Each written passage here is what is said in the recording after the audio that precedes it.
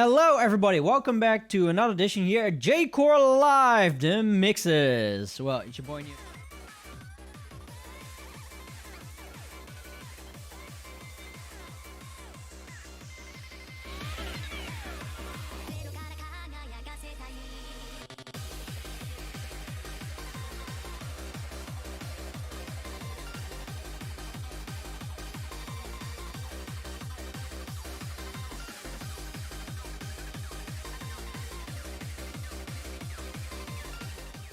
Hello everybody, welcome back to another edition here at J-Core Live, the mixes. Well, it's your boy Neodash over here, and today I am going to do a mini mix by Bright Colors from the Hardcore Tano-c label TC Plus 0007. There's gonna be about 6 tracks, I think, and I'm gonna play my favorite tracks on the CD, so I would only say enjoy!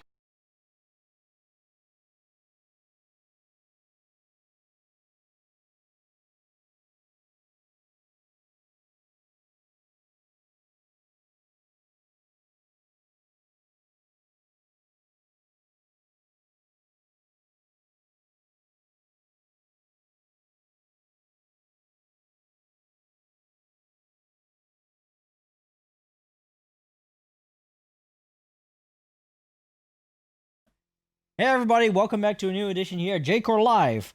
Today I am going to do a mini mix by these 2 CDs. One is the Mai Fumado EP from the Superbad mini breaks with Fiend and Delta 9. And also a mix with Freakin' Sounds from Freakin' Works 004. So yeah, I'm gonna play some of my favorite tracks on these CDs and then yeah. Have fun.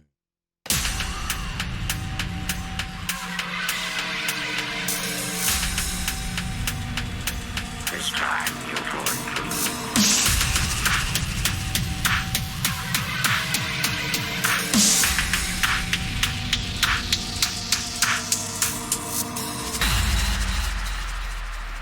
I have dreams of a rose falling down a long flight of stairs.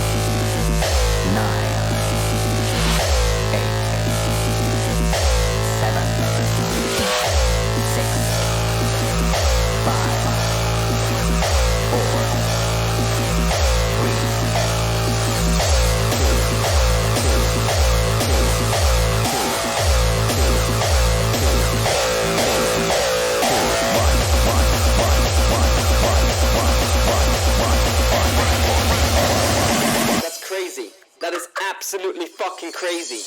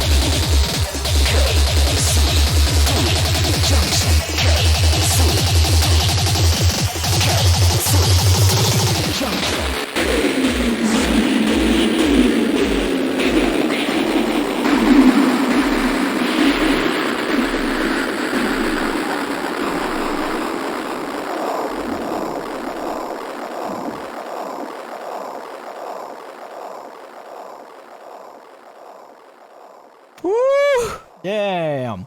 Well, this was my mix from the Superbad MIDI Breaks album SM of SBMBO25, the Meifu Mado EP, and Freaking Works FKW004, the Freaking Sounds Volume number 4. Those were my favorite tracks, and I hope you guys enjoyed. You can catch me live every Monday evening at twitch.tv/Zerox for a live show where we discuss one of my CDs. Don't forget to like the channel and like me at Facebook, YouTube, Twitch, Instagram, Twitter. You can find me on JCO Live or on Neodash Zerox. You can find me on both. And if you want to support me even more, I also have a Patreon account, and you can find me there at patreon.com/Neodash-Zerox. Yeah, that was it for this week, and next week I'll be back again with another J-Core Live mix. So, see you next week!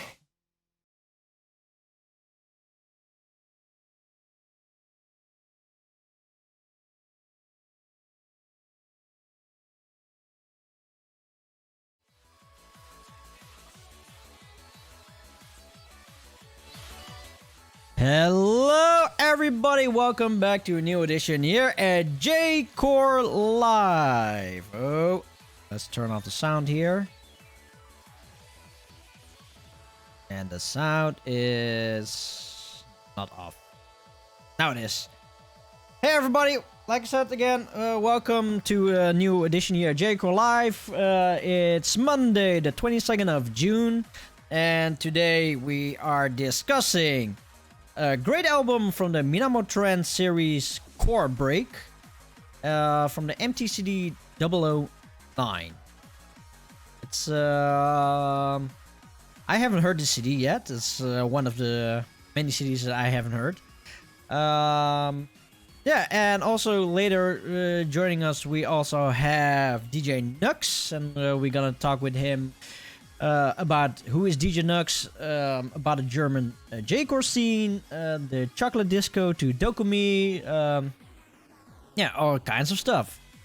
So let's have a quick shout out to Defrag, Holy 80, Jackazit, Kuro Soundworks, Rotap, Spuugvuur, and Tom CXR.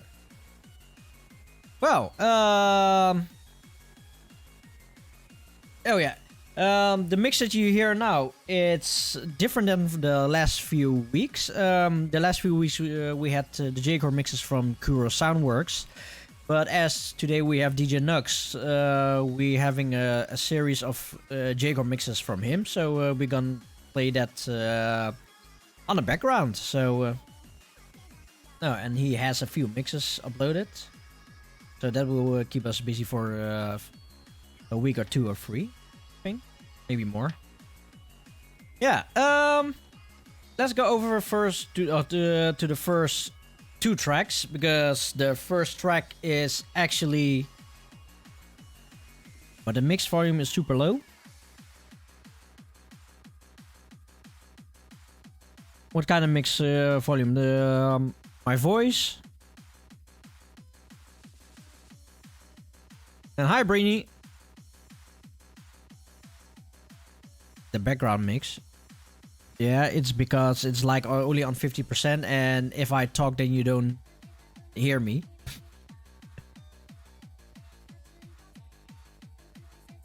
So it's normal, right?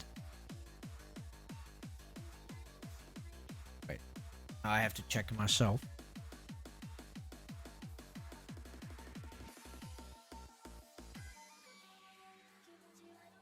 Let's see.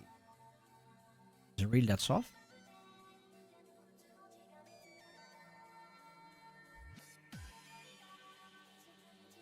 Oh, the sound,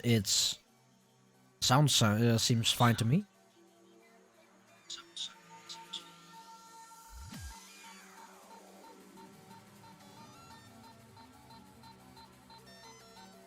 Yeah.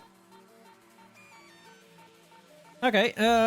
Now it's now a DJ Knux mix. Let's see. Yeah, the volume levels are normal. I've set them now on about I think 60%, and my microphone's only on 70. So. Okay. Yeah. Let's go over first to the first track. So. Okay, let's go over to the first two tracks, because the first one is an intro, and the intro is only a few seconds long, only 44 seconds. And then we are going over to the first real track, the track number 2. It's Party Like Us from Minamotrance, or is it Minamotoya? Because he has a Japanese name, so, but I cannot really find out what the artist name is. Anybody can help me out? Is it Minamotoya, or is it Minamotrance? Oh, so it is Minamotoya. Okay. Okay, so the first track is the intro, and then we're gonna switch over to Party Like Us from Minamotoya.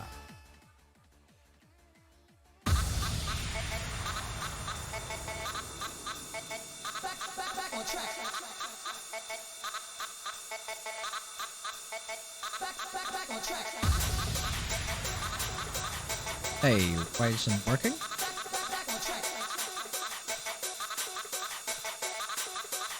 No, there we go.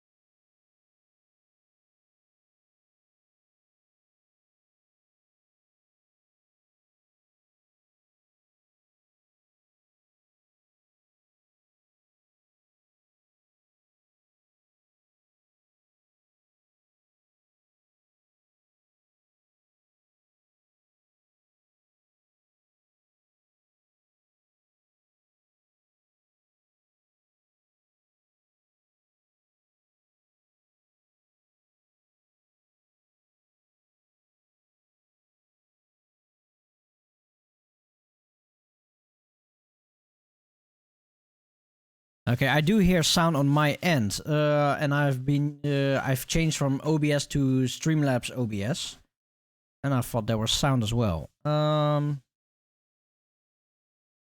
me check it out again. Testing. Hi. Is there sound? You can still hear us? Me? Okay. Okay, because I made a new transition, and I don't know if that's the reason why we don't have sound.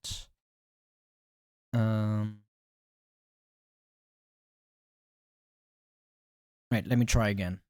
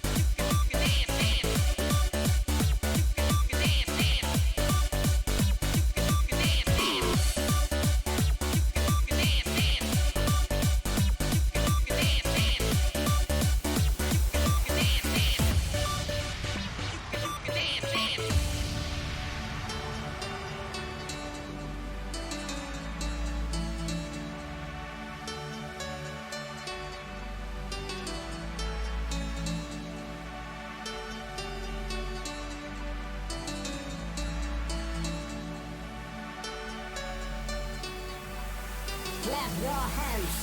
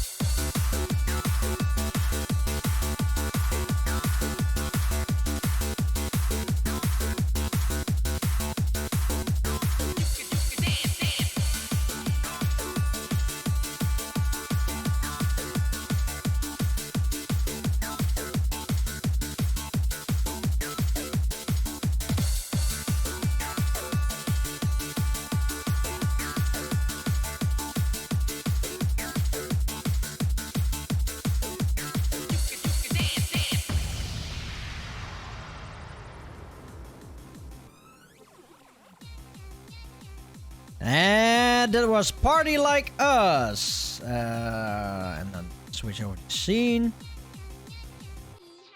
Yeah, okay, I have no idea if the sound still works or not. I am not muted. I don't know if you hear music. Yeah, I am changing from normal OBS to Streamlabs OBS because it should be better on my computer, I think. So you guys hear me or not, or am I still muted?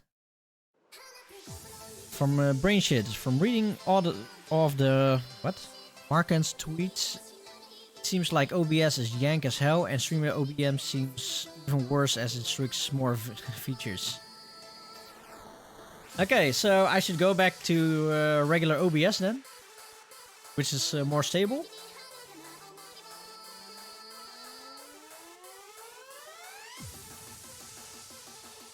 So yeah, I don't know. This is the first time I use Streamlabs OBS, and I hope it's better. Because a lot of people said you can better do through Streamlabs OBS because it has better perks and stuff. Oh, by the way, the transition, what you just saw, I've worked like 5 to 6 hours on it. There was a live stream last Saturday, the Neonya live stream, and during that time and just before that, I started editing some stuff. Like I said, it took me around 5 to 6 hours to make that little transition from, what is it, like 10 seconds. So yeah, I'm using 1, 2, 3, 4, 5 different kinds of scenes to create this one. So I'm gonna show you guys again because I'm so proud of it.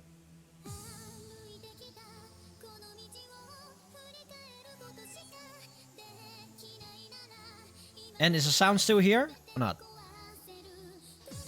Or is the sound gone?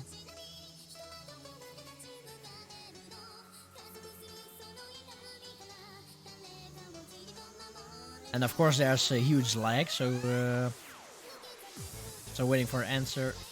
It's still there. Okay, great hearing that. Yeah, Minamotrance. It's a nice CD series. I've been there since I think around the 004. And it's one of the few J-core anime-ish music that I like. Minamotoya is also one of my favorite artists in the past. His style is great. It's more towards UK hardcore, I think. Yeah, back then was really good. And during my gigs, if I had some anime-related tracks, and that is mostly during the 2010 and 2014 era, I used quite a lot of Minamotoya tracks. So yeah, how you guys are doing out there? It's good weather out here today. I don't know how it is at your places.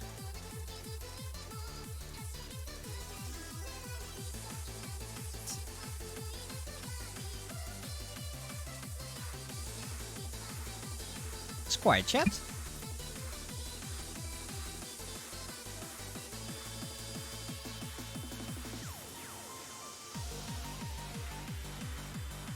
Alright, Jack said weather is good there, but you haven't seen much of outside as he's been busy. Producing as always, I guess. And by Tom says our excellent weather today, sunny but not too hot. That is definitely great. It's here as well. It's sunny. It's not too hot. Although in the afternoon it's what was it like? 24, 25 degrees. Jack is a day job and some music deadlines. True. Defrag. Summer is now. I'm not a huge fan of hot temperatures. Definitely don't go to Japan in the summers because Those are really hot temperatures.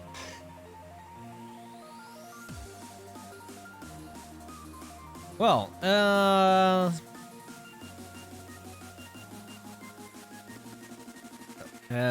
Tom, the same. He's been way too busy with home improvement to enjoy the weather. Yeah, you know, working on your home is also important. And Kimbine is cycling to work to get her tan. Oh, you do look dark here in the back. If I watch my camera. Brainy. Japan in summer is good warmth. Europe summer is bad warmth. Depending where you are. Because in Tokyo, 40 degrees is... how you call it? Humidify? Of humid? Humid? Yeah. It's humid and it's suffocating. But if you go to Okinawa, and I've been there with 42 degrees, and you know, my skin type doesn't tend to burn really fast. Well, I burn within 3 hours, so.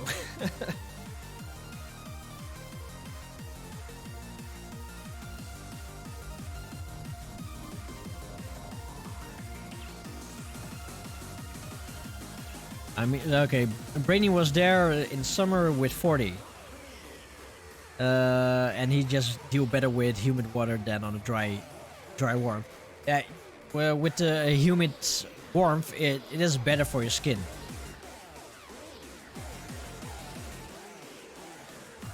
Well, yeah, let's get the man of the hour today for today in the chat. So, if Knux just join the chat, then we can start the show.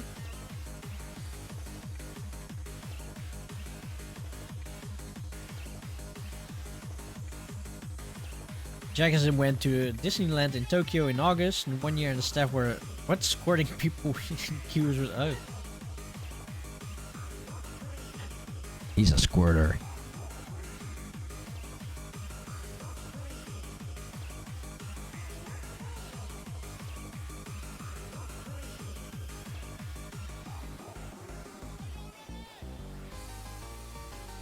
And right now we are listening to DJ Knux, the YouTube J-Core mix number 41.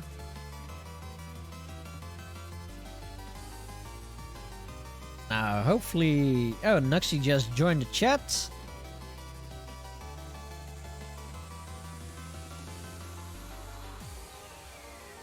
Now Brady went to Monkey Hill in Kyoto and they had those water mist fans. Yeah.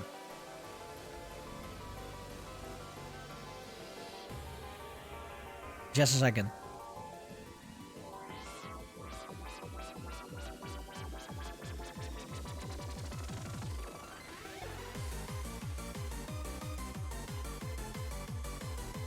Sure.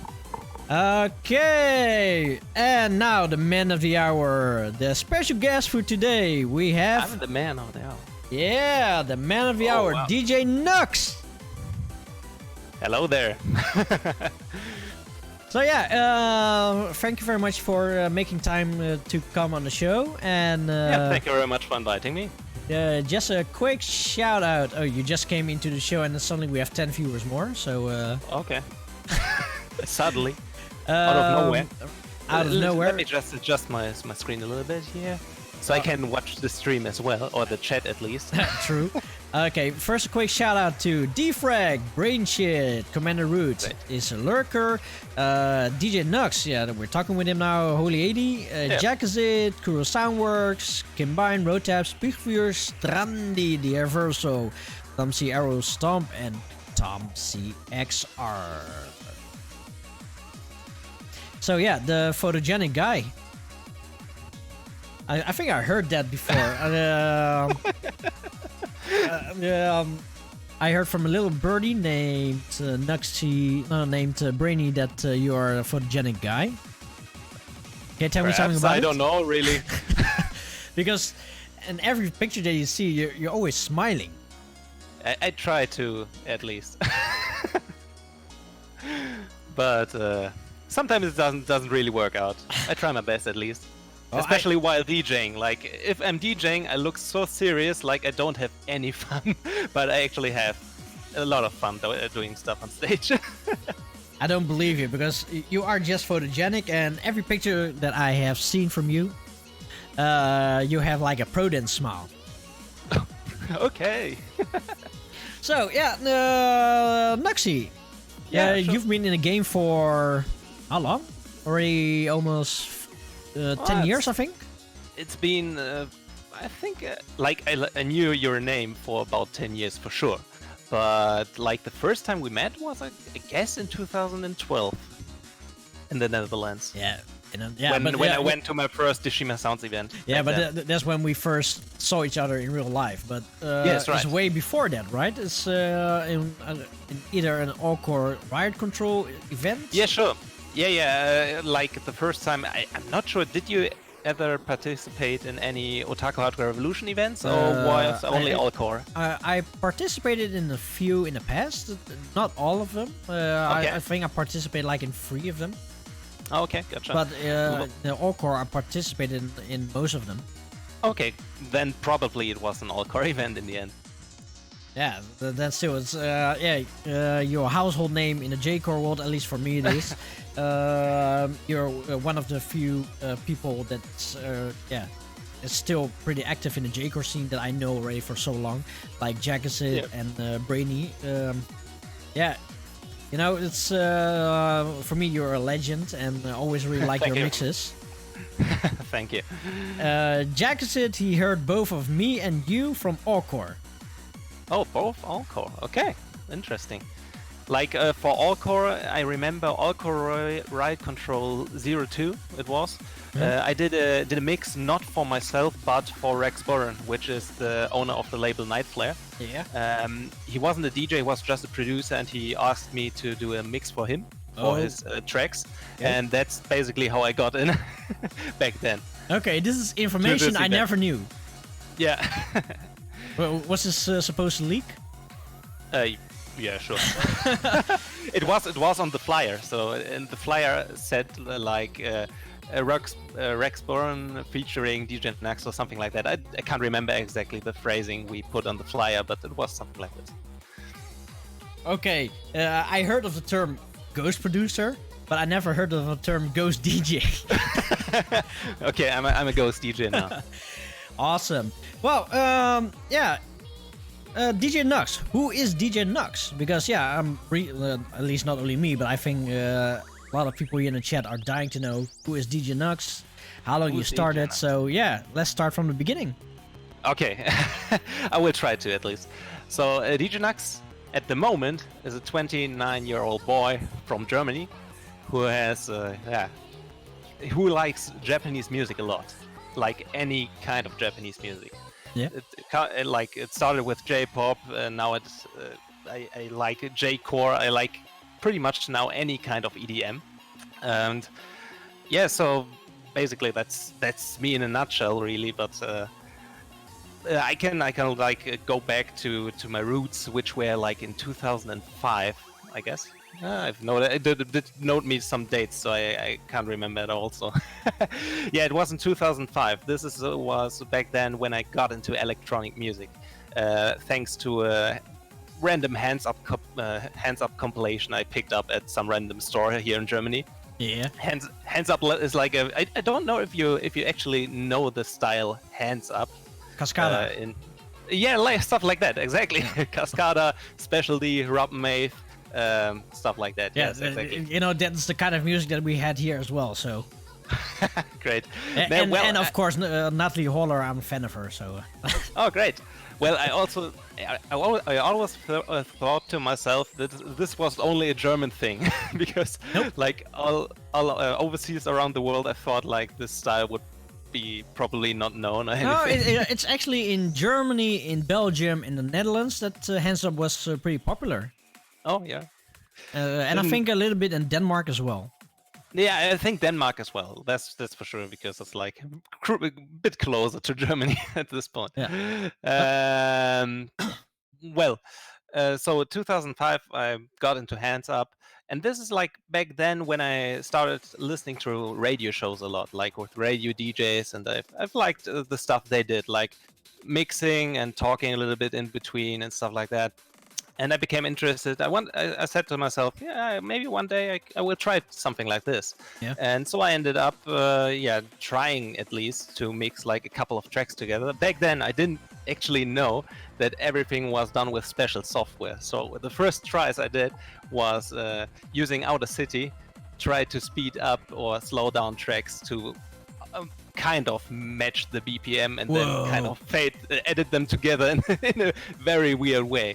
And that's pretty much how I started back then. Okay, so in the very early days. Okay, so in the past you have like mixtape mixers that they cut out tapes and they just put it together. But you in Audacity. I was only digital. Holy hell, that's a lot of work. Yeah, it was a lot of work, and it also sounds very bad. At least you tried. Yeah, at least I tried. Like, if you go now to my YouTube channel and like listen to my first 10 to 15 YouTube J-Core mixes, these were entirely done in audio editing software, not in any kind of DJ software. So that's why the transitions are either offbeat or sometimes just a drop fading into another track or something like that. So very basic stuff. Well, at least you did it. I tried. Okay, but this is 2005. But what about before? What is your music preference before electronic music? Before I got into electronic music, my music taste was pretty standard, I think. Like mainly listening to radio, all the charts up and down. Because this was before I became, before I got bored of it. So because like the pop music nowadays is really not my cup of tea. So that's why I moved on, basically. Yeah, true. It's at some point. And I always actually liked especially synthesizer stuff. Like I liked electronic musicians when they had like various types of synthesizers and worked different styles of melodies, worked out different types of melodies with them and stuff like that. And so I always had a soft spot for a bit of electronic music back then, but I never thought that I would go into the rabbit hole this deep that I am now. as most of us. Yeah, right. Okay, from your hands up. Yes. Yeah, who are your favorite artists? Oh, from hands up. I already actually have named. Special D. You just like said? it started with Rocco and Bass T. Then, of course, Cascada, Groove Coverage. Groove Coverage. Then I moved on to like Special D, Rob Maith, how was it called? Dan Winter, I guess, and some more I can't remember right now. Like Top Models with a Z in the end. Okay, I never heard of Top Models with a Z in the end. Yeah, so some artists like that. So this is pretty much some of my favorite hands-up artists or producers at this point. Okay, and even to this day. What is after that? Because you didn't stay all too long in hands-up, I think. Well, it was about at least 3 years or something, like 2 to 3 years. Yes, something about that. And then I slowly moved on to the faster stuff. The more and more I got into it, basically. Okay. Because like the main reason I got into happy hardcore in the first place was kind of interesting. Because I searched for a hands-up track on YouTube, I guess, or something. Yeah. And then a remix came up, and the remix was done by Breeze, I guess. And Breeze back then, like with his stuff for Hardcore Till I Die or something, I guess, was basically just a little sped up, hands up in the end. So I felt pretty much right at home, but it was just a little faster than normal. Yeah, of course, it's not what you used to, because hands up is like 140 BPM. And then 140 to 150, something about that. And then you go to Happy Hardcore or the UK Hardcore, then it's suddenly 170, 174. So exactly right. Yeah, 170 for the most part, I guess, back then. I can't remember exactly the speed, but I didn't care in the end. Like back then, I wasn't a DJ and I didn't count the BPM or anything. So I think most of the stuff I listened to was around 170 BPM. Yes. Okay, and okay, so the link from Happy Hardcore to J-Core, I think I can figure out. But yeah, what's the story behind that? Oh yeah. So basically, what happened in this time period? Like I was pretty much getting into Happy Hardcore. And this was also about that time, like in 2007, 2008. I also got into anime, like quite a lot. I got into anime fan subbing. I got into like everything around this culture thing. And so I started to use IRC a lot. Like you remember IRC, right? I still remember IRC. Right. Like all these fan subber groups organized themselves over IRC, so I got used to that. And when I got used to that, I also checked out some other channels. And so one day I found some related channels to music and stuff like that. And I can't remember exactly how, but somehow I ended up in a channel just evolving around doujin music. I didn't know what it was back then, but this is how I found some music back then and got into it. That's an interesting way to figure out a music style. Yeah, pretty much. Like Because this is one part of the story. The other part is, of course, at this time when you start all this kind of stuff, you also get like into the rhythm games. Yeah. And then I also got into DDR, and this is also how I I heard many artists for the first time. Like many of the J-Core artists we know today. It is a good link. I must confess, it is a good link. Yeah, so But basically these two ways. But also, like finding channels on IRC isn't that easy, and then you just stumbled across a channel, and then it wasn't just a stumble. Like somebody, a friend of mine back then recommended it to me. Like here's this channel on Ryzen Network, join it, and you maybe will find some friends, some new music and stuff like that. And so you found new stuff and new music. Exactly. This is pretty much how I found new music. Like one of the very first albums. Let me hold it up. Yeah, I guess you can see it now. Like one of the very first doujin albums I grabbed back then, or I heard back then, was Pirates of Hardcore, which is a split release between Red Alice and Minamotrance. And this was pretty much like Happy Hardcore, but sampling anime through and through. And this was pretty much like my holy grail back then. I've listened to this album a lot, like back then. So it's 1 + 1 = 2. Yeah, pretty much. Like the first track on this album is actually, it's kind of famous at this point. Like it's the Lucky Star remix from Red Alice. Yeah. And if you typed into YouTube just Lucky Star and remix, somehow this was the first find you're gonna get. Like Red Alice's remix of the Lucky Star opening theme. Now it's still up there somewhere, but not like on the first spot. Because I think there are so many Lucky Star remixes. Yeah, sure. Like there are a lot these days. So it's like searching up for Silent Bang remix, and then just come up. Yeah, right. Pretty much. Yeah, right. So this was pretty much the link back then. So I found this album. Of course, back then I grabbed all the stuff like from IRC bots and stuff because I didn't know how to get it, and how to get it in any other way. Let's say it like this. And so I also joined at this point. I also heard about some online event, and this online event was Otaku Hardcore Revolution 2. Yeah. This event happened in July 2009, and this was the first online event I was an active listener through it all the way through, and I enjoyed it a lot. Like chatting just with like-minded people in IRC and listening to some crazy ass music. It was a good time. Oh, and back then it was such a good time. Yeah, right. And OHR2 also had two special guests, which were Usao and DJ Sharpnel. And these two actually happen to be like still two of my favorite artists of the J-Core scene, basically. Still one of the holy grails. Yeah, exactly. Like these two back then shaped also my music taste quite a lot.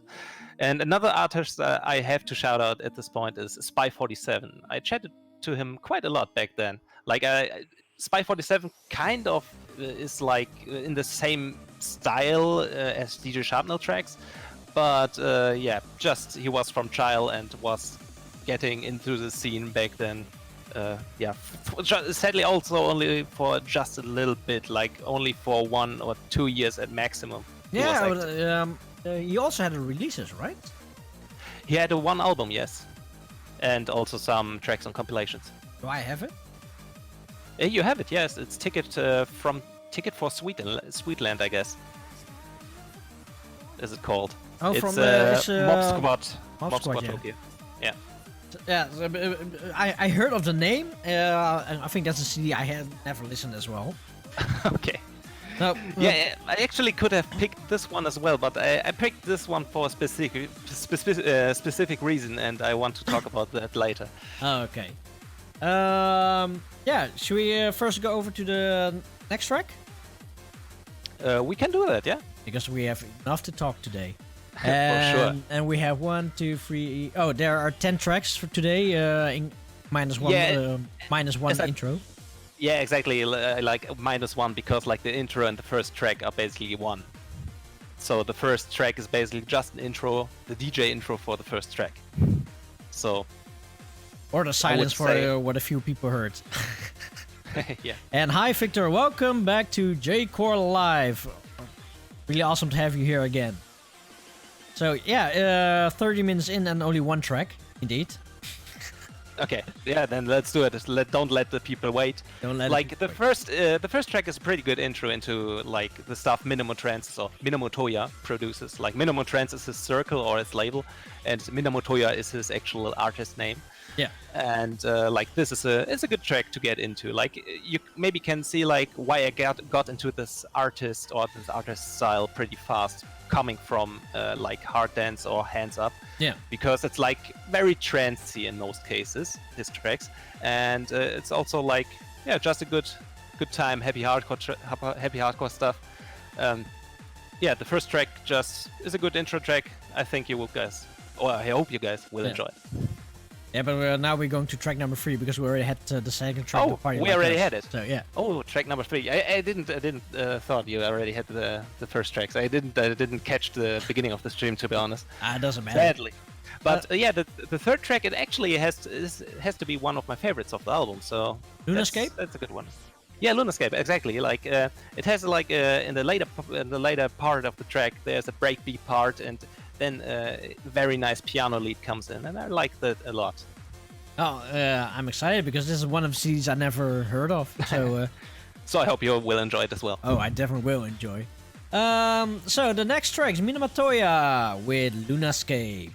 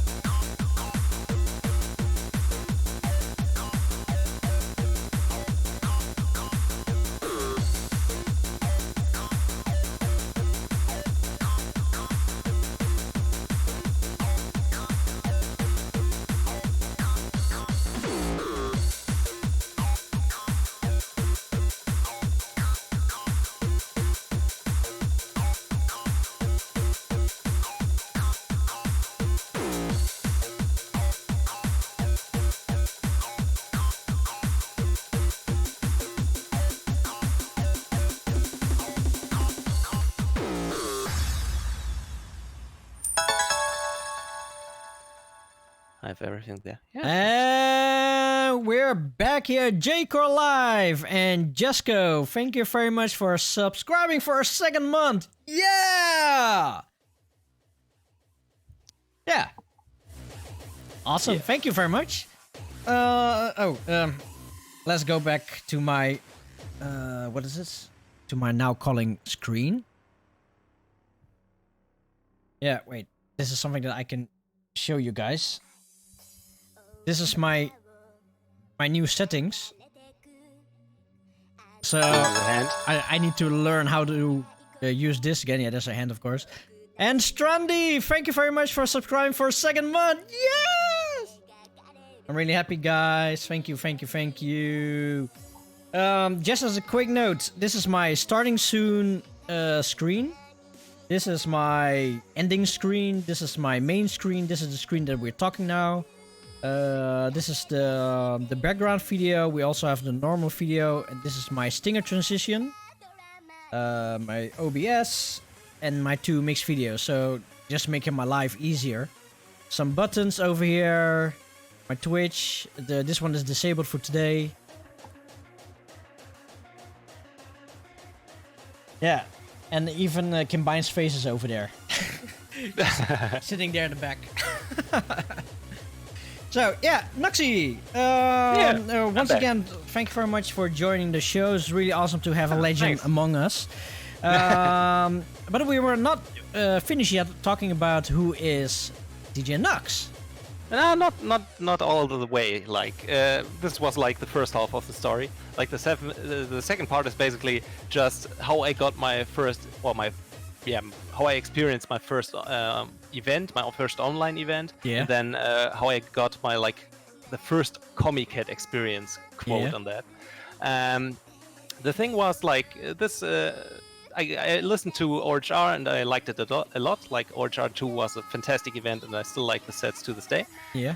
And so this is also around the time when I got access to a channel called Comiket. There was an IRC channel on Horizon Network which was just called Comiket at this point.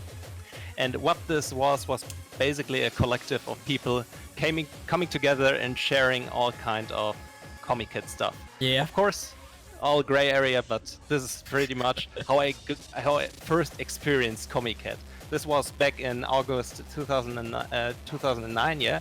So it was Comiket 76, and this is also when I first heard about the concept behind how Japanese people are producing basically music for 2 to 4 events a year and releasing them on these huge events. Yeah.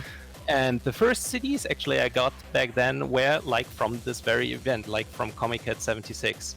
And this event will always be very close to my heart because this was the J-Core explosion, I would call it. Yeah. Back then, because this was the first time I had so many J-Core releases to choose from, and I pretty much liked all of them. I have noted a few here which left a big impact on me, which were Bastard Pop Terrorist Volume 9, Druggies, Acid Rex, Pain Continues. Then we have DJ Shimamura's SX. Then we have Hardcore Tano-c's Hardcore Syndrome Volume 3. Then we have another Minamotrance release, which was Core Quad. And of course, as well. Of course, M-Neko's Necology was also released on that Comiket. Hey! And Spy 47's Ticket to Sweetland. These were all releases, just released on this one specific event, and it was just a fantastic time. So you spent quite a lot of money, I guess. Back then, yeah. As I said, back then, I didn't spend much money. Except for J-Core. I just grabbed the releases I liked, and I was okay, these releases are very hard to get. Back then, you had to know somebody in Japan to get anything of these any of these releases. Back then, you didn't have any kind of stores you have today. Nowadays, you have even J-Core stores which ship overseas. Back then, this wasn't a thing. The only store I knew back then was Groovy.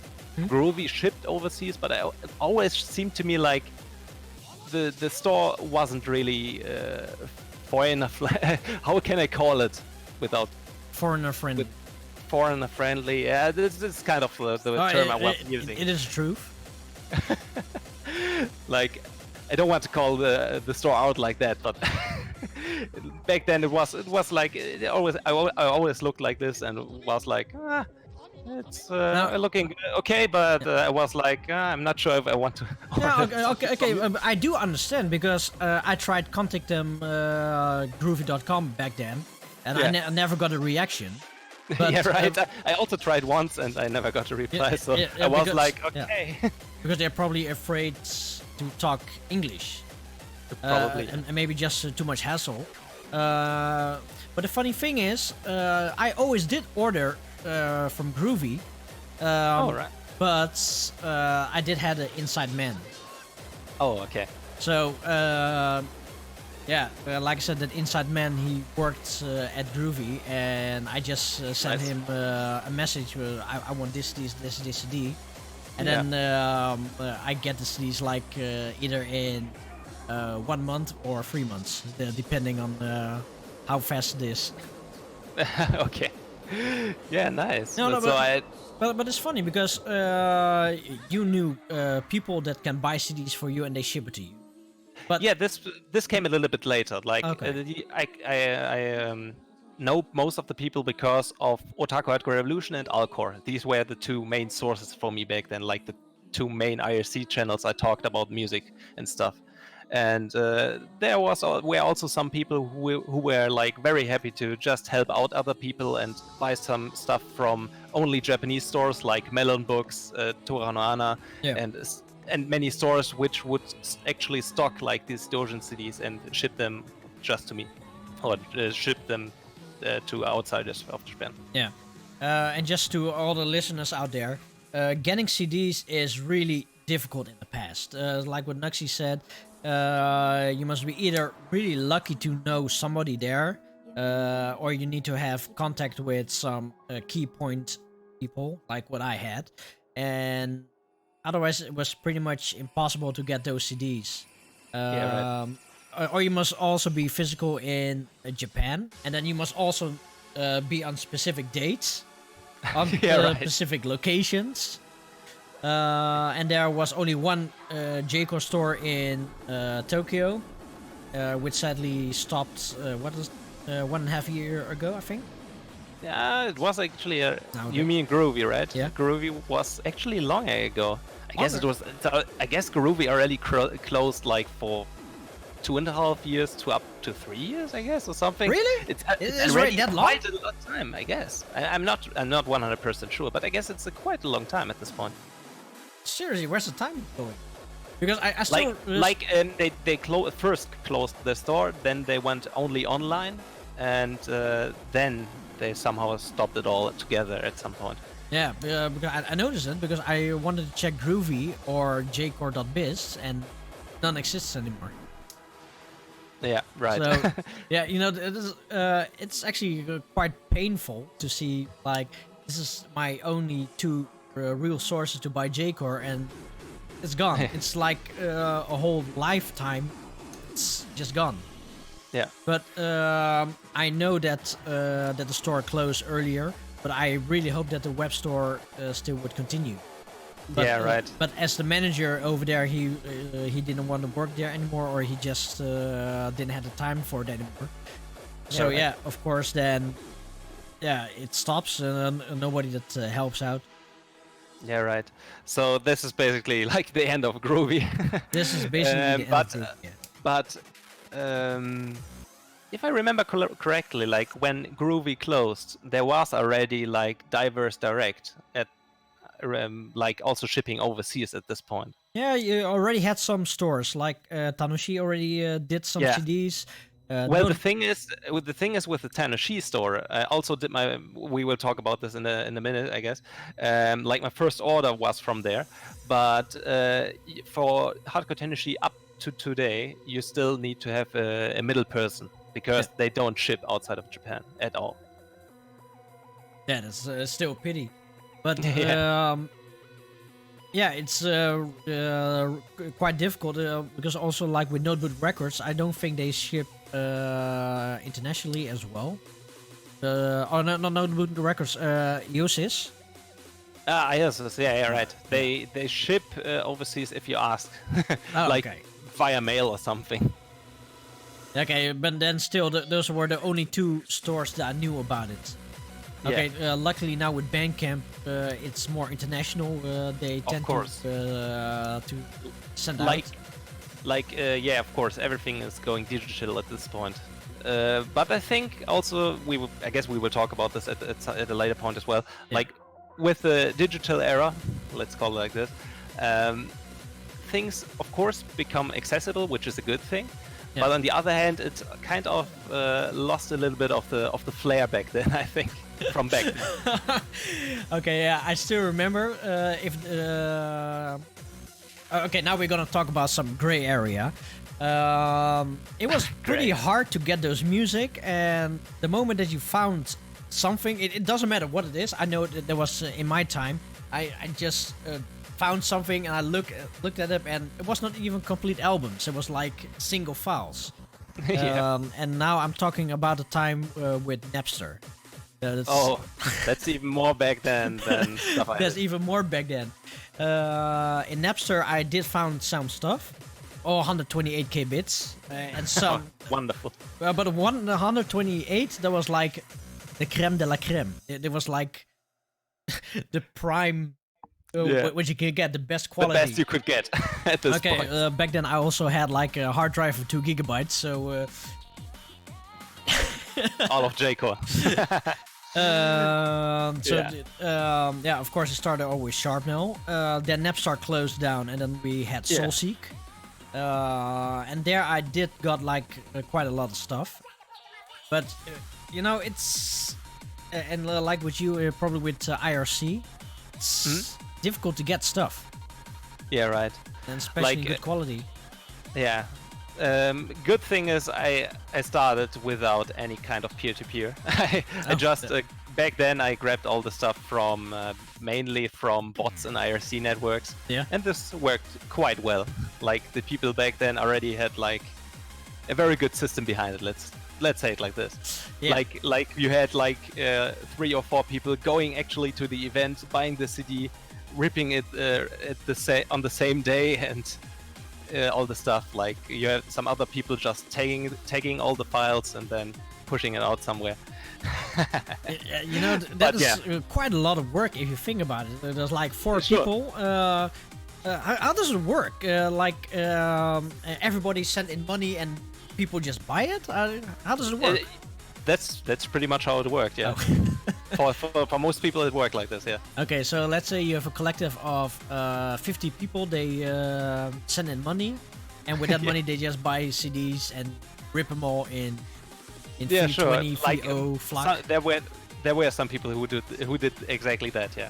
You just tell them which CDs you want with priority, and then they will try to get it. Okay, but everybody would pay like same price, right? Or yeah, right. Like this was I can't remember exactly how things worked back then. I also didn't spend much money on the stuff because I was still in school and I couldn't spend that much money, like any at all. So all the money I spent was basically just on anime stuff, and music fell a bit down behind that.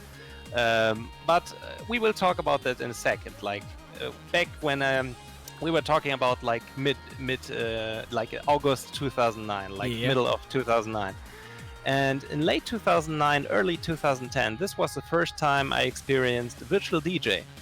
Like this was the first time I actually saw or like searched for DJ software. I learned about DJ software. Yeah. I tried to search about it, search how it worked and what it is. And the first thing that popped up on YouTube, for example, was like a 10-minute virtual DJ tutorial by DJ Revane. DJ Revane is also a UK hardcore DJ, or was a UK hardcore DJ back then. And he did like a very quick, basic virtual DJ tutorial, which became kind of my go-to at this point. Yeah. And I tried to kind of replicate what he did there, and it worked out in some way. And so I did my first sets or my first actual mixes, early 2010. This is also like when I had a proper YouTube channel at this point, and I tried to do like do like a mix every 2 to 4 weeks, I guess it was. Yeah. And these were all done in Virtual DJ just with a keyboard and mouse. Yeah. I think I did I? Because I started using Virtual DJ in 2008, I think, because there was a time that I bought my first laptop in 2008. Oh, I was, by the way, fortunate enough that during the time I had work, so I had money to buy CDs. So I didn't download those kind of stuff, and I never paid for those services. Even I never knew that those services existed. But in 2008, I did start with Virtual DJ, and that's how a lot of us started using it. Yeah. Because back then, buying CDs players is like unreachable because way too expensive. Yeah, right. Yeah. But yeah. So yeah, this is pretty much how I got into Virtual DJ, and I started a YouTube channel and uploaded some stuff there. So my basic process back then was like find some happy hardcore tunes or J-core tunes I liked, up to 4 tunes actually, because back then when I started YouTube, there was still a limit of 10 minutes per video. So I couldn't fit like more than 4 tracks into one mix. And pretty much like choose 4 tracks, put them together, record a mix. And because I also didn't had any option to record like my hands or anything like that, doing a mix, what I did basically was just looking up any kind of anime artwork to take Windows Movie Maker and throw it all in the blender. Simply like having a little title screen, having a static anime picture, and then throw the mix behind it. Yeah, if it works, right? Right. So this is pretty much how things got rolling. So this is the good old times. The good old times, yeah, right. And this was actually for a whole year. I used Virtual DJ quite a lot, like only with the keyboard and mouse, and I did stuff just for fun. And then somewhat around November of 2010, this was the point where I was like, yeah, okay, let's get a little bit more serious about this DJ thing. And I've looked up how expensive are actually DJ controllers, like dedicated mixers, dedicated decks and stuff like that. And of course, the first thing that popped up was like CDJs and the CDJ. I don't know which version it was back then, to be honest. I think the 400s were the popular. Oh no, back then the Mark 1000s were already. I guess it was the Mark 1000, yeah. And I looked at that and was like, okay, that's a little bit too expensive for me. Mm-hmm. And so what I ended up doing was like I went to a local music store, and I've looked through a couple of various DJ controllers, and 2 which kind of stuck with me were Vestax. I don't know which one it was. It was a Vestax, and there was also another one which was something very new, which was a Tractor Control S4, which was like a very new contender on the market back then. And I really liked the controller layout, the size of this thing, and also the price was around a good area for me, which was like back then around 800 to 900 at this point, 800 to 900 euros. And this was like my big Christmas present of that year, Christmas present of this year, of that year, I mean. And this is just your starting controller. Yes, and I still use it. It's like just behind me there. Damn. I have replaced some faders in between and stuff like that. It needed some cleaning, of course, in between and stuff like that, but it's still working for the most part. Okay, yeah. I started like with 2 controllers. The first one was the Hercules one. The Hercules Mark II was it. Sharpnel used it and still uses it, I think. And not anymore. He also changed to a Tractor controller. Oh, really? He now uses a Tractor Control S2, which is like the same controller I have, just a little bit smaller, only with 2 decks. I have a 4-deck mixer. He has a 2-deck mixer. Okay.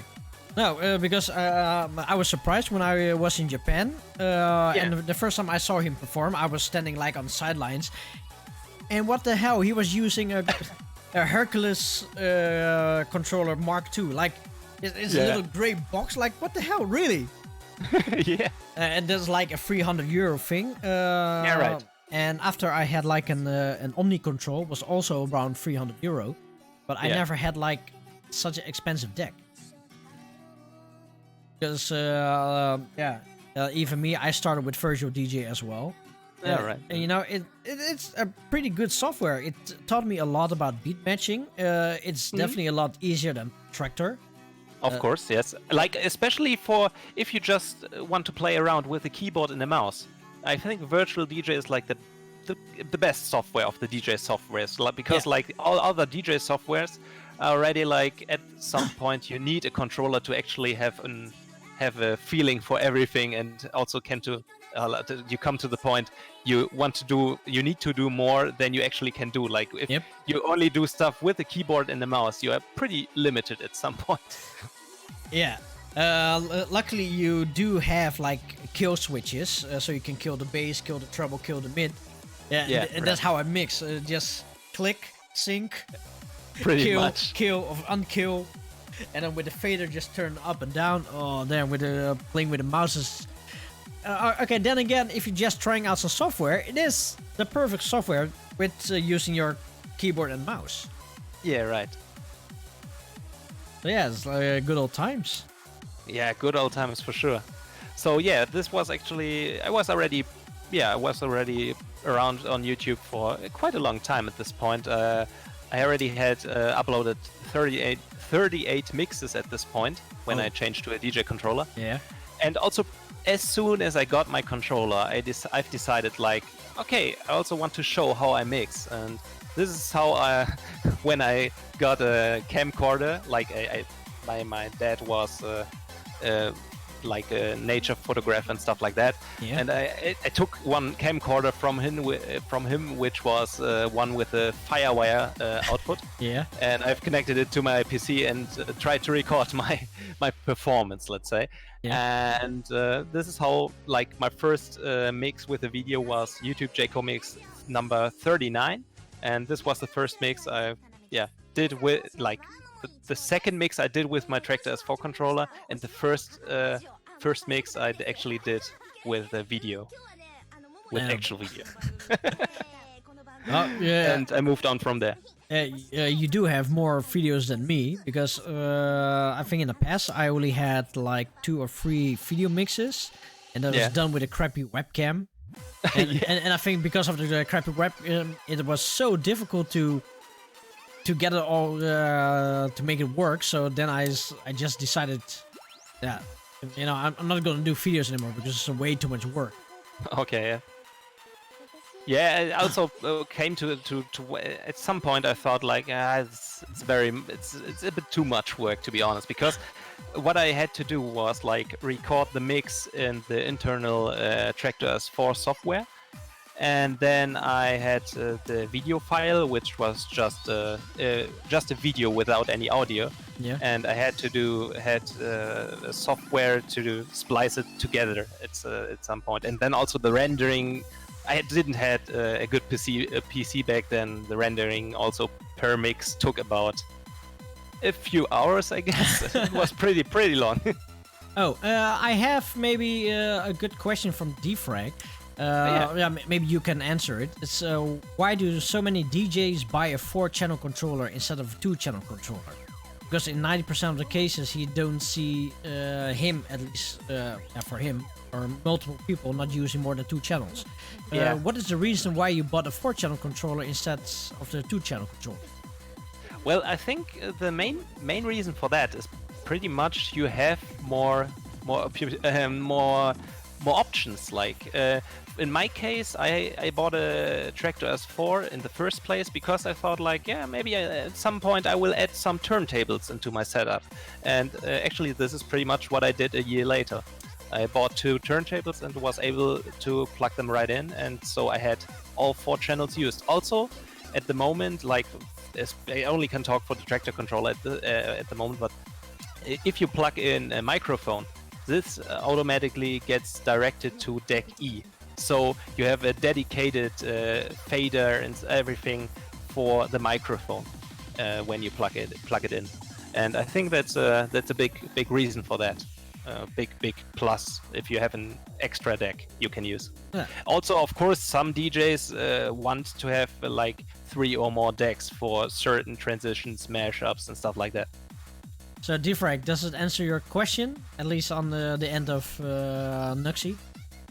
And like Brainsy said, there are some other kind of artists that also do 4-channel mixing. Of course, yes. This is actually what I meant with my last sentence there. Yeah. That like you can do some special mashups on the fly or very nice transitions with like multiple tracks, and also just bring in some voice samples here and there and stuff like that. Yeah. I never had a 4-channel controller. Sometimes I do wish that I have a 4-channel controller. Yeah. Because I really wanted to do a 4-track mixing. But Okay. I don't have it. And I do use it sometimes when I have hardcore gigs. But then I use it more as a sampler and just try something out and as a starter. And also, most of the times when there are free controllers, DJ is playing with 2 CD players. So Yeah, right. the third one is a welcome. It'll be welcome because you can already plug your USB stick in there, and there is then music on it. Yeah, right. So that is the 4-channel controller. The 4-channel thing. But Knux, continue with your story. Actually, this was pretty much a good point. With my Tractor S4 and now with a bad camera, but a camera at least, I was trying to uploading also a mix like every month at least with a video, and it worked out quite well for quite a long time. Like if I did it for a few months or even few years. I can't actually remember how long it was. Yeah. But then in 2013, like back up to this point, maybe you can.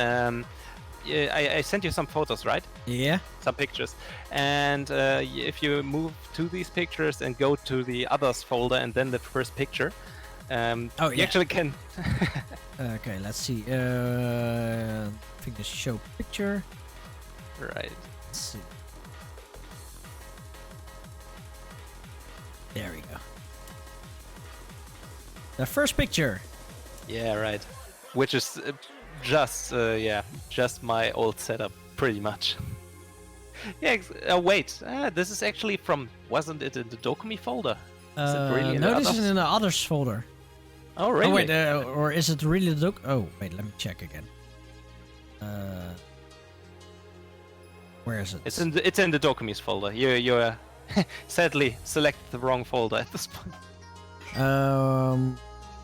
Wait, let's see. How do I change the picture here?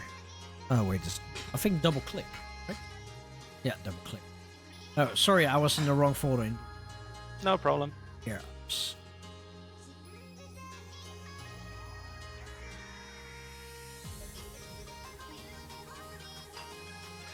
Oops. Oh yeah, exactly this one. Like just to show, like this is pretty much how I started, which is just me standing in front of my PC with the Tractor S4 controller and doing some stuff. Like I didn't had a dedicated laptop back then, a dedicated DJ booth or anything like that, and so it was just me standing in front of a PC and doing some stuff, which was kind of lame to be honest, but it worked. Well, that's how like most of our us as bedroom DJs started. Yeah, right. And this was actually the next step I thought would be the perfect one, like having a dedicated DJ booth, like upgrading to a place, like having a workspace basically in my room, just dedicated to DJing, and also having a dedicated DJ laptop. And this is this is what I did in early 2013. In early 2013, this was when I bought a new webcam. I tried to set up a proper DJ booth where I also store like all my CDs and stuff. If you in the same folder, If you go to the 2013 pictures, they are numbered. Yeah, I see it. These are actually then my upgraded setup, pretty much. Are you ready for some upgrades? Upgrade hype. Oh, this is a bigger picture. Yeah, it's a bit bigger, yeah. Oh, It's damn. now gray. I only see something gray on the stream, actually. Yeah, it's your wall. Because I have to resize it every time. Oh, I see. It's this big. Okay, never mind. Okay, never mind. Yeah, this is then in 2013 I made like some big progress. Pretty much all the money I had back then I blew pretty much on DJ gear and stuff like that. So I bought like 2 Stanton turntables, which were the ST150. Yeah. And also I bought a MIDI fighter back then. I bought a dedicated, what was it? It's an Akai LPD controller, and I mapped all kinds of effects and stuff like that on that.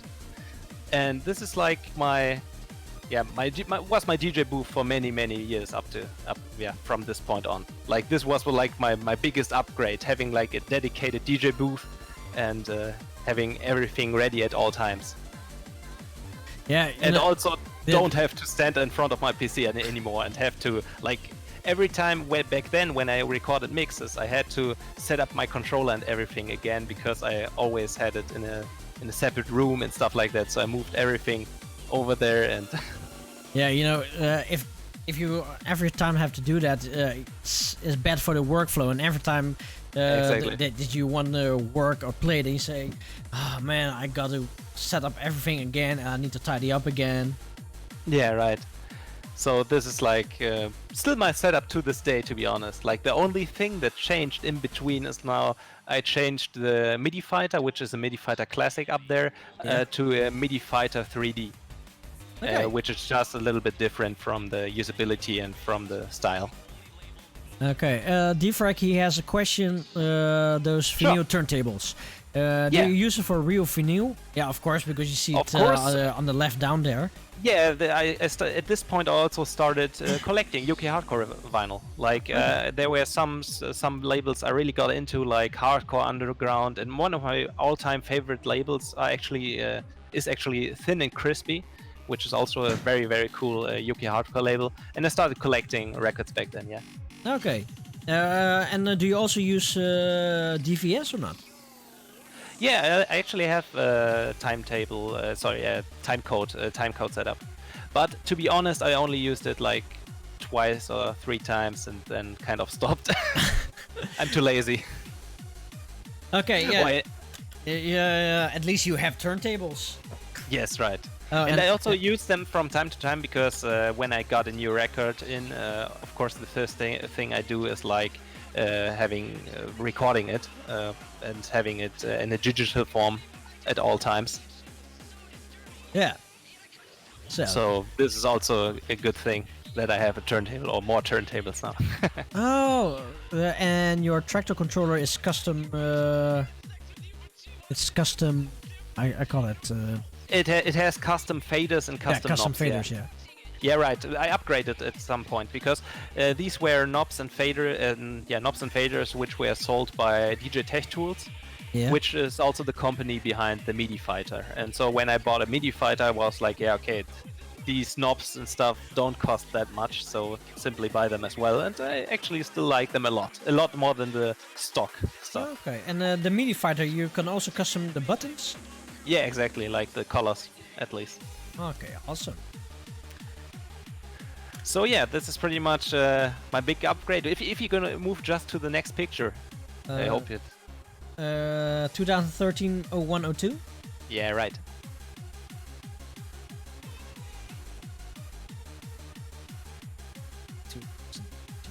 Two.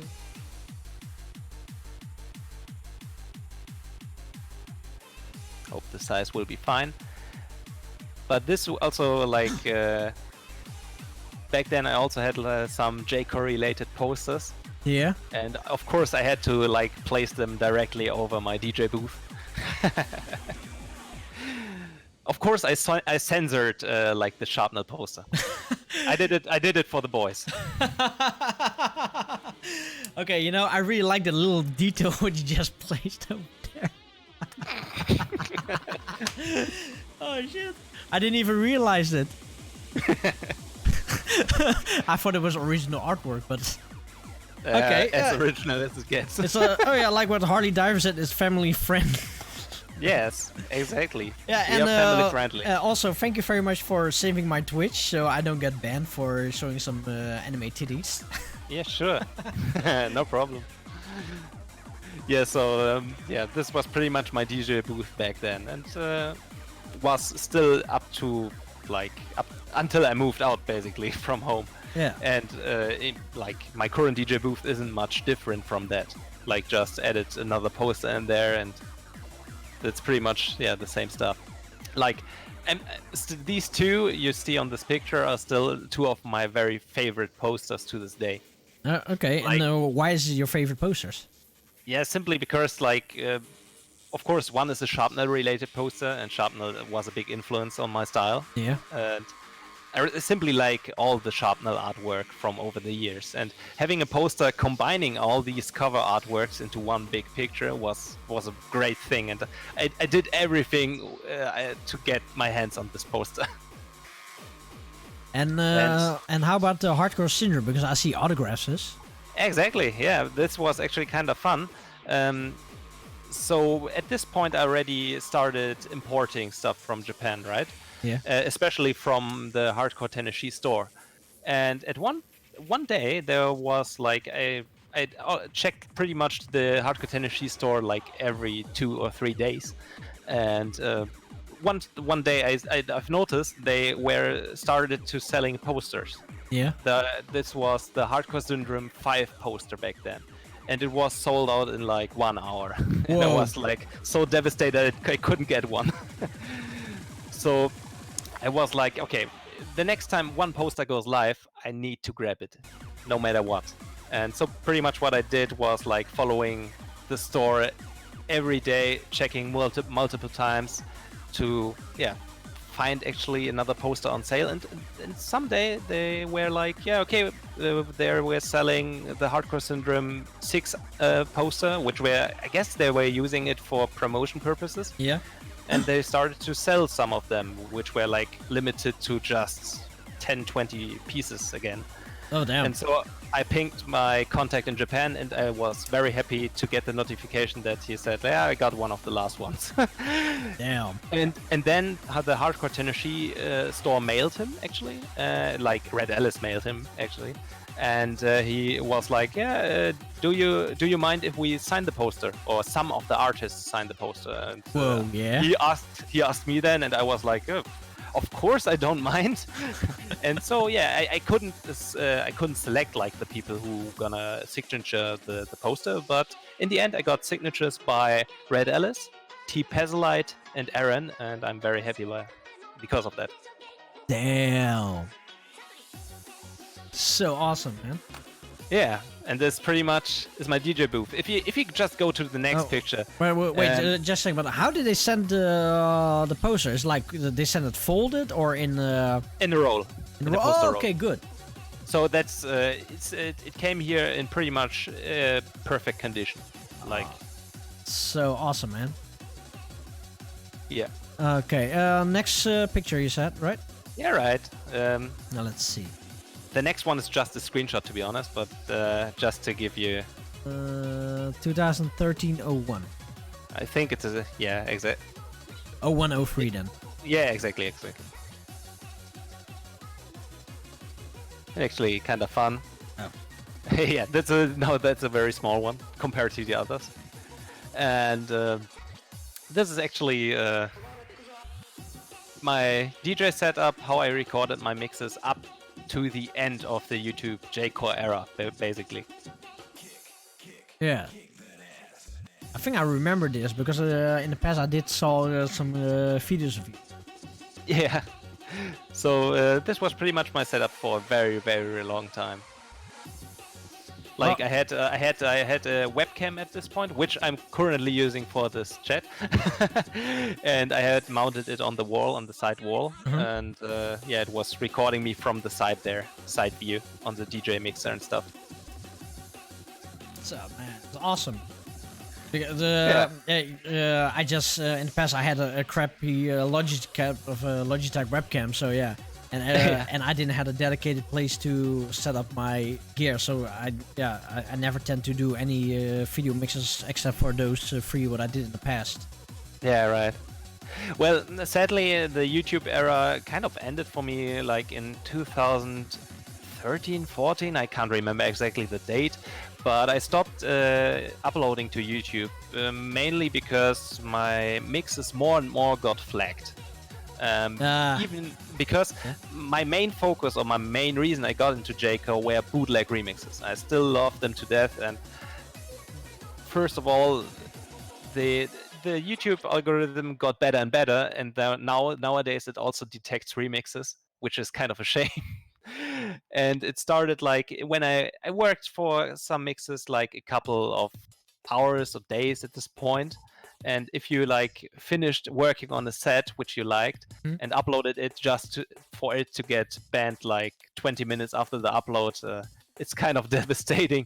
And then when I came to the conclusion, I was like, okay, YouTube is not the thing anymore. But at this point, wait. I had Now I suddenly remember why I stopped uploading mixes on YouTube is because I played a lot of Avex tracks music because I Avex gonna mute your videos. I did Eurobeat mixes, I did the hyper techno mixes, and I got banned. Oh, you got even banned. Okay. I got banned for what is it like for half a year. And I only got restricted to 5 minutes per mix. Oh yeah, right. You also get sliced your upload time back then. Yes. So that is probably also the biggest reason why I stopped doing videos.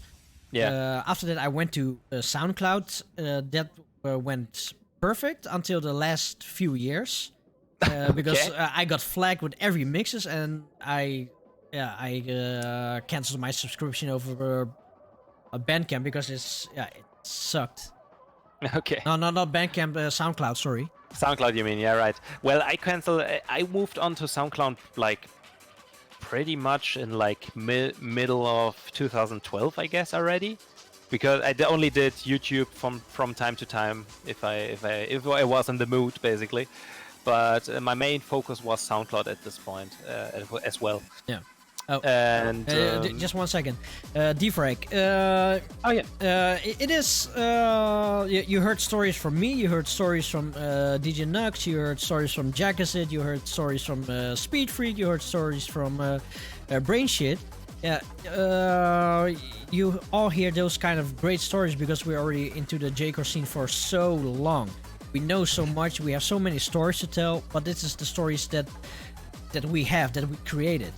Of course, you think that you miss out on stories, but you can make your own stories as well, because you are into the J-Core scene from now.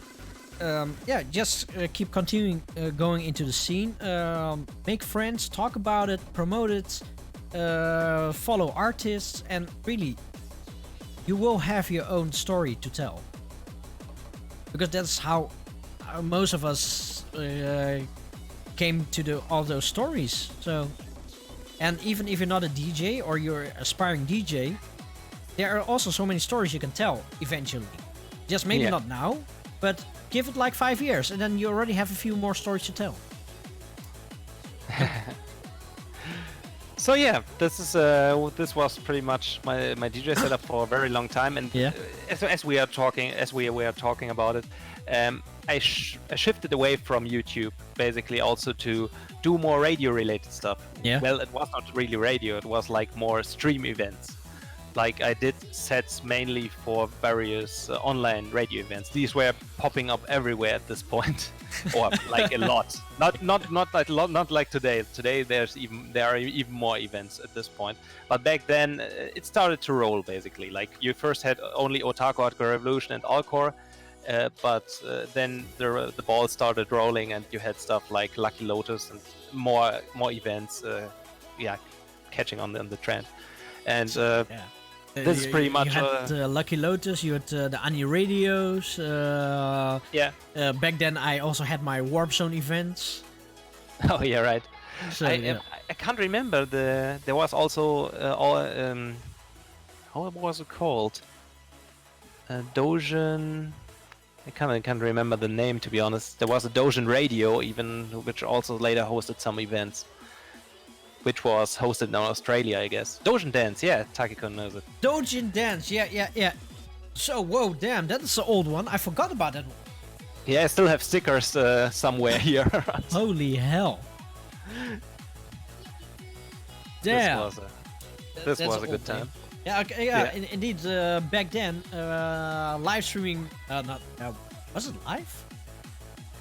Was not really live. No. It was all pre-recorded. Like, But it was our happening. It's like our events. It's because that's the place that us artists we get together, chat with each other, Exactly, yes. listening. Damn, I really miss those days because I think every month or every 2 months you had a big event. yeah, right. But the funny thing about it is no events cross each other because everybody tried to see when are their events and then try to plan. Yeah, right. Because around we it. were a small community, it's a very small community at this point still.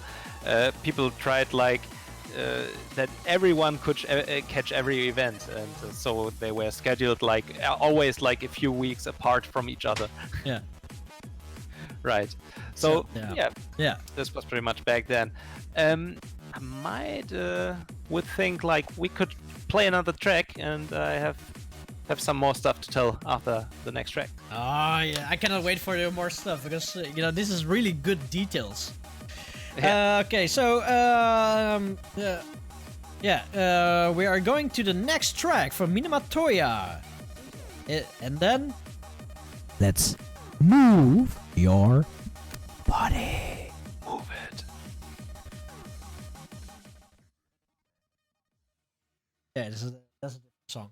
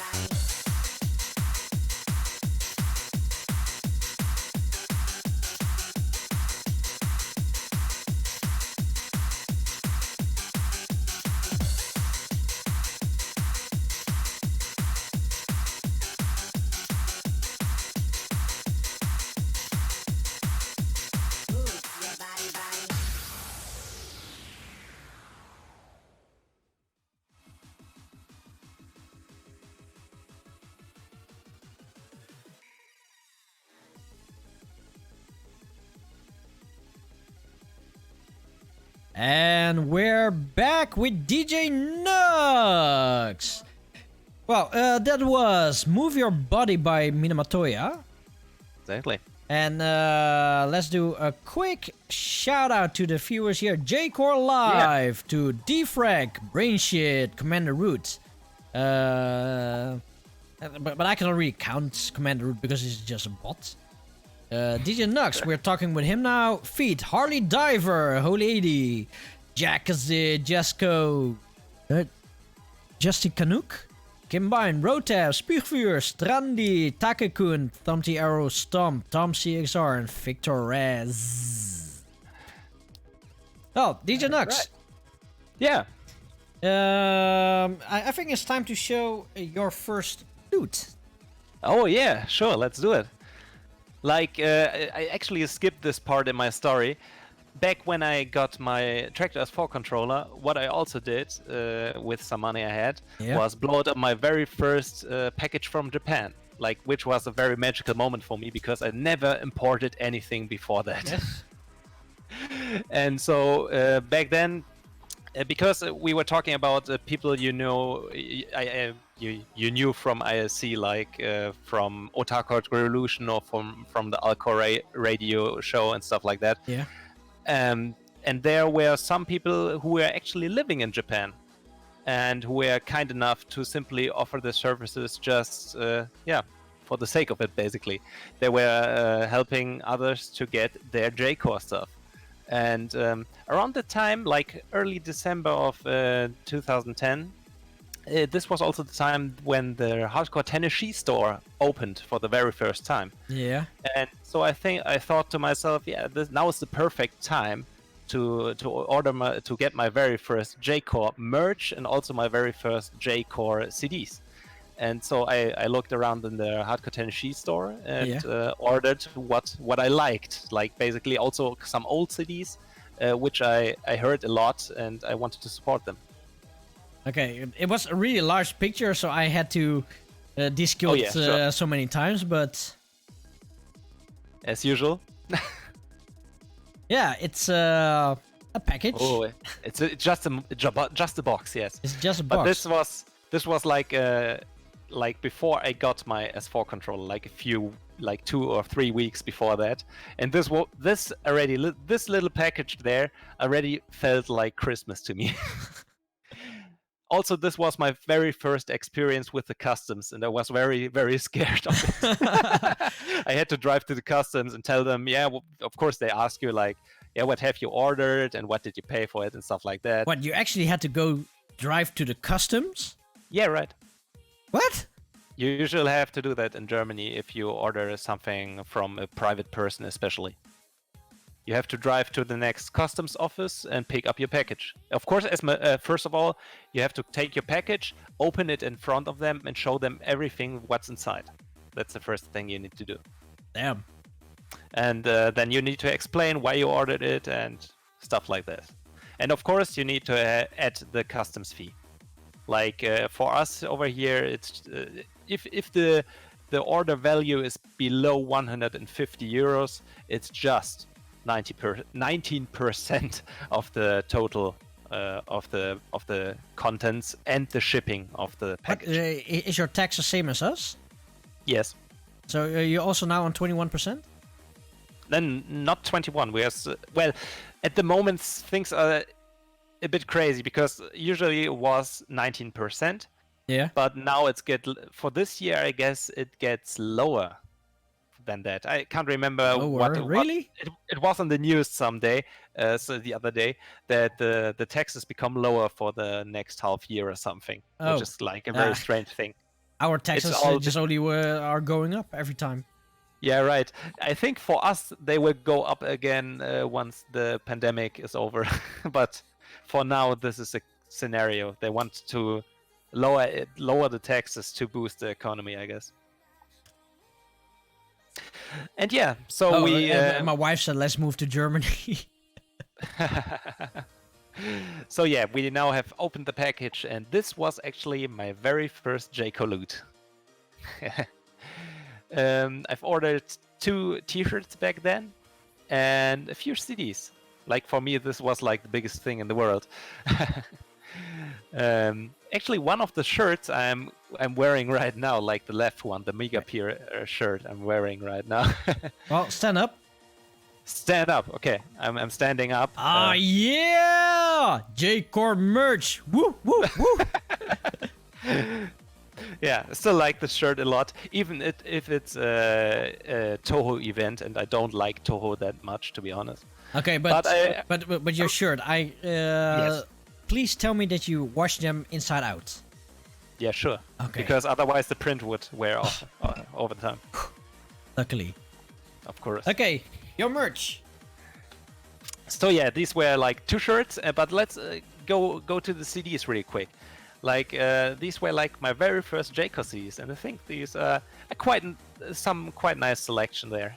Oh Like- yeah, there are definitely good selections over there. So first, the first 2 CDs were from SketchUp Recordings, which is a circle or label by DJ Knux. Wait, let's see if I can extend it a little bit. I hate using this.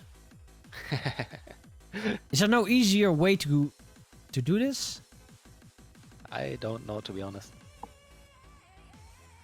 So yeah, I guess the people can see it like this. There is the second Liberator and Glitters. Glitters is actually also a combo album from DJ Knux and P-Light, Yeah. which also was like one of the first gateways to J-Core for me back then.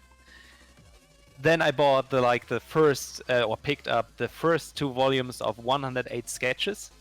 I guess you know these compilations, like compilations between T-Pezzolite and Sketch. Yep. Then we have 2 releases by Red Alice, or Alice's Emotion was this label. So, like, Sugarashi and Angel Rings are from Alice in Motion? exactly, yes. Okay. These were one were Higurashi no Naku Koreni arrangement album, and the other was a Key arrangement album, like from visual novels like Air or Clannad. Yeah, some people might know them. Yeah. And yes, then we get also some more hardcore Tano-c related stuff. So pretty much I simply bought the first 4 volumes of Hardcore Syndrome because these were some of my favorite CDs back when I got into J-Core. Not all tracks of them, because some tracks I didn't like at first. Nowadays I pretty much can listen to these CDs all the way through. Yeah. But nowadays I think these are some of the very best J-Core releases, up to Volume 4 especially. Like after Volume 4, everything became a little bit more mainstreamy in my opinion. Yeah. And yeah, also there are some artists on these first 4 volumes of Hardcore Syndrome which are not longer sadly around. Like you have on the first 2 Hardcore Syndromes, you have like artists like Umbrella, a freeform producer. Oh, damn, Umbrella, he was one of my favorite artists back then. Oh, damn. And Betwixt and Between, and back then also Technosh produced stuff for Hardcore Syndrome. Kenta VZ, many great artists. And of course, also Jackazit was on the first 3 volumes, which is also a very nice touch. Like the very first tracks on these compilations. This was actually probably the first Jackazit tracks I've listened to. Or Yoshka tracks, to be honest. Oh yeah, he was on the name Joshka there, due to licensing stuff. Yeah, right. I guess we talked about it in another stream. And of course, a Tano-c shirt. Yeah, of course. From I guess it was from which strike was it as well? I guess it was like 13th strike or something. It was an event which happened like in the same year at some point. Yeah, it looks like 13. Yeah. I think just the shirts look very cool, and I still like to wear them every now and then. Oh, damn, so man. So this was your first loot. Yeah, this is where my journey my journey through J-Core started. This was like also this was the point I started earning money. I had my first jobs and stuff like that. Yeah.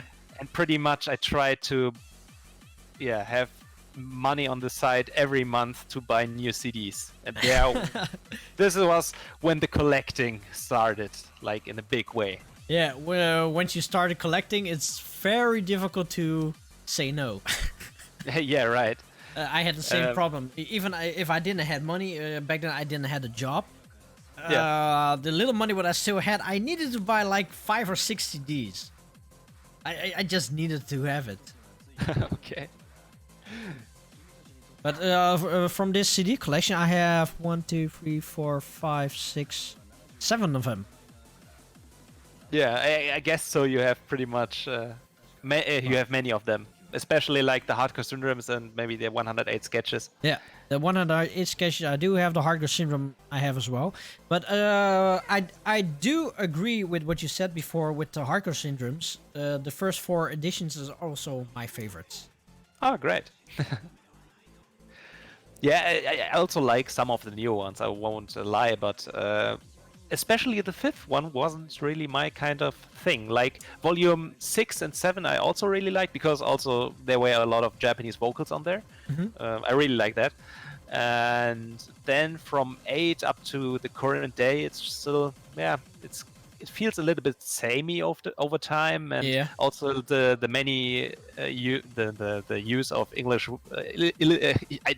It's kind of weird to say, but it feels a lot more like the usual UK hardcore stuff with English vocals and the leads produced like a typical UK hardcore track at this point, which is fine by me, but it was a little bit different back then. Yeah, okay, but on the other side, I had the same experience, but with the other kind of music. You expect artists to keep a steady flow, or a label to keep a steady flow, and on the moment that they switch over to another style, that is good for their growth. But on a personal level, it's more like, this is not my music. Yeah, right. So yeah, I can understand what you mean, because I actually was there as well. I stopped listening to certain artists because they deviated to another sound. But, yeah, right. But now, if I look back, like a lot of these old tracks, I'm refiguring out those tracks. And sometimes I go over to YouTube and I see an older track of the same artist and say, "Hey, why haven't I heard this before?" And then I look up on which CD it was, and then I see on what's that I have this CD, and I said, "Oh, okay. So the reason I didn't listen to this is because I didn't like this music." Okay, yeah. But it's actually a good track, so yeah. So I understand what you do, what you mean. Yeah, so this is pretty much it. From then on, I tried to, like, as we already can tell by the picture, like I had certain circles or labels I was favoring there, like SketchUp Recordings or CHS, like QT head shaking sounds, or hardcore Tano-c. And from this point on, I at least tried to support the artist as much as I could by simply buying every release they put out. Back then, I didn't really care if I liked the CD in the end or not. I simply bought all of them just to support the artist, and this for a very, very long time. So actually, you have exactly the same story as me, because I just buy CDs because I just want to support the label, want to support the artist. Henceforth that I never heard this CD, and it's a little. One of the few CDs is still sealed and also with the price tag on it. Yeah, right. I still at least listen to all my CDs in some way or another. I listen to all the CDs I own. Yes. So you listen to all of them. Yes. Already. Sometimes not from the CD, but in digital form. But I listen to all of them. Oh, Defrag. Holy shoes! How much money do you guys earn to be able to afford this? Yeah. Ooh, that's a good question. The thing was, back then, to be honest, I was living at my parents' place. I didn't pay much rent, and I had quite a lot of money to throw out, to be honest. Yeah, And I spend it all on. same. I spend it all on music. Some other people spend it on online gaming or something like that. Cars. For me, it was always music from this point onward, and so I spend it on UK hardcore vinyl. I spend it on J-Core CDs. I spend it on merch of any kind. There were a lot of things, Do you smoke? all related to music. Do you smoke? No, I don't smoke. No, then you save already quite a lot of money because Yeah, of that. I don't smoke. I don't have a car, so already helps a lot. Yeah, and it's like what Tommy CXR said. Was it Tommy CXR? No, like Melon Pond. It doesn't happen overnight. No, it definitely doesn't happen overnight. Because Yeah, right. like your first purchase, how much did you spend? How much did I spend? To be honest, I can't really remember. Like the hardcore Tano-c loot, you mean, right? Yeah, the one with the loot. I think that is like 120 euros. It's even more than that, to be honest. It was about 200 in the end, I guess. It was quite expensive, but for me it was like Christmas, so I But wanted to blow it a bit more. was it including the taxes and whatever or not?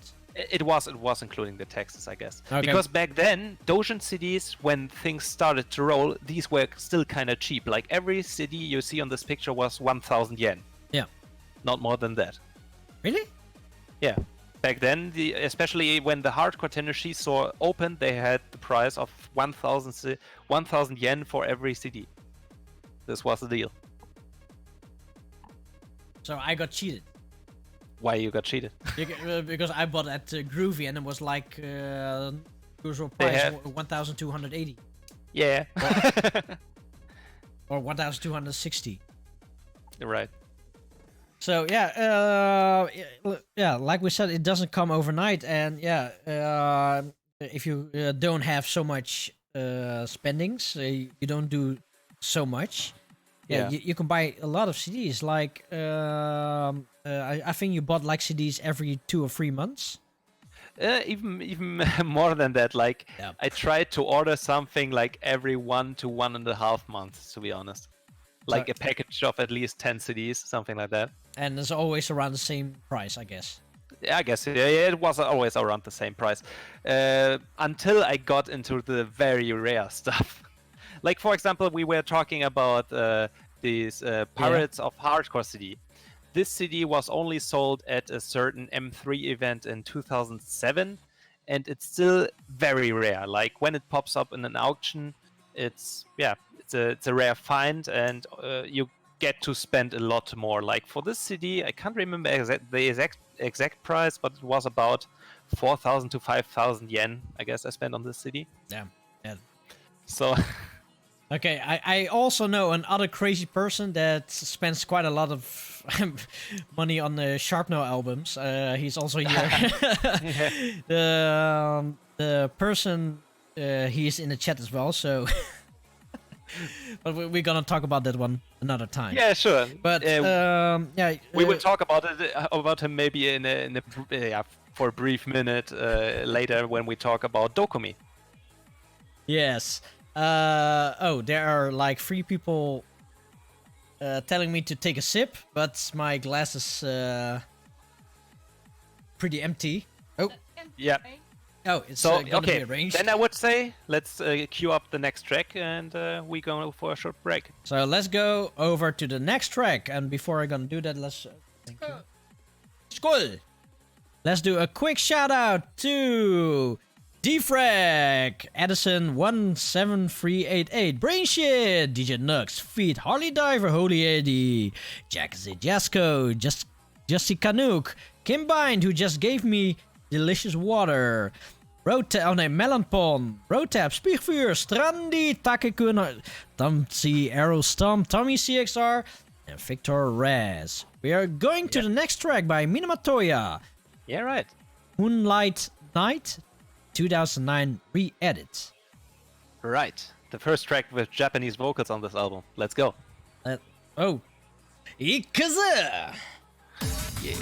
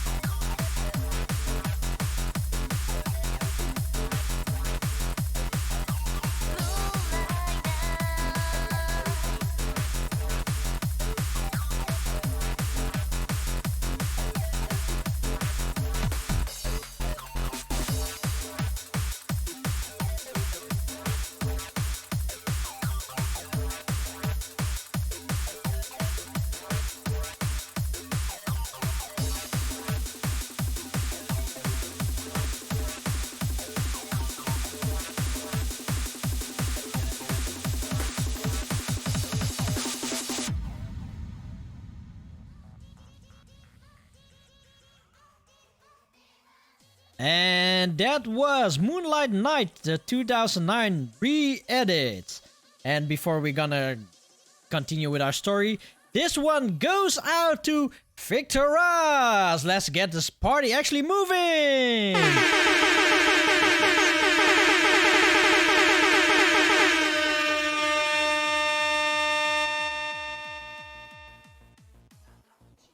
Oh wait, I don't think you guys heard that, right? I muted it.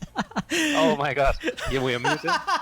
Very nice. So here we go again for Victor with Let's Get the Party actually moving.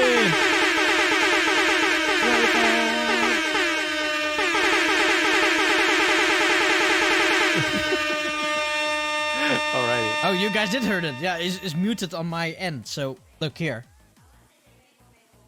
It's muted. Okay, gotcha. There we go. Oh, Now try to focus the camera again. focus. Okay, let's mark this as complete. Oh, the chat is still not working, I guess. Wait, let's see. Yeah, the chat is blank.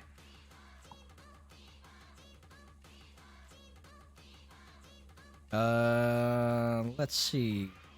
What can I... Where's the chat here? Rip chat. Hey, there we are. Ah, sweet. We are going again. And yeah, we're back here live. To Harley, I've been working on the transition for 5 to 6 hours. And that was with... Oh no, sorry, it was 7 hours because I got distracted with the Neonya party last weekend. There were some good sets and I stumbled across an old artist. Knux, you probably know him as well as Santo. Yeah. Yeah. Well, he was there as well, and he played quite a lot of good tracks, and I didn't realize it was him. But he played under another name, which I was not too familiar with.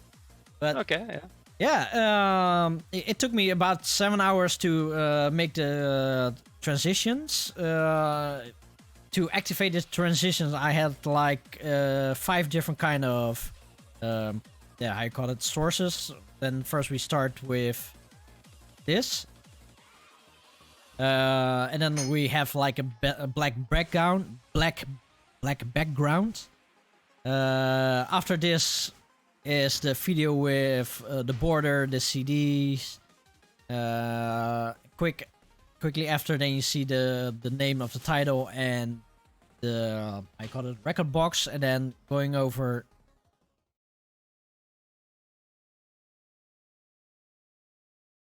Fade out, yeah. Brilliant. No. There. So Black. from here, then it goes over to the background stuff. So yeah, Yeah. It took me 7 hours to make it. Let's go back to the stinger. This is a video. So yeah, Yeah. it's quite a lot of work, but I'm really happy. I think it's worth it because It's worth it. It's looking very professional now, so very Yeah, nice. I need to try something. Yeah, you know, I had something like this already in my head for so long, but I didn't know how to do it, and I've been following some live stream people like Harris Heller and Oh, and I'm missing.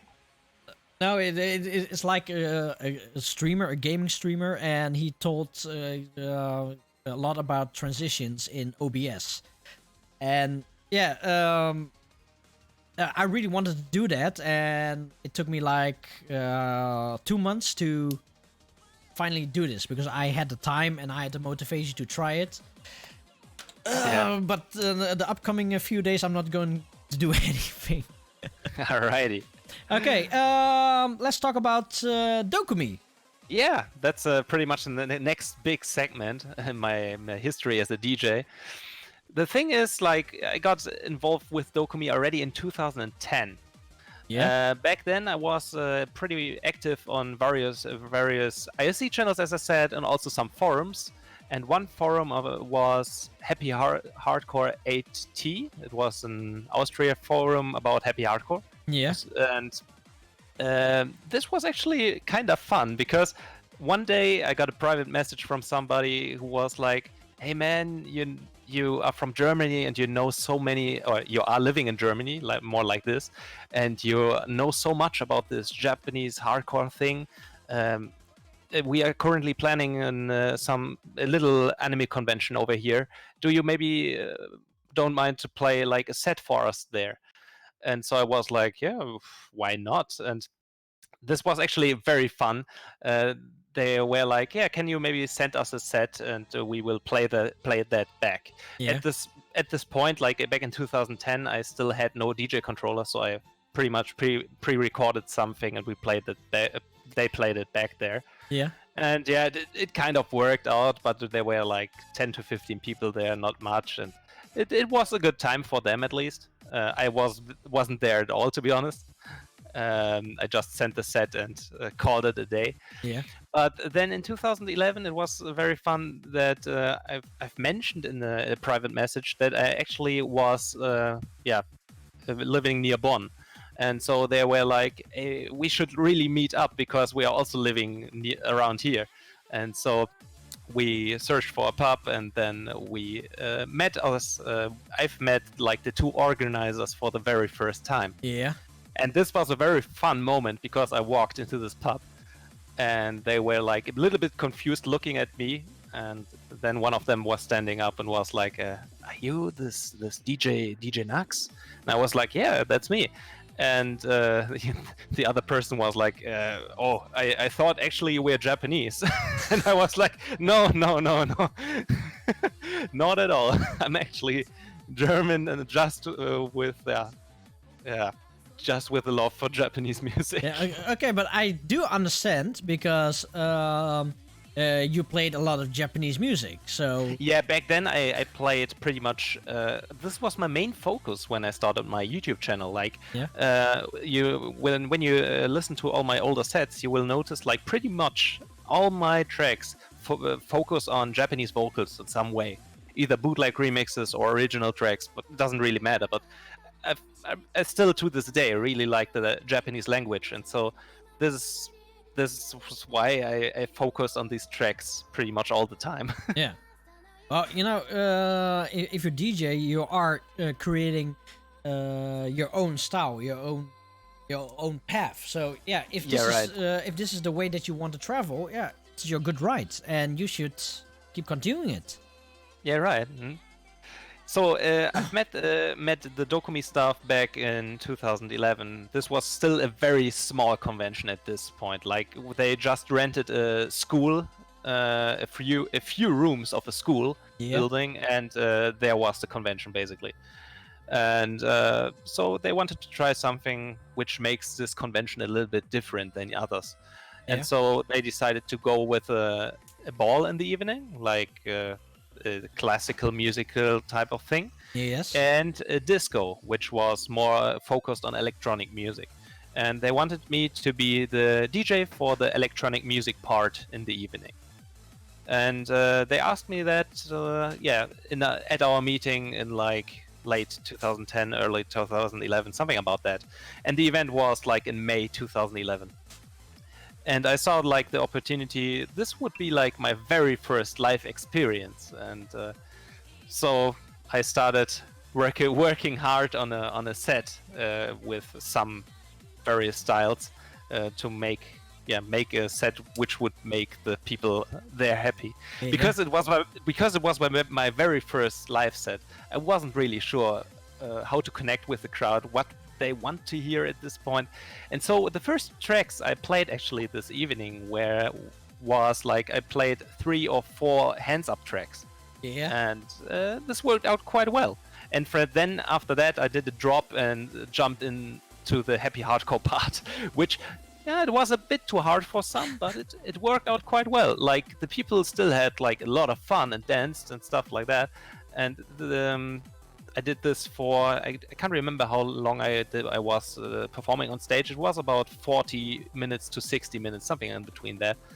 Oh, And this was but before we continue this, for your first gig, you only play for like 1 hour or for full 4 hours or something like that? Sorry again. When you play at DoKoMi, your first gig, is it like only for 1 hour or is it for more hours? Exactly. Yeah, it was just, as I said, 40 to 60 minutes. My first set there. Oh, okay.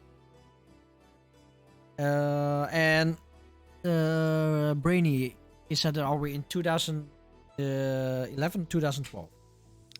No, we are still in 2011. Did I yeah, already? If I already said like 2012 or something, then I made a mistake. We are still in 2010, 2011, something about that. We are more in 2011 now. Okay, so yeah, I guess we can start rolling the pictures. Okay, so I'm gonna sit up straight because then I can reach my keyboard. Right. So yeah. Okay, so picture number 1. Yeah, okay, it's we already seen it before. We already seen it in a brief moment, yeah. But yeah, this is the celebrate use.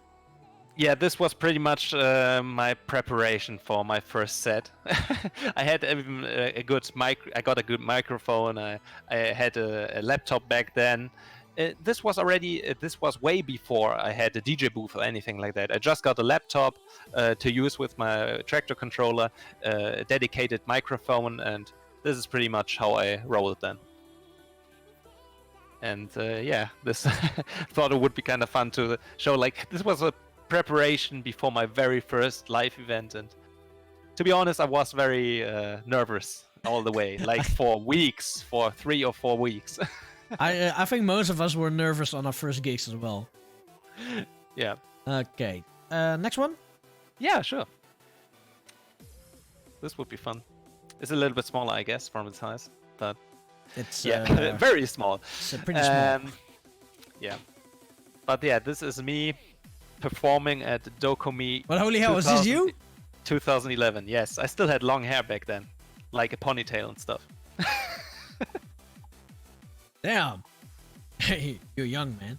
Very focused on the very focused on the mix.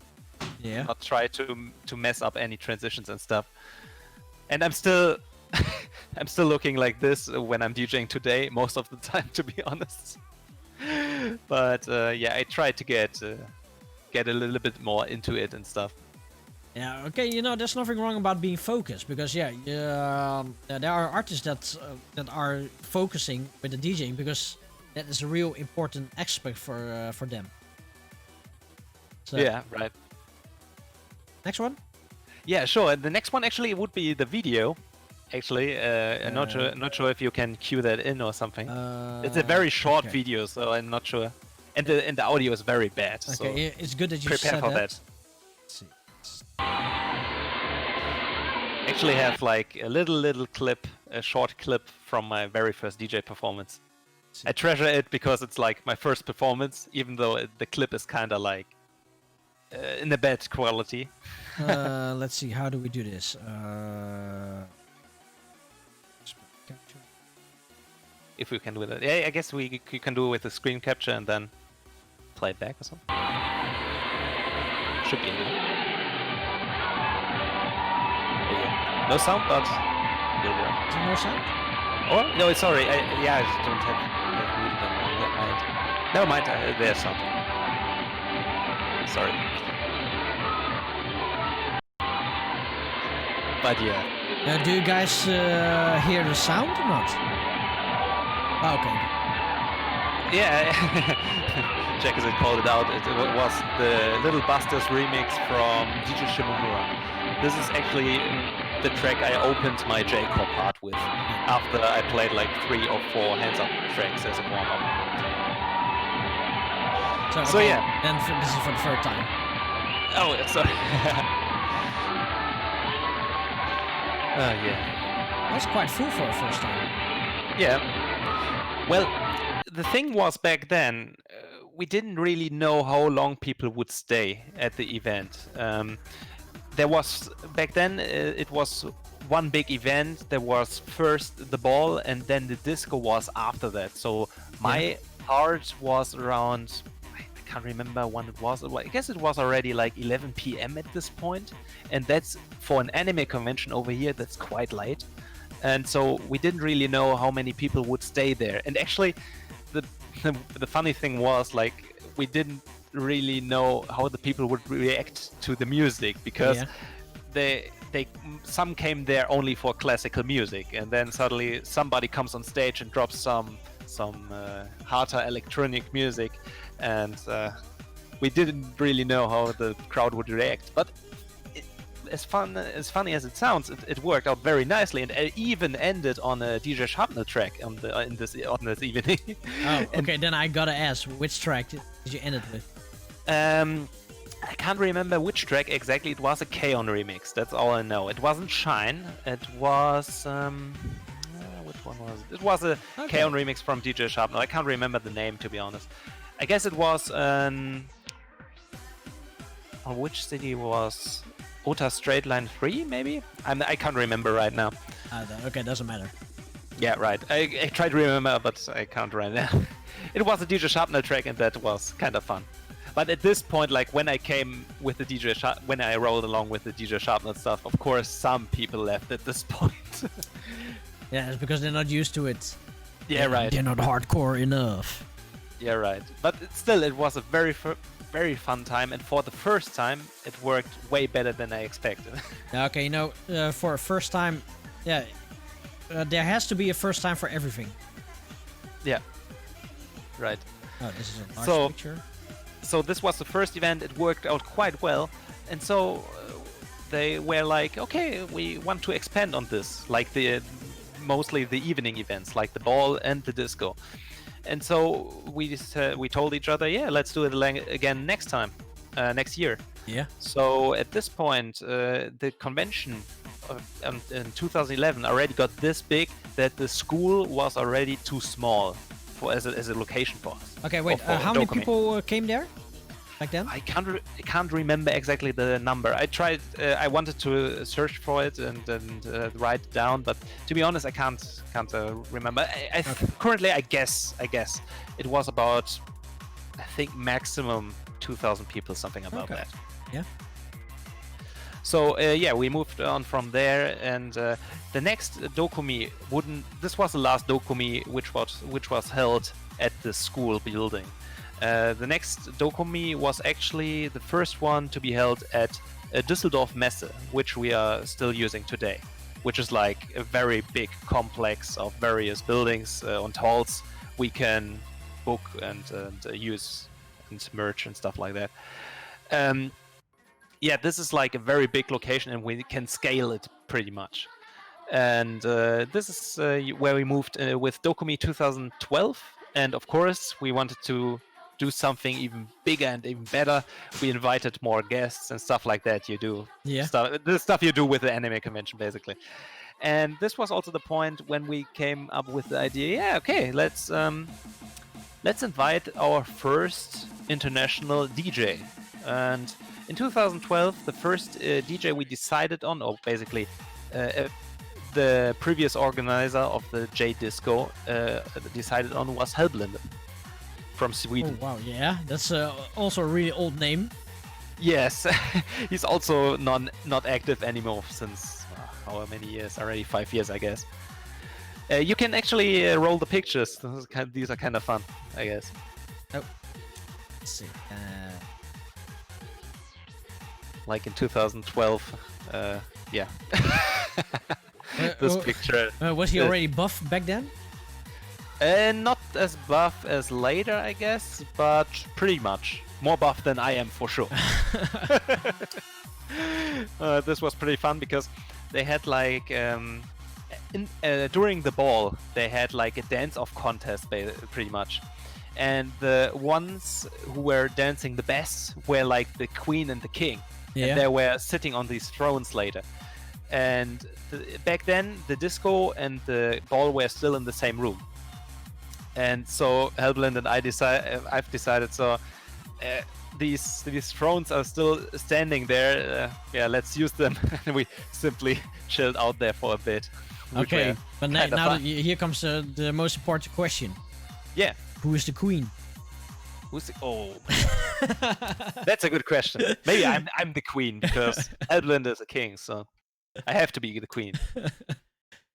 But then Can't again, deny I've that. seen some pictures that you can think, well, hey, maybe he is the queen. I don't know. Okay, next picture. So yeah, sure. I guess there's one more picture of DoKoMi 2012, if I remember correctly. Oh, okay. Before we go to the next picture, the mixes that you hear in the background is done by DJ Knux. We've been using already his tracks since the beginning, and we're now at number 50. We started at 37, if I remember correctly. 39. So yeah, if you want to check him out, you can find him at DJ Knux Core. Follow the guy and check out his mixes. Thanks. So let's go over to the next picture. Yeah, right. There he is. Yeah, this was also the first year we had signature sessions. Like we were signing various things, and we were actually we were talking to Ian from Alco back then. Yeah. And he actually sent us some Alcor CDs and Alcor merch to sell at DoKoMi, which was a very, very cool thing to do because Hellblinde had some tracks on the Alcor CDs. So this was the basic idea behind it. So we could sell the Alcor CDs and he can sign them for the people. So, and then you had like a crazy person coming by with a T-shirt, which was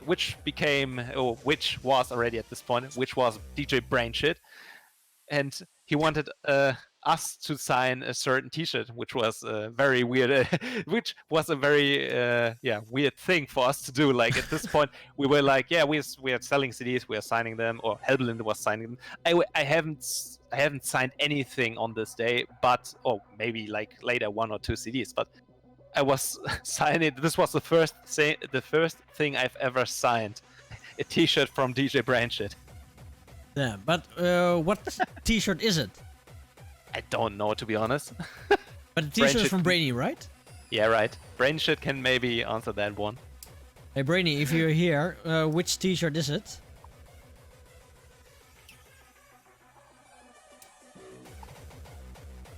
Oh damn, this mix is booming already. The YouTube J-Core mix number 50, Hardcore Madness Volume 2, 200 BPM. Oh yeah, I did some not so happy stuff in between to spice things up. Okay, I didn't expect this one from you. So I am actually really surprised right now. Okay. Okay, let's go over to the next track then.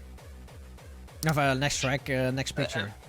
Yeah, we already. So this was pretty much the DoKoMi 2012. DoKoMi 2012 was a very weird year, to be honest. Like this was the first year we moved on to big hall. We had to fill pretty much, and the ball was dragging on way too long on that evening. And the first DJ, I was the first DJ of the evening because we wanted to save Hellblinde for last. And when I went on stage, we had like 15 people in the room or something, and the hall was like giant, enormous, and it felt like so empty. And when I was done with my set, it was already past 12, so pretty much everyone left at this point. We had like seven people or 6 people left in a huge hall, and so I felt like very, very sad sorry for Hellblinde for playing a set like in an empty hall with like only some crazy people jumping around. It was like pretty much the worst year we had with DoKoMi yet, in terms of visitors at least. Well, I can understand where you're coming from because I once got booked for a party. There were 2 rooms, but literally everybody went to the other room. So I played there for only my best friend and who was also my chauffeur. Oh, okay, And the bar guy. Those were the only people I was playing for, because everybody was in the other room. So yeah, I understand that it feels kind of shit if you're only playing for 6 people in a really large hall. Yeah. I think like for me it wasn't really a problem because I was like, yeah, okay, it's not as good, fuck it, whatever. But for Hellblender, because we had flown in him from, we flew him in from Sweden, and he had like he prepared extra set for us and stuff like that. I felt like really sorry about that, because he had a lot of work for that to do, and it didn't work out as well as we hoped. As well, at least he signed a lot of CDs, and he really liked that, at least, if I remember correctly. Okay, yeah, but for the people that were there until the end, they did enjoy themselves, right? Yeah, the final, the crew of the final 6-7 people who were there really enjoyed it. Like, they jumped around all over the place, had a good time. Okay, but you have to see it from the bright side. Those are true fans. Those are probably the people that will follow you into the future. Yeah, right. So yeah, from this point on, we decided, okay, we need to change something. Like, the disco really should have been a dedicated room or something like that. So we don't need we can start a bit earlier. So we don't have to start like at 11 p.m. or even 12 p.m. something like that. So we can maybe start at 8 or something like that. So maybe more people can join in or join earlier, because the main issue we have with the Düsseldorf with the Congress Center we have there in Düsseldorf, it's a bit far out from the city. So after 11 p.m. or something like that, it's very hard or very difficult to get back to the next train station. Yeah. And so that's the main reason many people left before that. And so we wanted to split these two things. Like, the ball should be a dedicated event, and also the disco, or J Disco was it, should be a dedicated event. And this is the main reason why we did it. So we were hoping like more people would come in, like if it's a little bit earlier. And also we wanted to mention it as a separate event, because this way we also can let's say market it a bit better, like tell the people what to expect. Like, you get electronic music ranging from these and these and these styles, so they get an idea what to expect. Because moving from like classical music to UK hardcore or something, that's a huge gap. It's a bit weird. That's really a huge gap, Especially when people are coming in dresses and stuff like that to the ball, like not in stuff you want to party in cosplay or in dresses and big dresses and stuff like that. Yeah, it's a bit weird. So this is what we ended up doing in 2013, and thankfully it really worked out. Like 2013 still is I would say, like my favorite year of DoKoMi in terms of the disco, how things worked out, how the sets were and stuff like that. So yeah, I think we can roll the pictures of 2013, so I can tell a little bit more about that. Okay, start with this one. Yeah, so this is the new location we moved to. Basically, we had a dedicated room with space for about 650 people, up to 650 people. Okay, this is the same location where I was as well, right? Exactly. Yes. Okay. Yeah. This is the location we were up to 2016. Up to 2016, we were in this location. So yeah, this is a location we moved to, and the location was, I think, very nice for our what we ended up doing. Like we put lights all around this cube hall thing, and that's pretty much just an overview of the crowd and me in the front there doing some DJ stuff. We already had, like, in 2013, like compared to 2012 when we had like 15 to 7 people there, we had, I can't remember exactly the number, but we at least had like 400 visitors or something like that. It's a huge upgrade. It's a huge upgrade, yeah. So things really worked out at this point. But at this time, is it also you had to pay to get in? Yeah, right. When we split the disco and the ball, we also decided to, of course, you have to pay for extra for the ball, also back then, in the disco, because as one event. But now you also have to pay for the disco. We just adjusted the price a bit, so the disco price was as low as we could go. I can't remember the first disco in this hall how expensive it was. Maybe like $5 to $7, something in that area. So 5 to 7 euros for an entry to this event, to this sub event, Okay. basically. Yeah, okay, but what's the reason that you had to pay extra for this? Yeah, the thing is, these were our two big events in the evening, like the ball and the disco. This was at this point pretty much the big thing DoKoMi was known for, especially the ball, not the disco, but the ball. The thing is, with this extra money, we were able to like fly in more DJs and stuff, and focus more on light stuff and stuff. We had some special. Yeah, we had to do some arrangements in the background to make this work out properly, because otherwise, like, we wouldn't have the proper DJ lights or the proper DJ setup to make this happen, and including it in the base ticket wouldn't have worked out for us, because our main goal was like, this is like a dedicated event. You can pay for it in a dedicated way. You don't have to go to the convention even. You can just buy a disco ticket and come in the evening and just join the party. Oh, that's smart. The main reason, it's kind of difficult actually. I can't remember. We were talking about this a lot, to be honest. I can't remember why we did it in the first place, but the main thing was, as I said, like the costs of like the extra DJ equipment, the lights, the room, and we wanted to have it as a dedicated event. Also, it was a good move from our side if we look at the later events, like the later years, because the disco grew larger and larger, and I think that this way it's like its very own event at this point, to be honest. Okay, no, because I'm only used to the Dutch conventions, and in the Dutch conventions, they pay for everything. Yeah, right. For us in Germany, that's actually for all other conventions. It's pretty much the same. I only know of one convention in Kassel, which actually has a separate party with a separate entrance fee. Yeah. But that's also because they host the party in a dedicated club.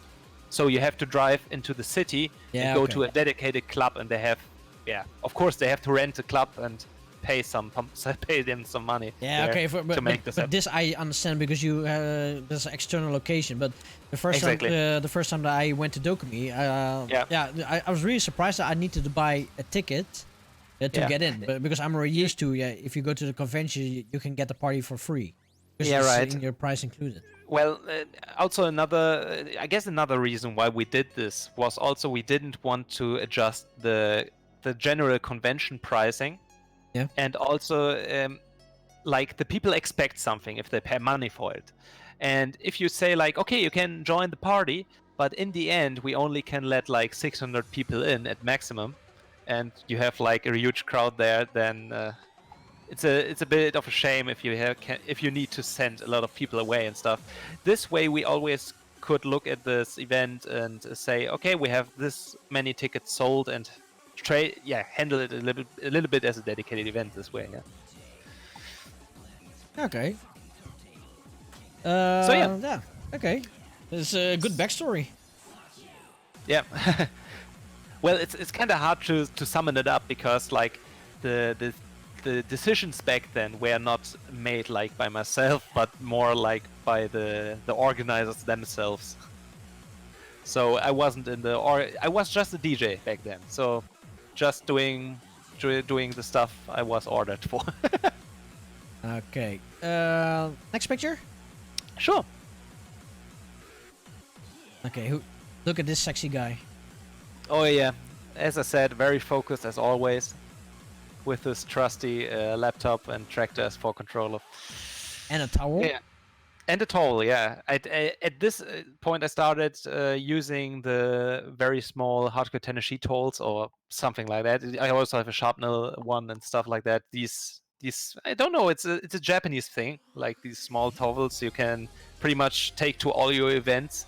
These are very handy because if you are like, you are sweating a lot on stage, and if you have a small towel around your neck, it's very comfortable, to be honest. Yeah, Like to have always that. I also have a few J-Core towels, Yeah. but I never use it because I don't want to wash it.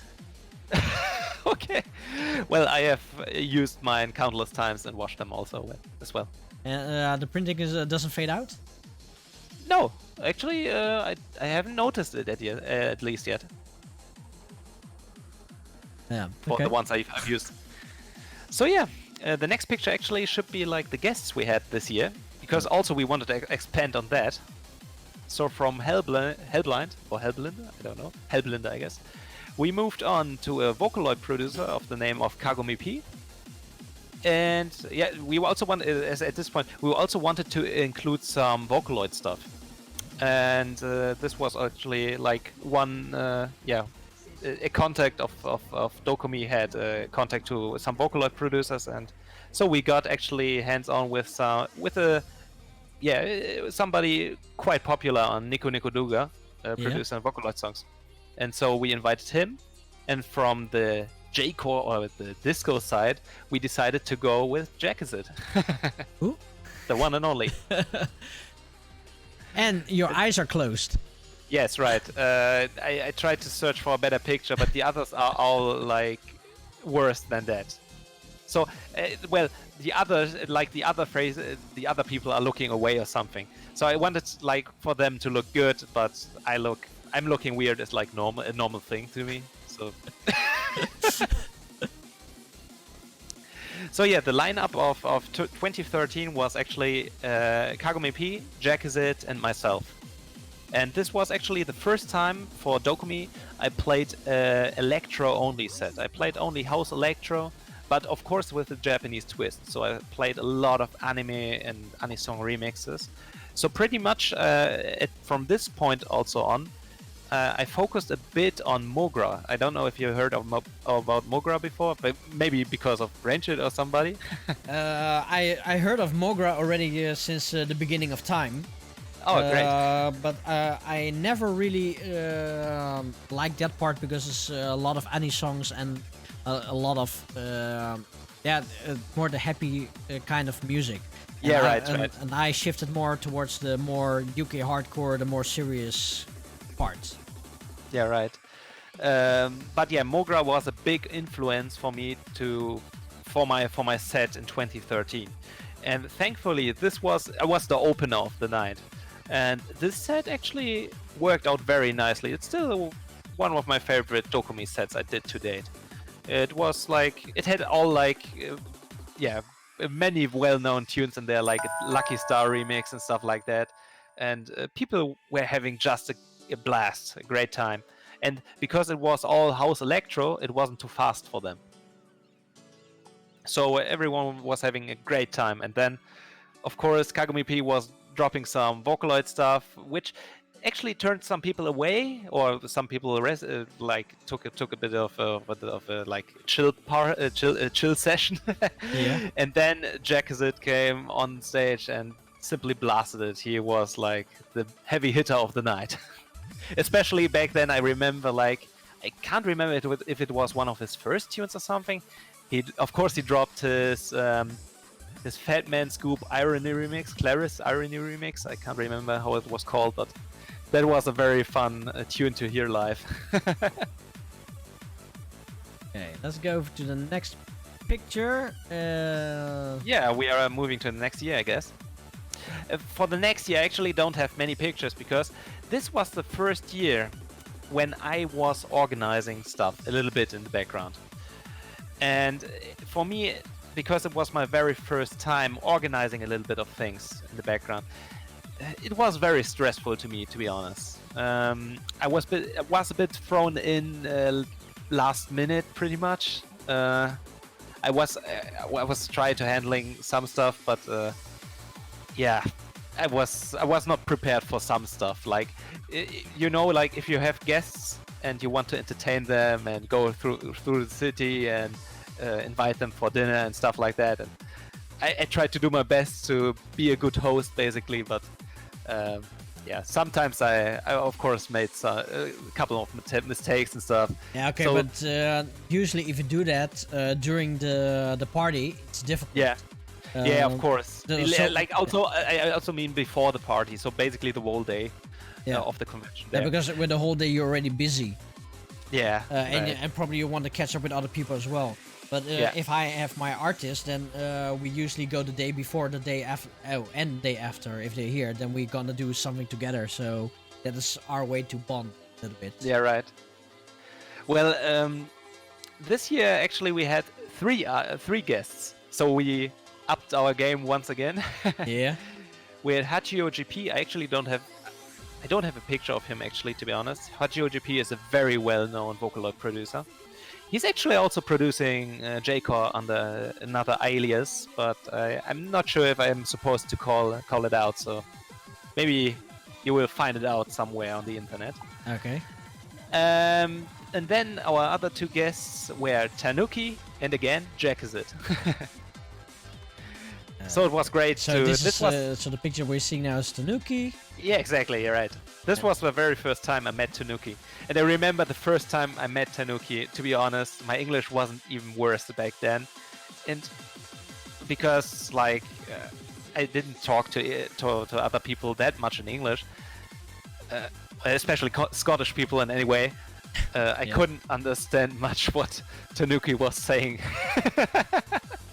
So he needed to repeat his sentences like twice at least for me to understand even a bit of it. That was a very weird thing. Yeah, for me, the first time that I actually met and spoken with Tano-c was at Pond the Beats. Oh yeah, right. And then we also have Jack is it over here. All right, yeah. This was still during the warm-up, so I was able to take some pictures because once the party started, I also had to do some stuff like with the sound guys to make sure everything is leveled and stuff like that. It was a very stressful year for me, to be honest, but it was still a very, very fun one in the end. Great. So 2014 was like, yeah, very nice year in between, I would say, because 2015 is like the year most people, to be honest, might still remember, because this was the first J Disco we invited. A Japanese J-Core artist. Yeah, Pretty much. I think I know which one this is. Let's see. Should we go over to the next track before we're gonna start with that one? Oh sure, yeah, we can do that. Just a little breather in between. Just a little So- breather, drink, and I need to go to the toilet. Oh sure, yeah. The next track would be like Moonlight Night, or no, Transcend World. Sorry, Transcend World would be the next one, right? Transient World, yeah. Yeah, that's actually my favorite track of the album. Oh, Hope you guys okay. enjoy this one as well. Tell Like me, the vocals. why is it your favorite track? I don't know. It's a very, very catchy one. Like I really like the whole construction of the song, basically, and Yeah. of course the Japanese vocals again. I already liked the original when it came out. There's an original version of the song, original remix, because this is a remix, and this one had some mastering issues, like it wasn't sounding that great. But this one has actually all these issues fixed. The vocals are clear and stuff like that, and I really like the melody, the vocals especially. The vocals are actually done by, I have noted it here especially, Nomiya Ayumi, which is like the main vocalist of Red Alice stuff nowadays. Oh, like okay. she works with Red Alice for the past 5 years pretty much. And that's why many people might remember or might notice that they know her voice in some way. Okay. Then let's go to transition. What? Yeah, so Transcend a very Wo- Transcend World. So what I wanted to say about this track again, Wait, just a it's second. this one has my- a very trance-like lead, and has lots of energy. So I hope you guys will enjoy that. Oh. Okay, because okay, there's some kind of error on Discord, and on the tag file what I have is Transient World, but if you look what's written here. It's spelled differently. Oh, maybe a typo on the album. Let me check that. Okay, but what is a typo? Is it on the album or is it on Discord? Of Discord. No, it's a it's on the album. It's a typo on the album. I know, Yeah. but is this not the original title then? The Transient no. World with the S is the correct title because the original track is it's a remix of a DRAM track and the original track is Transient World. So Oh, okay. it's a typo on the artwork on the sleeve there. Okay, and how about in the booklet? Is it also written the same? Good question. Actually, I haven't checked. Let me check that really quick. If it has a booklet, to be honest, because most of these CDs have only a two-side cover thing. Let me check that. Yeah, it's just a piece of paper, so you can't open it or anything. And on the on the inside there's just the producers of the original tracks and the vocalists named separately. So it's a typo on the back of the album, and there's no other. Yes, we found a instances where- mistake. Yes. As usual on these Japanese albums, you always find some misspelling somewhere. No, because I had it like 2 weeks ago with the Sistrans album, the His Rory of the Moon, but it's also written on Discogs, exactly the same. So that's why I don't know if it's which one is correct, but it's Transient. So Yeah, Transient is. so Transient World Minamotoya remix.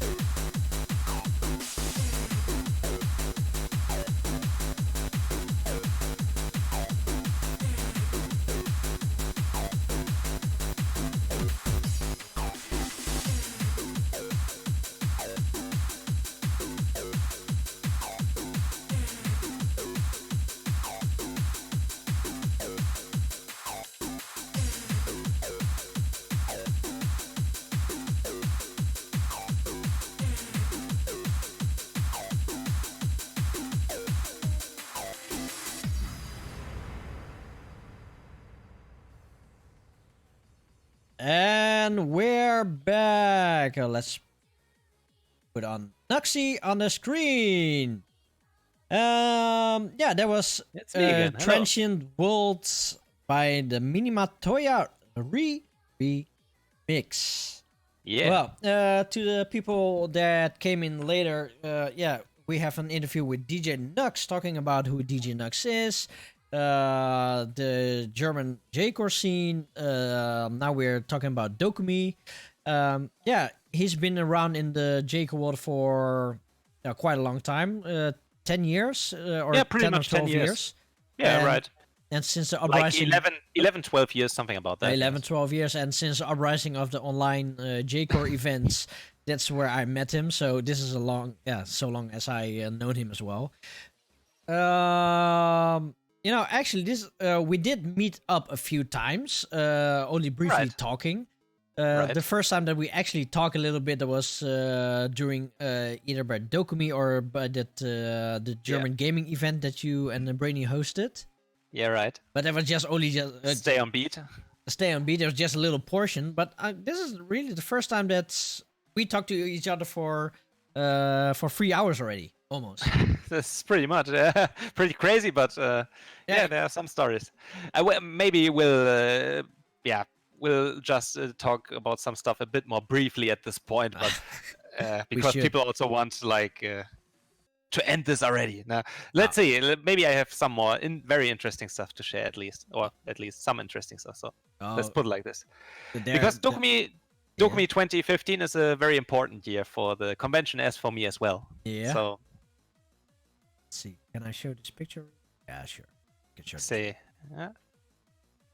am I still muted or I just look at the chat? No, you're or is not. it just the best? Yeah. You're not muted, so I don't know if Melonpon is putting that mute button just for the fun or Just for the bass? just for the bass. What is it? Oh, you're not muted. Okay, because every time Good. if I see that logo, I already think that, oh, am I muted? Yeah, indeed. Okay, so Alrighty. Let's. So 2015 was a very big year for DoKoMi. Yeah. We had like, we had very big plans, and I'm glad, especially for the J Disco, it worked out very well. Like, if we move to the pictures, Okay.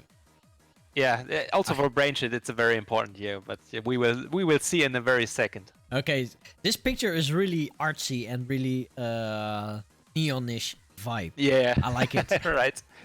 I'm not sure if people can guess it. I'm not sure if it's the picture is a bit blurry and stuff, but this is actually BrainShit performing the first time at DoKoMi. What? Is this his first time? This is at least his first time at DoKoMi. I remember he said like it was his first time performing live at all. Is that correct, Brainy? That is really bad for his back.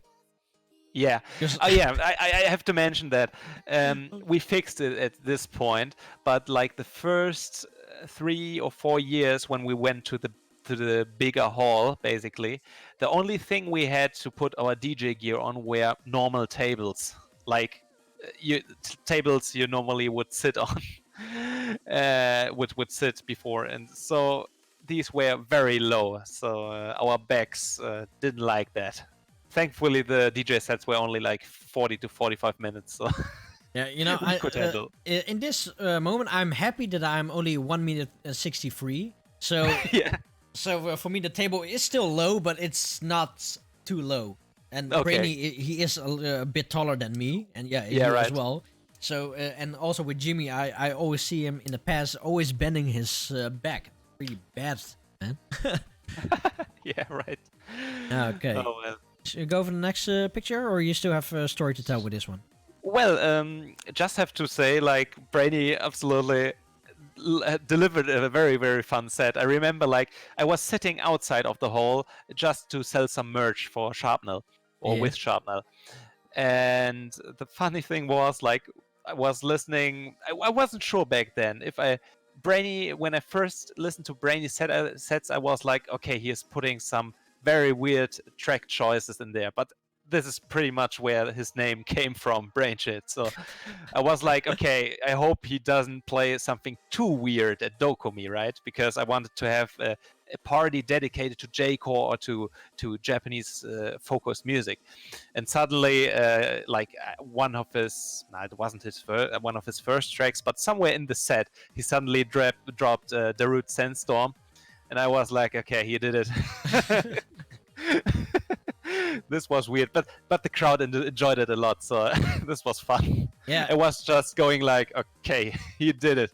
He did what his name stands for, pretty much. Yeah, but then again, I was on that party as well, and I really liked what he did, because what he did was like what we are doing with Decim Sounds as well.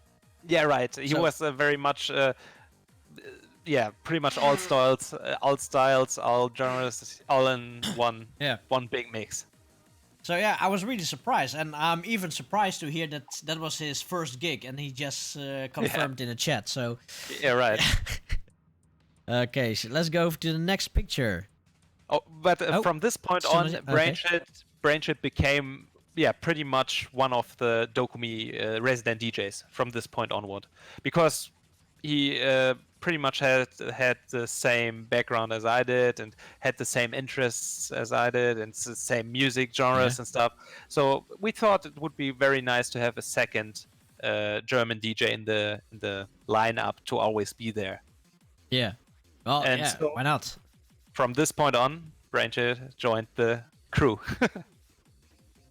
So congratulations, Brainy! Yeah, and also I haven't actually mentioned that from this year onwards I actually got promoted, if you want to say it like this.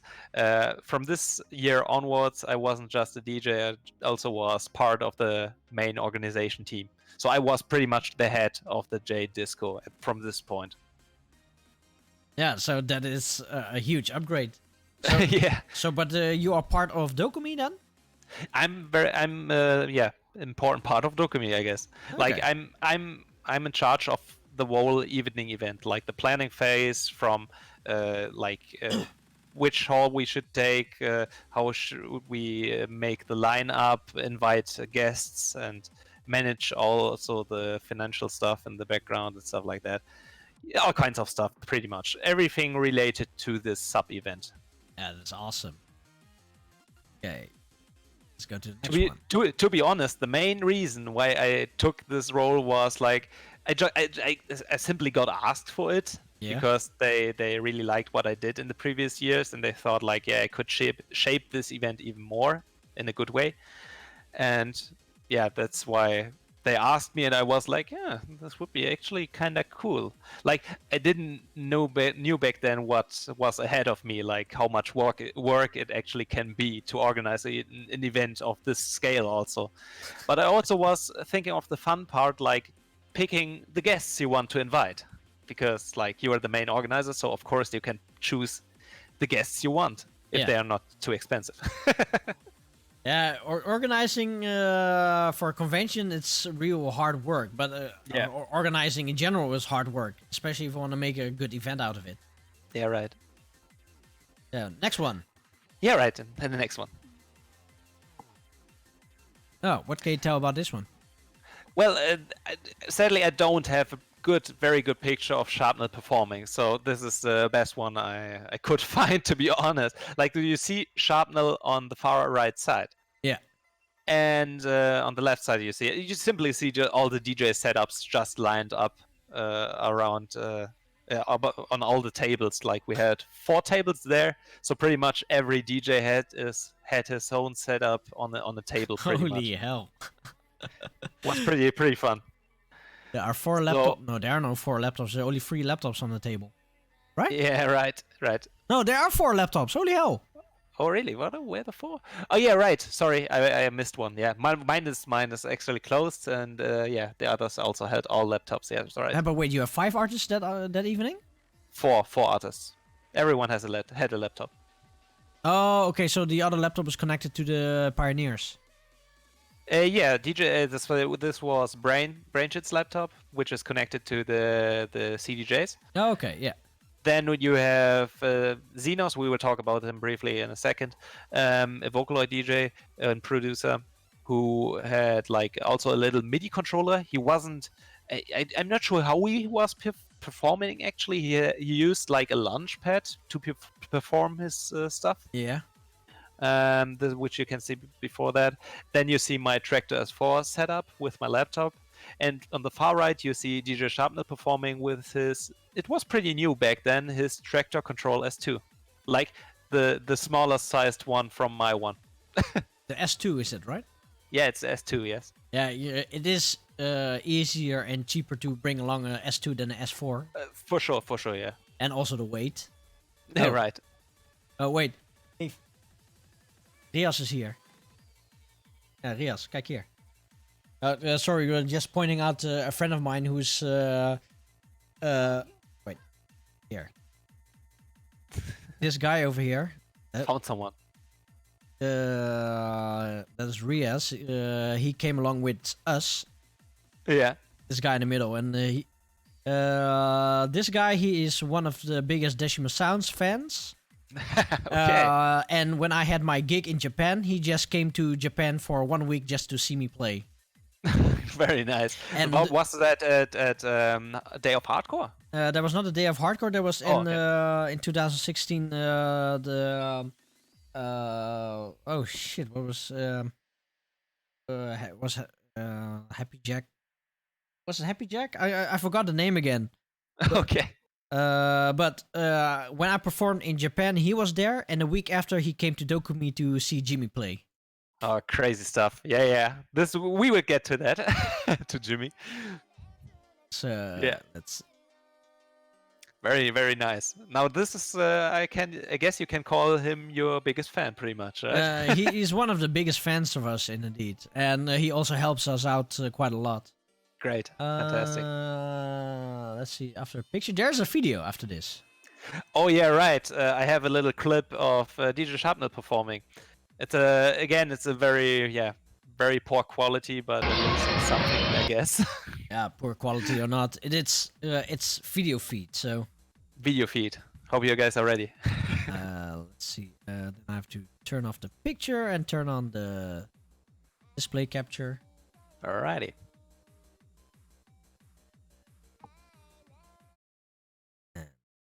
The funny thing was, before we start the video, DJ Sharpner was actually doing his... he was DJing, but at the same time we also was doing all the VJ stuff. We had a beamer set up, and you can see behind him, we were like doing some beamer related stuff, and he was simply, because he didn't have time to prepare anything, we gave him wireless access, and he pretty much when he played an Anisong remix, for example, he simply searched for the opening on either YouTube or Nico Nico Nuga and streamed it straight to the beamer.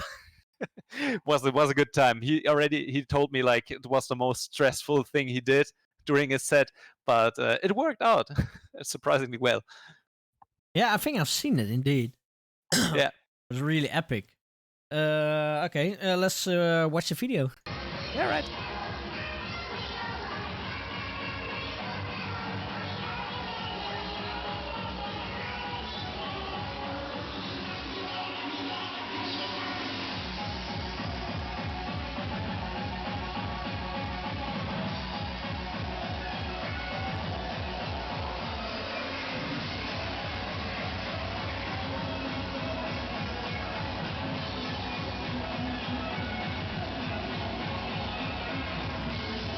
Live VJ.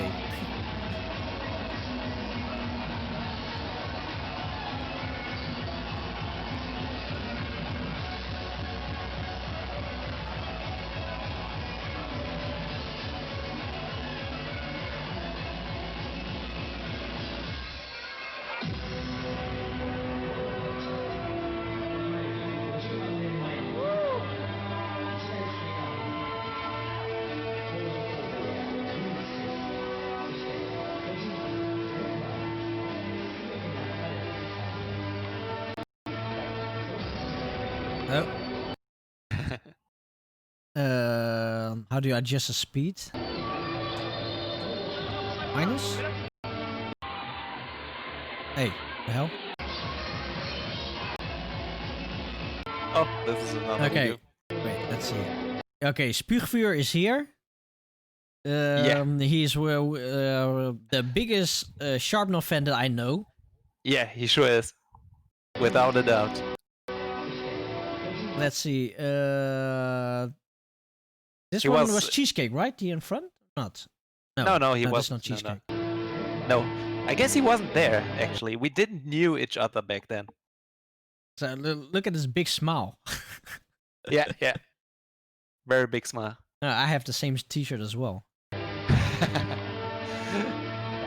I was very glad that we somehow worked it out that he could come to DoKoMi to see Sharpnel. Because back then we knew each other from like the IRC channels, from Alcor and stuff. Yeah. And I knew pretty much that he was like the biggest Sharpnel fan around here, like pretty much anywhere. And I guess he never saw Sharpnel before live, right? If I remember correctly. And so we talked a bit on IRC or I don't know what it was, or maybe MSN or something still back then. And I was like, yeah, if you can come to DoKoMi, I can get you tickets and stuff, and you can get in and yeah, pretty much meet Sharpnel and stuff. And yeah, he actually decided to come, and I hope he had a good time. Yeah, I've known him also for quite a long time, and he also tried to buy some CDs off me. Yeah. Back in the day.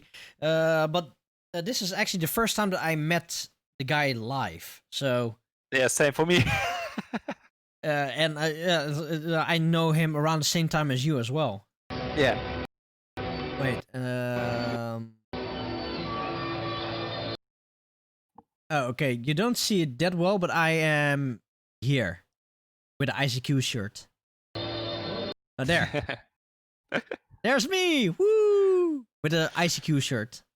Yeah. It was very, very interesting year for DoKoMi in 2015 because DJ Sharpnel like attracted so many people to the convention. Like it was like the first time I thought like, wow, this is like really packed. And even though like the hall you see it right now on the video is not completely packed, like because DJ Sharpnel split the crowd a bit because we had like at least 50 people like just standing outside of the hall because of the speed was too much for them. Like this stuff is too fast. Can you maybe play some music or some real music and stuff like that? It was a very interesting time, but I'm glad like more people enjoyed Sharpnel than disliking it. So Yeah, that's indeed. a very good point. Oh, Tano-c, thank you very much for tuning in to JCore Live. I hope you had a nice evening. Yeah, and have a good night. Oh yeah, have a good one. Yeah, with the Sharpnel event, I was surprised that a lot of people actually came there, and there was a time that I stepped out a little bit as well. Because just taking a little walk, and I did see some people just stepping out and just saying, "Yeah, it's too fast and too hard," and Yeah, right. yeah, it's pity. But I then totally get that, especially if you're not used to it. Then this is really some crazy stuff. But yeah, I'm glad it worked out. And this was, as I said, this was the first big Japanese guest we had at DoKoMi. And for that, I think it's like a very cool thing to have DJ Sharpnel before he actually announced that he will stop doing any kind of touring through to Europe or anything. yeah. Well, This came like a year later or something. This is also or 2 my years first DoKoMi event because Sharpnel was there. Right. I contacted him and he said, "Yeah, I'm playing at DoKoMi this year," and I already Yeah. knew it before. Right. And then I said, "Oh wait, just a second." To Echo 11, thank you for making me drink. Ah, drink. Why So not? yeah, I knew it like 1 or 2 weeks before he got announced, and that was also the reason for me just to meet up with an old friend again. All right. Yeah, I say, yeah, why not? Let's just go to DoKoMi. So my wife, Riaz, and another friend of mine, we just bought tickets to DoKoMi, Yeah. No, well, we didn't buy tickets to DoKoMi. I think you gave us tickets. Yeah, I think I gave you tickets because we back then you already told me like you were part of AnimeCon, and Yeah. usually what conventions do to each other, just like give them some tickets so they can just see the con and like simply see what they do different and stuff. It Yeah. was also done the other way around, like back in 2000 and when was it? 2016, 2017 when I went to AnimeCon. Yeah. This actually, they gave me tickets for it because like I was some of DoKoMi stuff Yeah. at this point. Yeah, I gave you tickets indeed. Yeah, I'm higher in the line in the events plaza in AnimeCon, so Yeah. I have the power to give tickets. To Spuugvuur and Melonpon, thank you for making me take a sip. I'm gonna mark you guys complete. Zippy. Yes. Yeah, it was such an epic party, and I was really happy that I went to DoKoMi as well. Yeah. Like I said, it's just to meet up with an old friend of mine, and What I actually really loved is DJ Sharpnel actually silently, he didn't told us before, he prepared a mix CD just for DoKoMi. Mhm. And Oh wait, yeah, wait! this... You're gonna show it or something? Coming soon.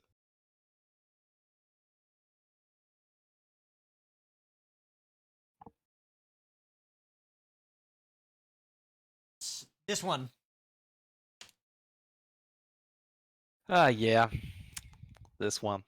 Oh wait, no, this is actually only the mix CD we did with him together, like Branchit and myself. Oh. He also did like a mix CD Oh. on his own label on Sharpnel Sound for DoKoMi, which he sold there for like $5 or something. Searching again.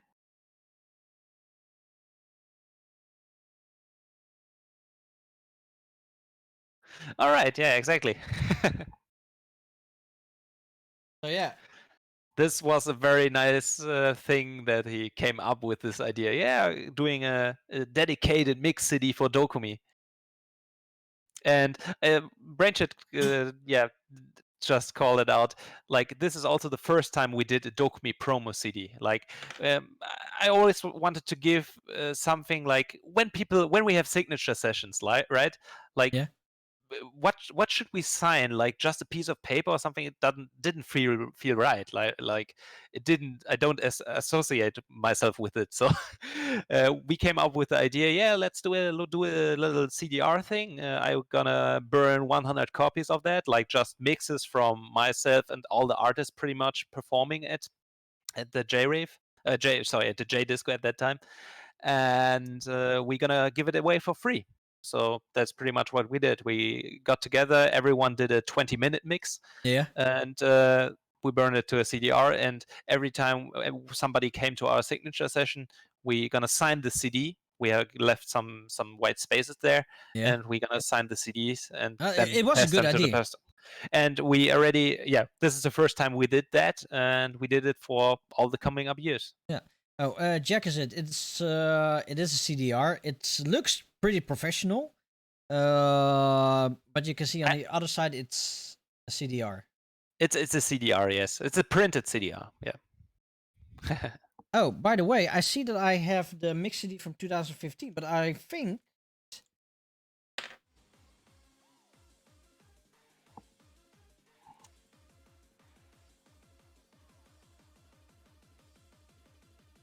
Hmm?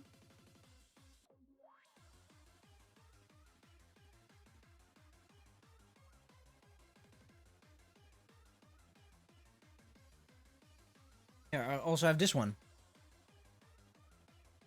Another one. Yeah, it's the same, but he signed this CD especially for me. Ah, yeah, right. I remember. You did get 2 copies. So- One with a special sign, yeah. And this one. Yeah, right. It was a good time for sure. Oh, and I had Brainy autograph my titties. That Oh yeah, that of was so course. epic.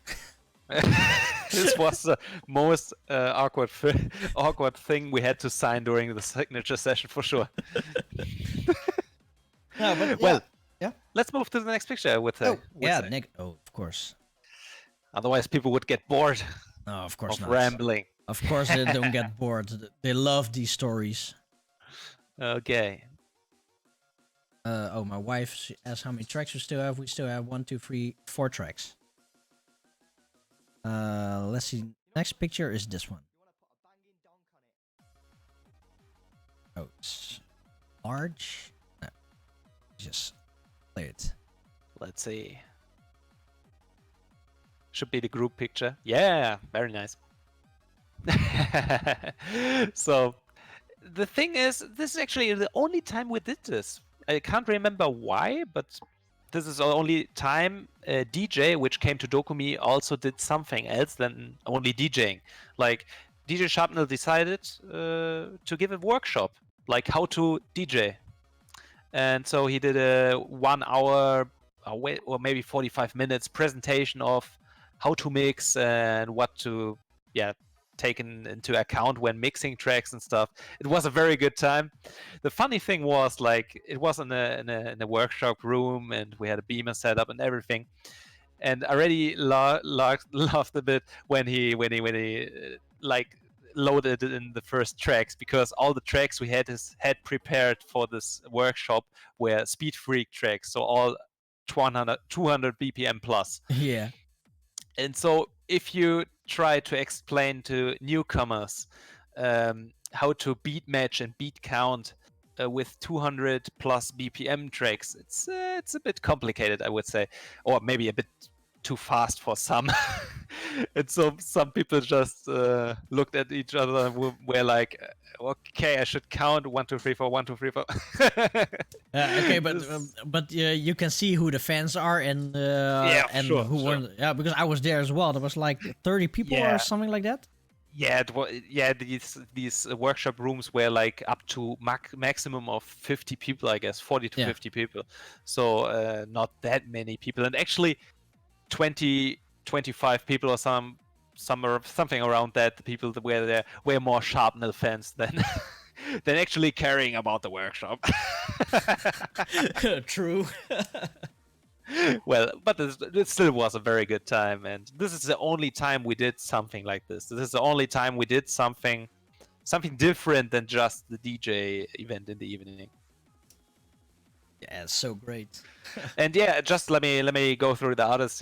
We had this year we had DJ Brainshed. We Yeah. talked about him before. Then we had Zenos, who is a German Vocaloid producer from Berlin. Yeah. Very cool dude. Then of course we had DJ Sharpnel and myself as well. So we did a little group picture there because this was also the time we had our second signature session. Usually we do 2 signature sessions at DoKoMi, one on Saturday and one on Sunday. Yeah. And this was on Sunday. The workshop was on Sunday. We did the signature session, and this was back then. No, you had 2 signature sessions. Yeah, right. Yeah, because Well, I how was it remember then? you had the Saturday and the Sunday. Yeah, right. That's actually how you got 2 CDs, I guess. Because usually we don't give out 2 CDs. You have to come twice. No, because I think I got both of them on the same day. Oh, really? Sharpnel, he took a CD and he just signed. I me. remember. Yeah, he took one simply. Okay. He cheated the system. Okay, yeah, but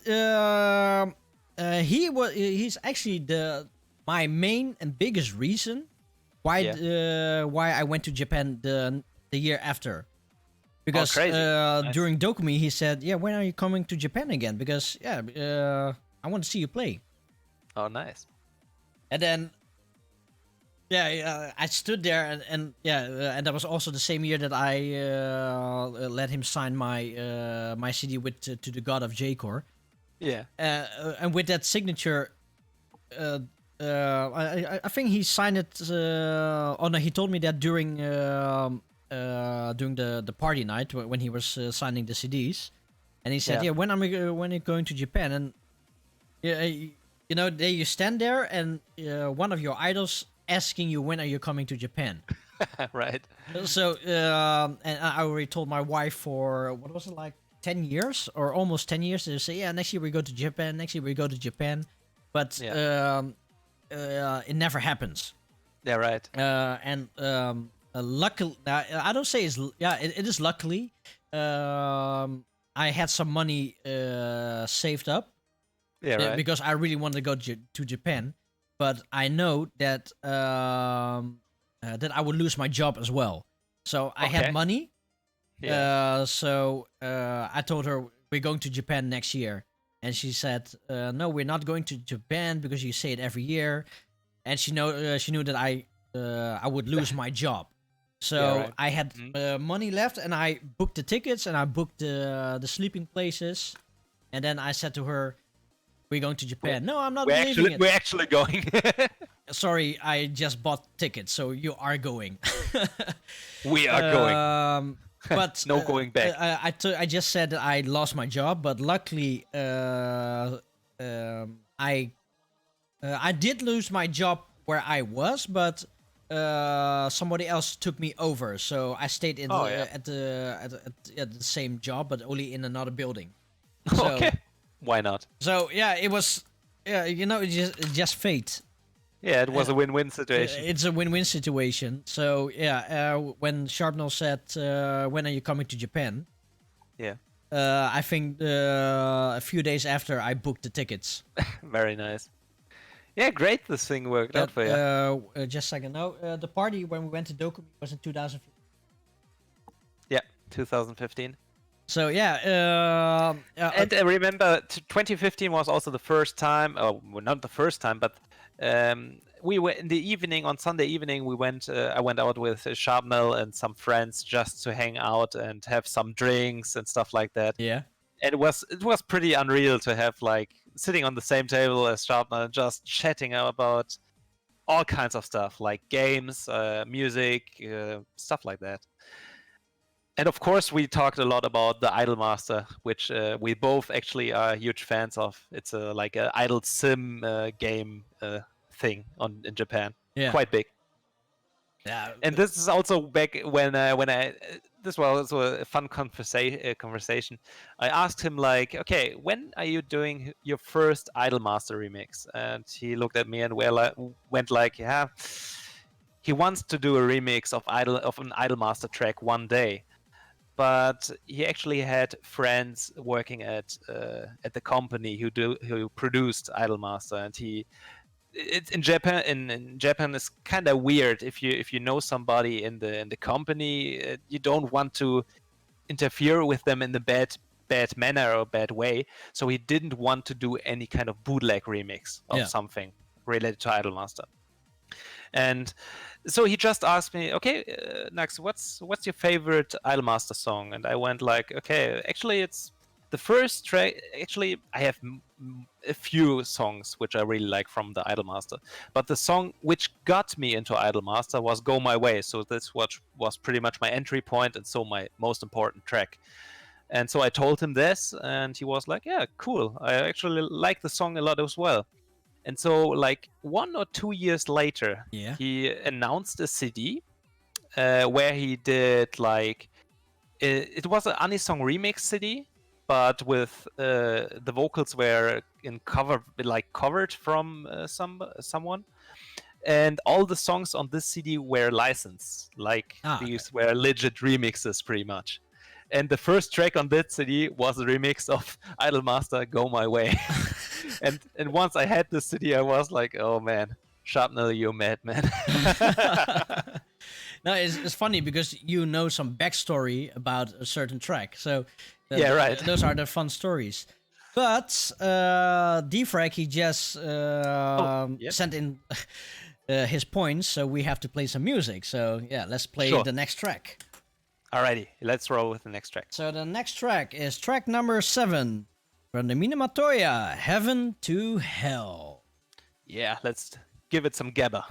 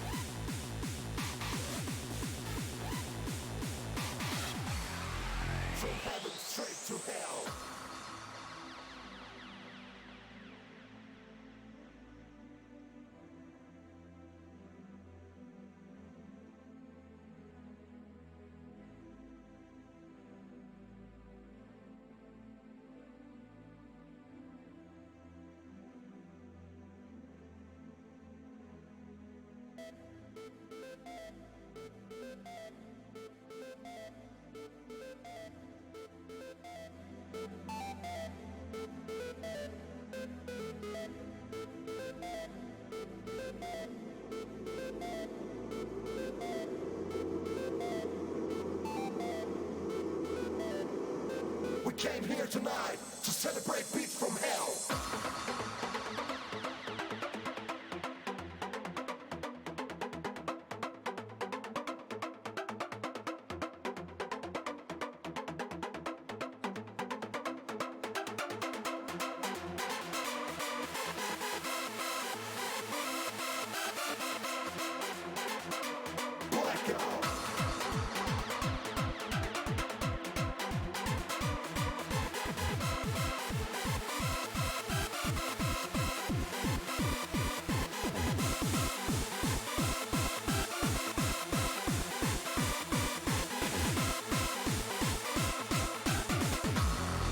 From heaven straight to hell.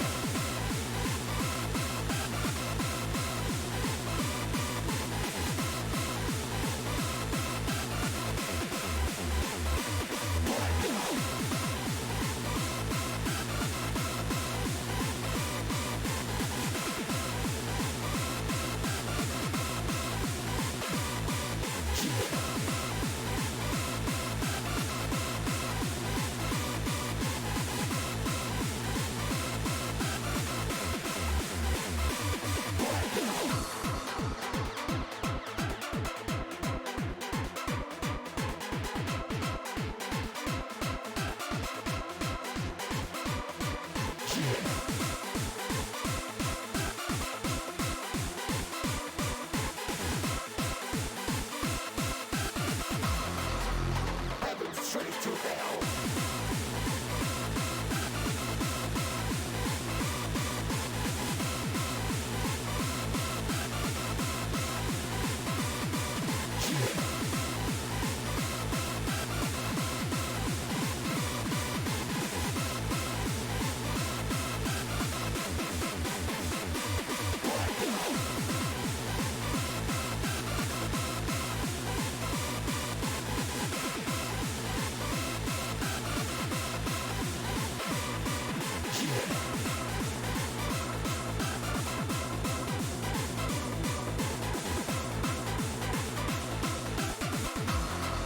From heaven straight to hell.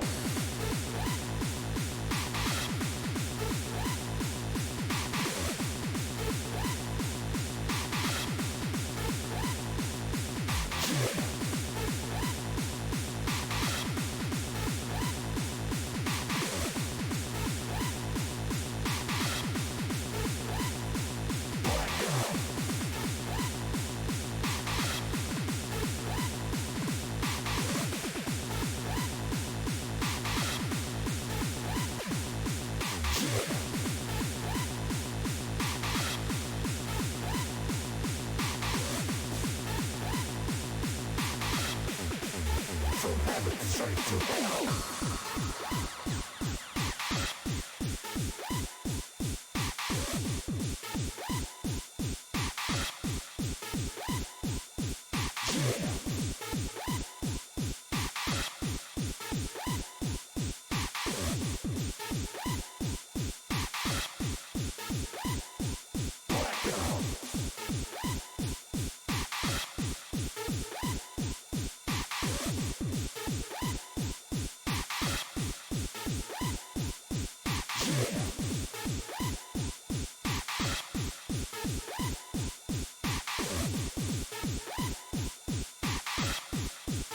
From heaven straight to hell.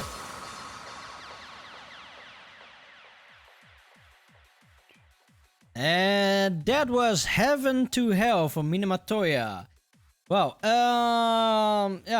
Jack, is it? Yeah, it's awesome that you were here in the chat as well. But Yeah, sometimes thank you very much, Jack. sometimes you need to work as well. You can always Yeah, sure. check out the stream on Twitch afterwards, and in a month from now, you can also check it on YouTube. Oh, to everybody you out there, go to this YouTube link, get me to 100 subscribers, and then I can change this damn link. Right, I forgot about that. Yeah, you can't have your simple YouTube link anymore until you have a little sub counter there. I need 100 subs to change this goddamn link down there. Yeah, right. Well, Yeah. my link is still like I had a good link like youtube.com/DJ Knux Core at some point, Yeah. but I still have like if when I go to my channel I still have like this cryptic numbers and something key link. That's I don't know why, to be honest. really I've old never adjusted in any way. school. Guess Google changed things in between. Okay, let's go over to the next. Oh no, not this one. Oh yeah, to everybody Some more out. DoKoMi stuff, alright. We're still listening to the DJ Knux YouTube J-Core mix. Oh, We're hello, now it's on, me. on number 55. Oh. Yeah. Still the old setup. The only thing that changed is I bought a MIDI fighter in between. Well, it is a change, but It's a change. to everybody out there, go check out DJ Knux Core on YouTube, and you can find all his mixes over there. So yeah. Only some, to be honest. Like, if you want to catch up with all my current stuff, better follow me on SoundCloud. That would be soundcloud.com/DJKnux. Would be way better, to be honest. Okay, and you can also do that on SoundCloud. Like on YouTube, I haven't uploaded that much in the last 3 years. I try to, but usually things gets deleted right away or banned, muted. I mean, sorry. Even till now? Yeah, right. Okay. No, because I've uploaded a set like 2 weeks ago, and they were already like, okay, it's still online, but it's completely blocked in Japan and another country, I guess. okay. In this situation, you can also mute the part of the track. Yeah, I also can do that. Yes, right. I did this for another set because it was the final track, so I was like, okay, let's cut off the final track. It's Yeah. okay. Because But if it's in the middle of a set, I don't really like to mute the whole thing. It's kind of weird. you can also with YouTube you can cut that little part, and then that little part is cut, and then you have this mix, and then this mix, and then it's Splicing it together. Yeah. Okay. so I will try that maybe.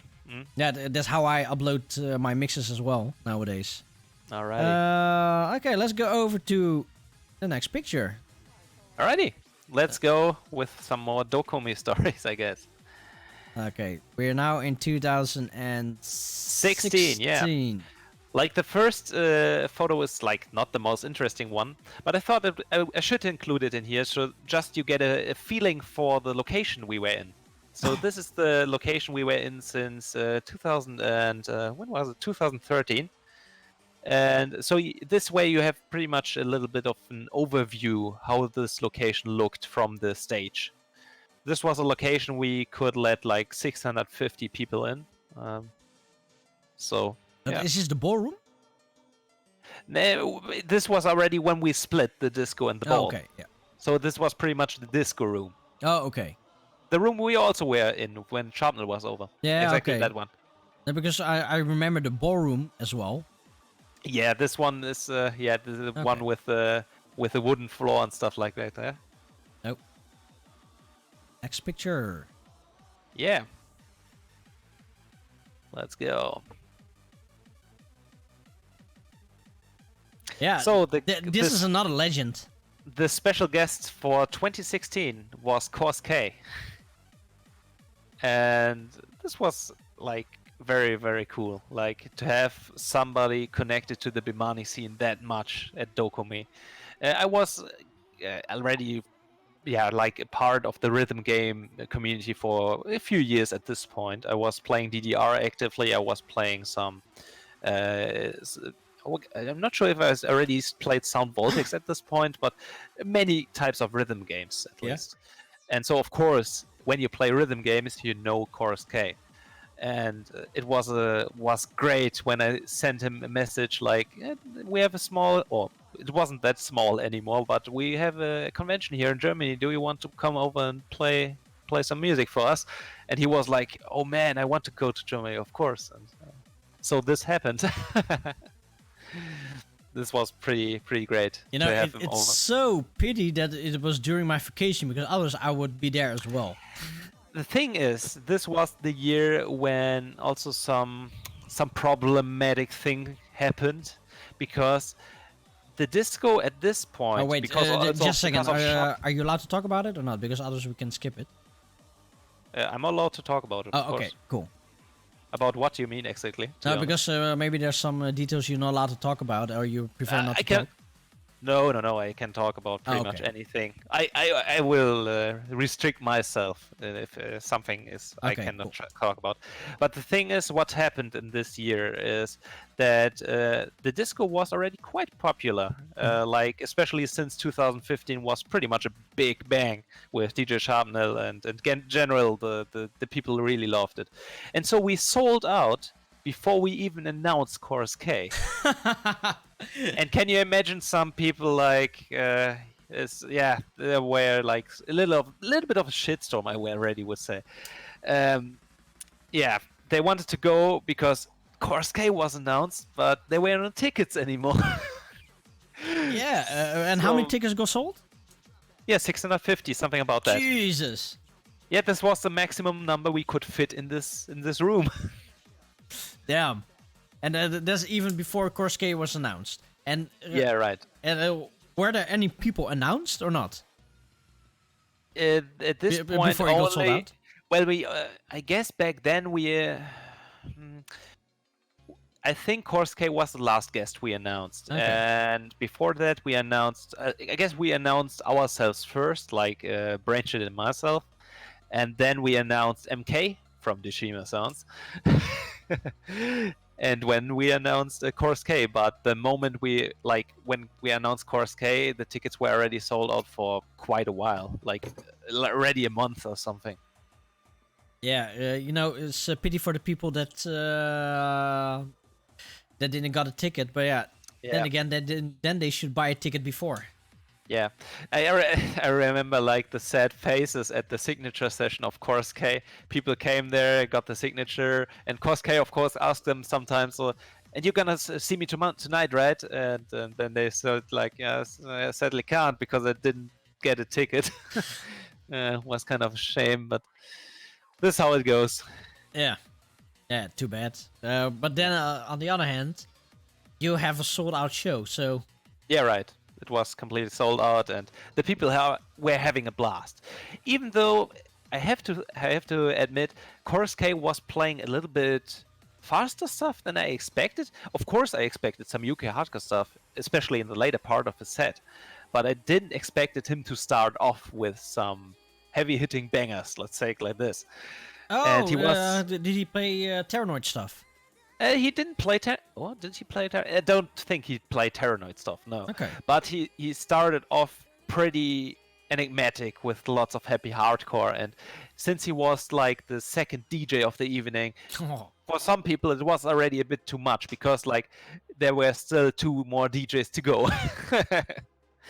So this was a little bit of a problem, but it still was a fantastic set, and many people had a fantastic time. So Oh, for defrag, yeah. These kind of events happen, and as you said, it's a few kilometers away from you.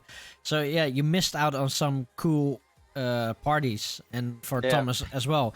But then again, you don't know what the future brings. Maybe they will bring other J-Core artists here. So you should check out DoKoMi from now on.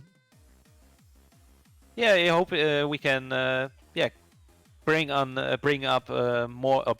more artists over to Europe like we did before, like from the J-Core scene, but also from for some Anisong related remix stuff. Okay, can we go to the next picture? Of course, yeah. So the next picture would be, I guess, the lineup of this year or of that year. Yeah, exactly. That's the lineup of that year. You have DJ Brainshit, myself, Course K, and MK from Deshima Sounds. Yeah.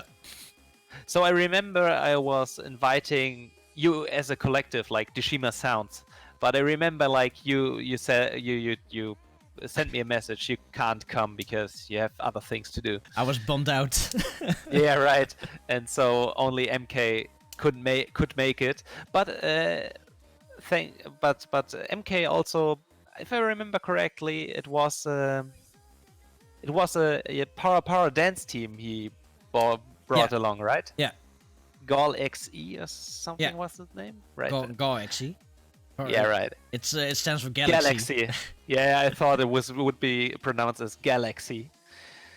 Galaxy. Yeah, but he's a huge promoter of the Eurobeat sound. So Yeah, right. So this was a very, very cool experience, like to have like dancers on stage and have a Eurobeat Eurobeat set, or also a set with some Eurobeat in it at least. And this was great. And then this combined with with the general with the general setup, I think this was like one of the most successful years up to this point. yeah, Well, we sold out after all, so yeah. If there's you sold nothing. out, so it is successful. Successful. Of course, but also the people that came and liked it all the way through, so that's pretty cool. And So this- I also received this one. This one? A Mix City, yeah, exactly. I guess MK got one for you, right? Yep. Right. Yeah, this was pretty cool. And this CD also includes one special track from Jack, is it, to be honest, which later got released on a certain compilation, on an M-Neko compilation. But at this point, when we did the CD, the track that was on it was a remix, an M-Neko remix, which wasn't released up to this point. And the first time he played this track was at DoKoMi 2013, I guess. Yeah, 2013. It Okay. wasn't. So this remix was kind of Special. associated with DoKoMi, and so I asked him if he can send it to me, and I can throw it on the promo CD as well. And But- thankfully, he was a nice guy and simply said, "Yeah, why not?" Yeah, who doesn't love Jack? Is it? Yeah, right. Such a humble guy. Let's see. Next picture. So we're Yeah. on to 2017. Yeah, already 2017.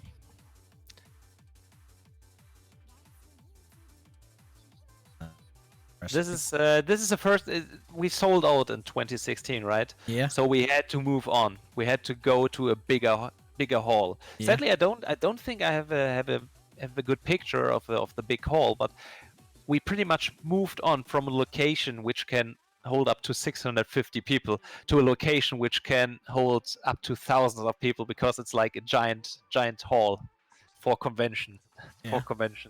So we had a whole hall just for the disco, which was also kind of a challenge because it seemed a bit empty if you have just a DJ like in the far distance and a little crowd if there are only like 600 people in a giant hall like this. But thankfully we worked it out. We had like on the sides we had some chairs lined up so people can sit down if they want to and stuff like that. And the dance floor was like indicated by the chairs we had placed around that. Yeah. So it was a good decision to move there, and we didn't had any restrictions regarding ticket sales and people who we can let in and stuff like that. So we shoot. This was a year we went up from like 650 visitors up to 1,100 or something like that. So it was a pretty big jump. That from is this point. definitely a big jump. It's like almost 100% jump.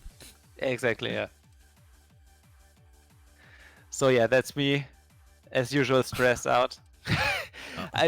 The biggest issue I have sometimes with DoKoMi is, on the one hand, I'm an organizer. I try to organize various things, but on the other part, I'm also a DJ of the evening. So sometimes things are, when things are getting very stressful for me, it kind of shows in my DJ set, usually in a bad way, to be honest. Yeah, tell me about it.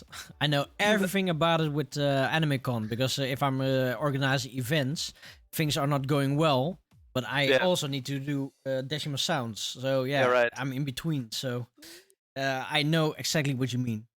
Yeah, right. And yeah, this was very crazy. Well, that's good. Well. Next picture. Yeah, right.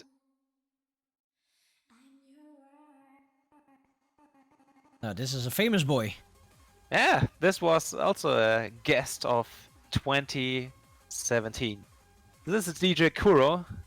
Most guys know him as the definitive J-Core DJ on YouTube. Yep.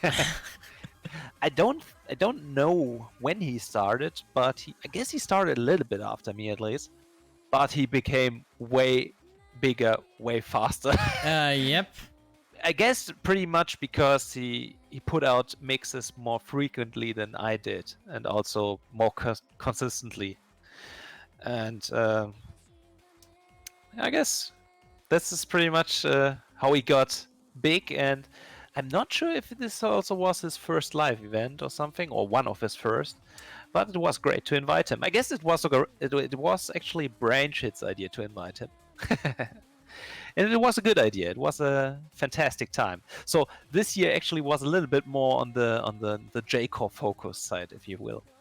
Well, just as a little spoiler for everybody, I have invited DJ Kuro for the 27th of July.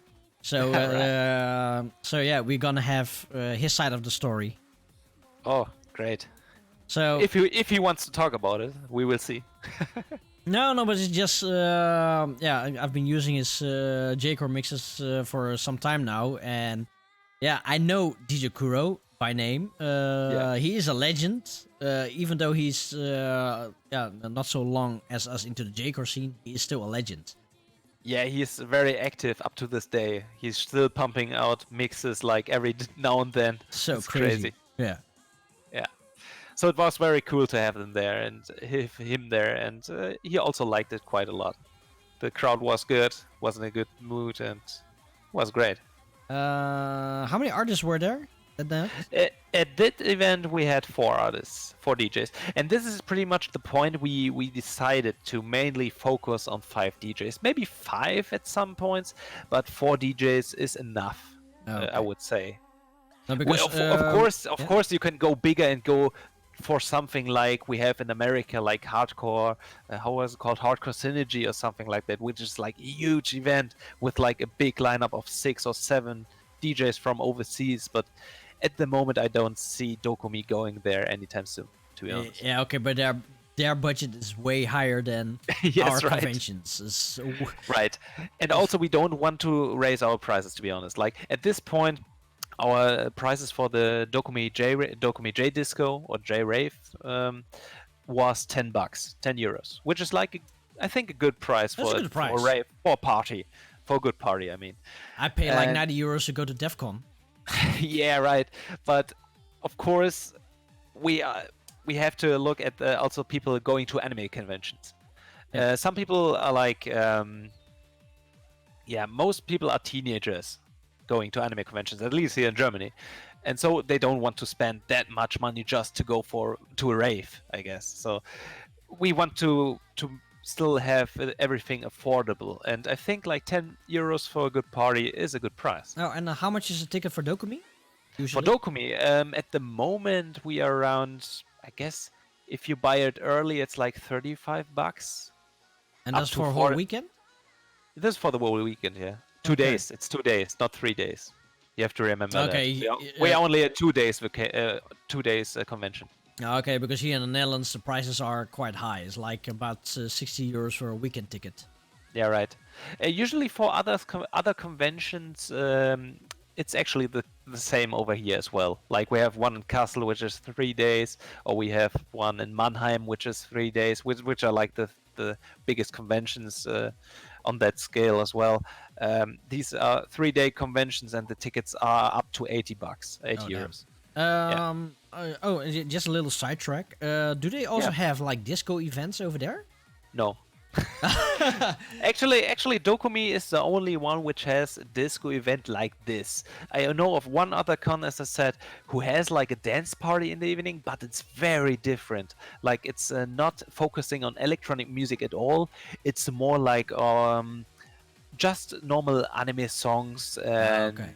people Different. can throw in everything pretty much. Like from what I have heard, they also play a lot of how's it called, J-rock and stuff. Oh, okay. K-pop and stuff like that. So Yeah, okay, And- yeah. Okay, Yeah. good to know, because can you not do something with those other kind of anime conventions, like Startup, J-Core, or J-Rave, evening those conventions? Would be kind of nice, right? Oh, that's how we Well, did it in the past. Yeah, right. But I don't see that this is happening because like the conventions here are very. I can maybe see it at one anime convention, Yeah. but that anime convention actually has this one event I just mentioned. Like they have their own thing in the evening, their own event. Yeah. And the other convention I can think of is like more of the commercial convention. I call it like it's more for the publishers and the our convention is more focused from the fans for the fans. Yeah. And the other convention, the other big convention I currently think of is like more of the convention for like the commercial. How can Yeah, we call we it? we For have the those kind of industry, conventions too. for the industry, yeah. Yeah. It's more focused on the industry, and yeah. Oh yeah, Brainchit just called also another convention in Berlin. They have also Japanese guests and Japanese DJs.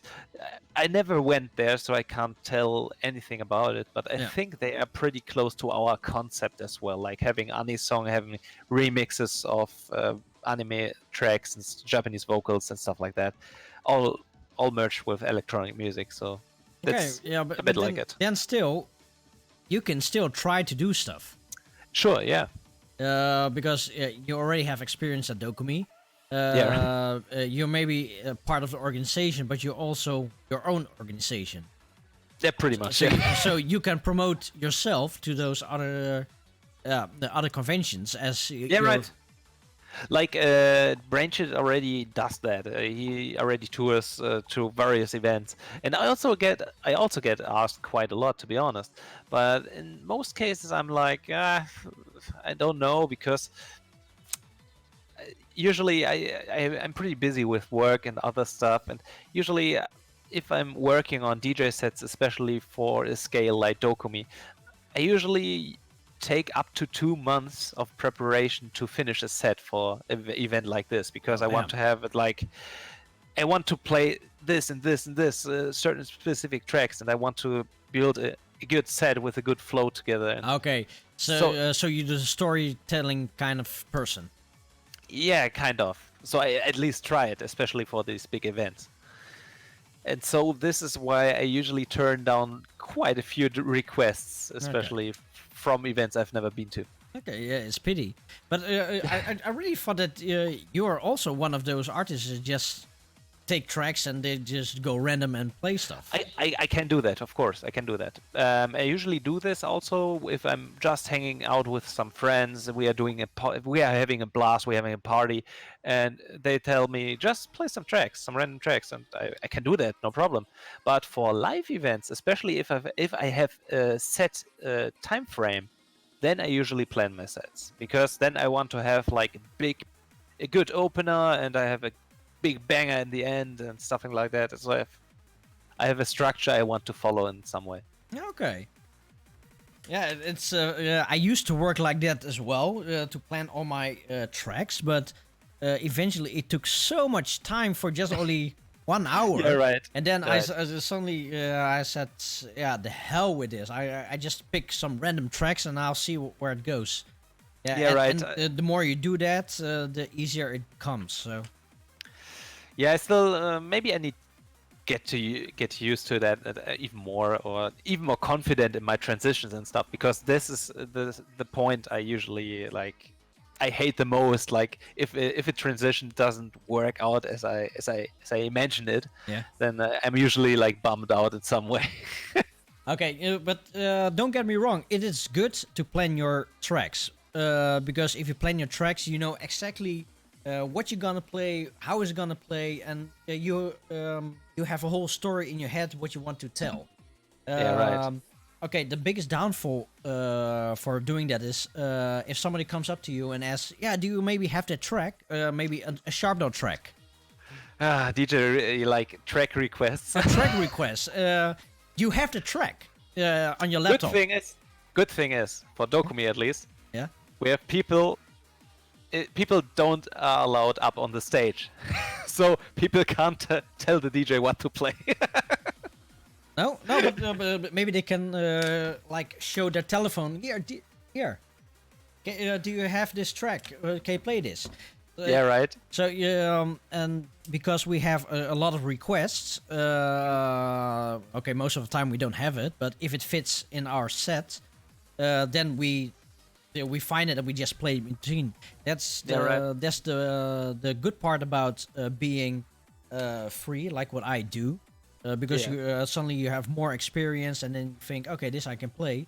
But the problem with this is I can not make a banger set like what you and Knux do, because you have everything planned and everything is perfect, everything has a good build up, and for me it's more I need to know my tracks, and most of the time I play tracks that I don't even know. Okay, yeah. Especially when I have my Warp Zone show, I usually look at YouTube for some new tracks. I put it on stick and I just go and I go Immigrada aus and just try. Usually, if I'm doing also random sets, I usually have like a pool of like 200 to 250 tracks. Yeah. And the main reason for that is otherwise I might have too many tracks to select from my country side. Or also, if I'm going to do that, I usually like prepare all my tracks. So I mean like having cue points set for all the points which are good for transitions, where are good loop points and stuff like that. So I do this for every track I use in the DJ set. Yeah. Or might use if I'm doing with a random track list. So this takes a lot of time, like hours. Usually I'm doing it on a Sunday afternoon. I do like 4 hours or 3 hours of simply record box tagging. Jeez. If I have nothing else to do, or simply first of all, like scrolling through all the SoundCloud downloads. That's the first point, and then sorting stuff out, dropping some into record box, sort them. And stuff. Huge work. Well, I must confess, since beginning this year, I start because I noticed that I have like I have music on here, I have music on here, I have music on both of here, and I have music here. Okay. Music everywhere. The music is scattered all over the place. So I decided to buy a SSD hard drive to have my most important tracks on there. But great, yeah. But even my most important tracks, there are like more than 1,000 songs on it. Oh, great. So what am I busy of doing now? Is on my computer I have a dedicated hard drive, and I put my sorted tracks in there. So great. I'm also starting tagging all my tracks and put everything in record box and. Oh my god, it's nice. I actually did kind of work. the same. Like my DJ laptop behind me, I'm still using the same laptop since 2010, you know. But the only thing that changed in between is it first came with like, what was it, 300 gigabyte HDD back then. And of course, at some point, I was like, I need to upgrade to an SSD. So I bought like a 265 gigabyte SSD and put it in there. And it was like, okay, I just throw tracks on there, the ones I need for my DJ sets.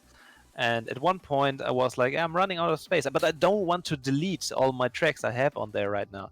So what I did is actually, because it's a huge laptop, it's like a 17-inch laptop, like a huge beast. What I did is screwing out the laptop, the optical drive, and buying like a little tray to have like a 1 terabyte SSD on the second connector. No, that's smart. So and now on the 1 terabyte SSD, I simply throw off pretty much all my J-Core related stuff on there. Yeah, what it was like 3 years ago, I needed a new laptop because my old laptop didn't cut it anymore with my controller. So I made a dedicated laptop. My wife is using it. Okay. Dedicated laptop, not so dedicated anymore. No, it is really delicate because every time if I need to, if I have a gig and I need to bring my controller, this is the laptop that I'm using. It's like a 1060 of GTX 1060 in there. There are like Okay. there's an Didn't know you need graphics for DJing. I'm playing with videos, so and Okay. you gotcha. also need graphics for that, but I use it for Photoshop as well. There are like 3 hard drives in there, no optic drives. There's Okay. also a M2 slot in there, 16, great, yeah. 16 gigs of RAM. So The future. M2. it SSDs, costs yeah. quite a lot of money, but still, Sure. yeah, you need a dedicated device. So, Yeah, right. And even there, no music is on there yet, or at least not Okay. not so much. But Yeah. like I said, I'm trying to tag my music, so now I'm limited to what I have now.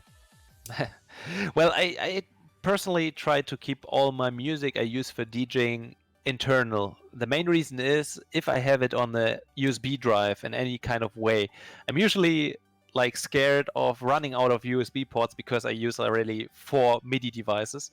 Of course, I can use like a hub in between. I only have 3 USB ports on my laptop. Yeah. And of course, I can use a hub.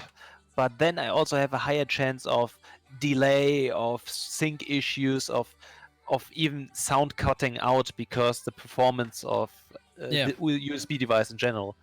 Yeah, and that is my problem as well with those 4 hard drives, and this is not even all of them. I still have one more in the bag, so Yeah, that's why I try to stay away from any kind of USB hard drives Yeah. for music. well, But that's of not course- that's not even my main focus because too many tracks. I'm more scared of that those drives will break eventually, and then Of you course, lose yeah. all your music. So that would be my biggest fear. Well, okay, yeah. The thing I do is like I manage all my music on my main PC, which I'm sitting on right now. So I have already a clone of my music Yeah. on my PC, and then I have a weekly clone to a NAS, network attendant storage, like with a few terabytes of storage. I simply mirror all my music files there like every week, so I won't lose anything anymore. I already did that back in, when was it, 2013. I had a big hard drive crash, and I hope it will never happen again, because this hard drive crash hit me pretty hard. It took pretty much all the songs I found on SoundCloud back in the day, like for 2 or 3 years. Damn. And back then there were many tracks that were only on SoundCloud for a certain period of time, and I can't get them anymore at all. Shit. Okay, we're sidetracking quite a lot now. Yes. Let's see. Shift back to DoKoMi, right? Let's shift back to DoKoMi. 2000 Sorry about and oh no, 2017. So you were there. Kuro was there. Who else? Yeah. And we had a EDM DJ from Japan called Ram Rider. Yeah. We actually have a picture with him, I guess, or did we don't have a group picture in 20? I don't see a group 17. picture from 2017 here. Okay, we didn't have one. Sorry about that. So we don't have one. Okay, we had Ram Rider, which is a EDM producer Yeah. and DJ from Japan, and we had Big Head, who is a Vocaloid producer from Japan. Okay. He did actually, the most famous thing he did was like, how was it called? It's a main theme for a Hatsune Miku related event. It was like, But wait a minute. You just said Ram Rider, right? yeah, right. But isn't Ram Rider like the year after? Yeah, exactly. It's the same. Oh, okay. He returned for another year because we had Okay. we had to sort some things out and couldn't do something else. Let's say like that. Ah, okay. Cool. Yeah. Okay, Ram Rider. Here's a picture. This is now in 2018. Yeah, right. This is also, you can get a feeling of what we upgraded. We had like from the past location, we had now huge lights. We had 3 beamers around the hall, which were doing their jobs pretty much, and we had dedicated VJs, so which were only focusing on visual effects for the DJ performance. Yeah. This is like a very Japanese thing, I think, at least. I rarely see these performances at normal clubs, at least over here. Yeah. But in Japan, these are quite common, especially for like anisong parties, because you can throw like the related anime on the big screen. Let's see. Then we go to next one. Who's this famous boy? The famous boy. Yeah. Ah, yeah. Just wanted to throw a picture of me in there as well. Yes, I was there. I did another set. I guess I'm not sure if this was a crazy year or was it not. Maybe Brainy knows. Is this the year we did the back-to-back together? Like the one with the Funkot tracks? Yeah, I don't see like 4 laptops over there. No. Like this was the point. Brainchit was only using CDJs, and I was pretty much the only one with the laptop, I guess, on stage. The only laptop you see there is Brainy's laptop, and the only thing the laptop did was recording the sets. Okay. Okay, Brainchit just said it was maybe 2018. I guess it was 2018 then, yeah, right.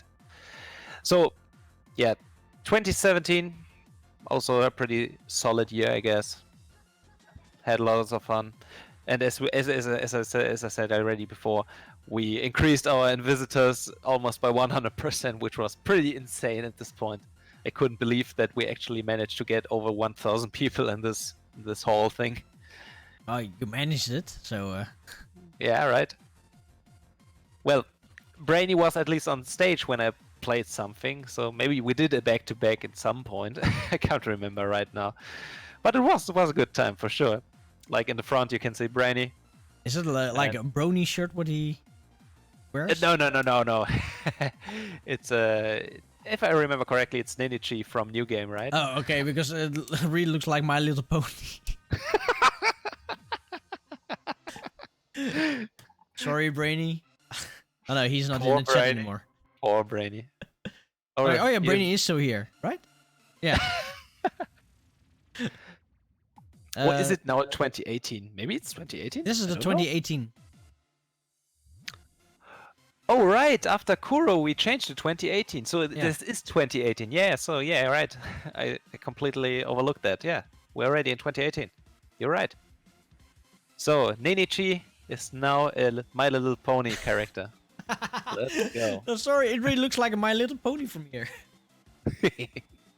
Okay, never mind. Then this was the back-to-back. We really went crazy together. Yeah. Like we crafted this back-to-back, like or planned this kind of in the hotel room, like the night before. Yeah. We couldn't sleep or couldn't do anything else, or couldn't think of anything better, just to do something crazy like this. And so I already had planned my set. This was actually like my hardest set I did for DoKoMi, because I ended on speedcore with that one. What? Sorry, excuse me. What you said? You I ended with ended what? on speedcore. What? You never do that. So the set was pretty much like starting from happy hardcore, moving on to some funky kota, Yeah. and then moving on to some very some hardcore, and then in the end I even dropped some speedcore. It was a crazy set, and even like the final 3 tracks were like insanely even for me. Yeah. But this is back to back, right? Yeah, right. Well, it was like I had planned my set, but we were like, okay, let's do it like this. I play my set up to a certain point, and then Brainy jumps on stage, and we go back to back for like 6-7 tracks or something. It was. But how did it go? Because you played with the controller and he plays with CDJs? No, he actually he also used my controller in the end. Because otherwise you couldn't sync it up properly, of course.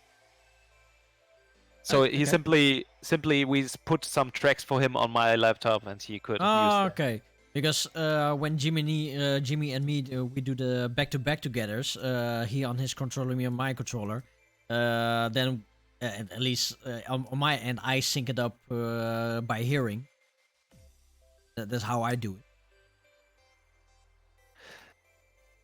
But Yeah. it's quite normal if he goes on your controller. Yeah, right. Brainchit just remembered me. The main reason also we came up with this idea actually was the staff told us like, yeah, you have 2 hours more time than usual. Like you can do up to 2 a.m. What? Anything you want, and we didn't plan that long, and so we went like, okay, we need to do something more. And this is pretty much how we ended up like doing a back-to-back together. Okay, so this is not a planned set. Not planned at all. So- Well, we planned it the night before, but before that it wasn't planned at all. no. Okay, but so here you are doing like what I'm doing, just random stuff. Yeah, pretty much, yeah. Well, I'll still say in the same genre at least. So it's all about the 180 up to 200 BPM era. Like the most tracks we played were either Funkot or like stuff from Sharpnel or Lolly style Gabbers. Okay, yeah, but then still you are using tracks that is not planned. Yeah, right. So yeah, but this is cool. Was it the only time, or is also another time that you do a back-to-back with him? This Or was with somebody also in the next year. We also did this, like in the end or something. I can't remember when we went to back. I guess it was also in 2018, and 2019 as well. I guess we did it all years after that. Okay, and then we have a final picture from 2018. Yeah, right. In 2018, as I said before, we had Ram Rider over there. And again, I mean, of course, Brainy and myself are in there as well. And on the right, we had a new guest to our lineup, which was Moeshop. I'm not sure if you are familiar with his name in No. any way. He is I would call it future funk producer. Okay, Like it's a new trend, I would say. I know future funk. It's not new at this point, but back then it was like the freshest and hypest thing. Yeah, I'm really fan of future funk. So Yeah, and Moeshop was like I really liked his tunes, but I didn't know really if he wants if he would like perform a DJ set for us. But thankfully he directly said, yeah, why not? And like it was a big wish from the main organizers of DoKoMi to have him play a set at DoKoMi. And I wasn't against it, and so we went like, yeah, why not? Let's try to ask him. And back then he was also a little bit cheaper for us. Of course, like he had a good. Yeah, it still cost quite a lot, but he was traveling from France back then. Now he's living in Tokyo since like 2 years or something. And so traveling from France was, of course, way cheaper than traveling from Tokyo for us. True. So this also helped a bit in this decision making. Yeah, of But it course, was it's very the cool. same with me as well. I try to get artists that are already traveling, or they are in a neighborhood as well. Yeah, right. So that's also how I got Savage Stage into AnimeCon, because they went to the Baltor Festival a weekend before, and Yeah. I just asked, do you want to play at AnimeCon? And say, yeah, sure. So yeah, I got them a little bit cheaper. Great. Fantastic.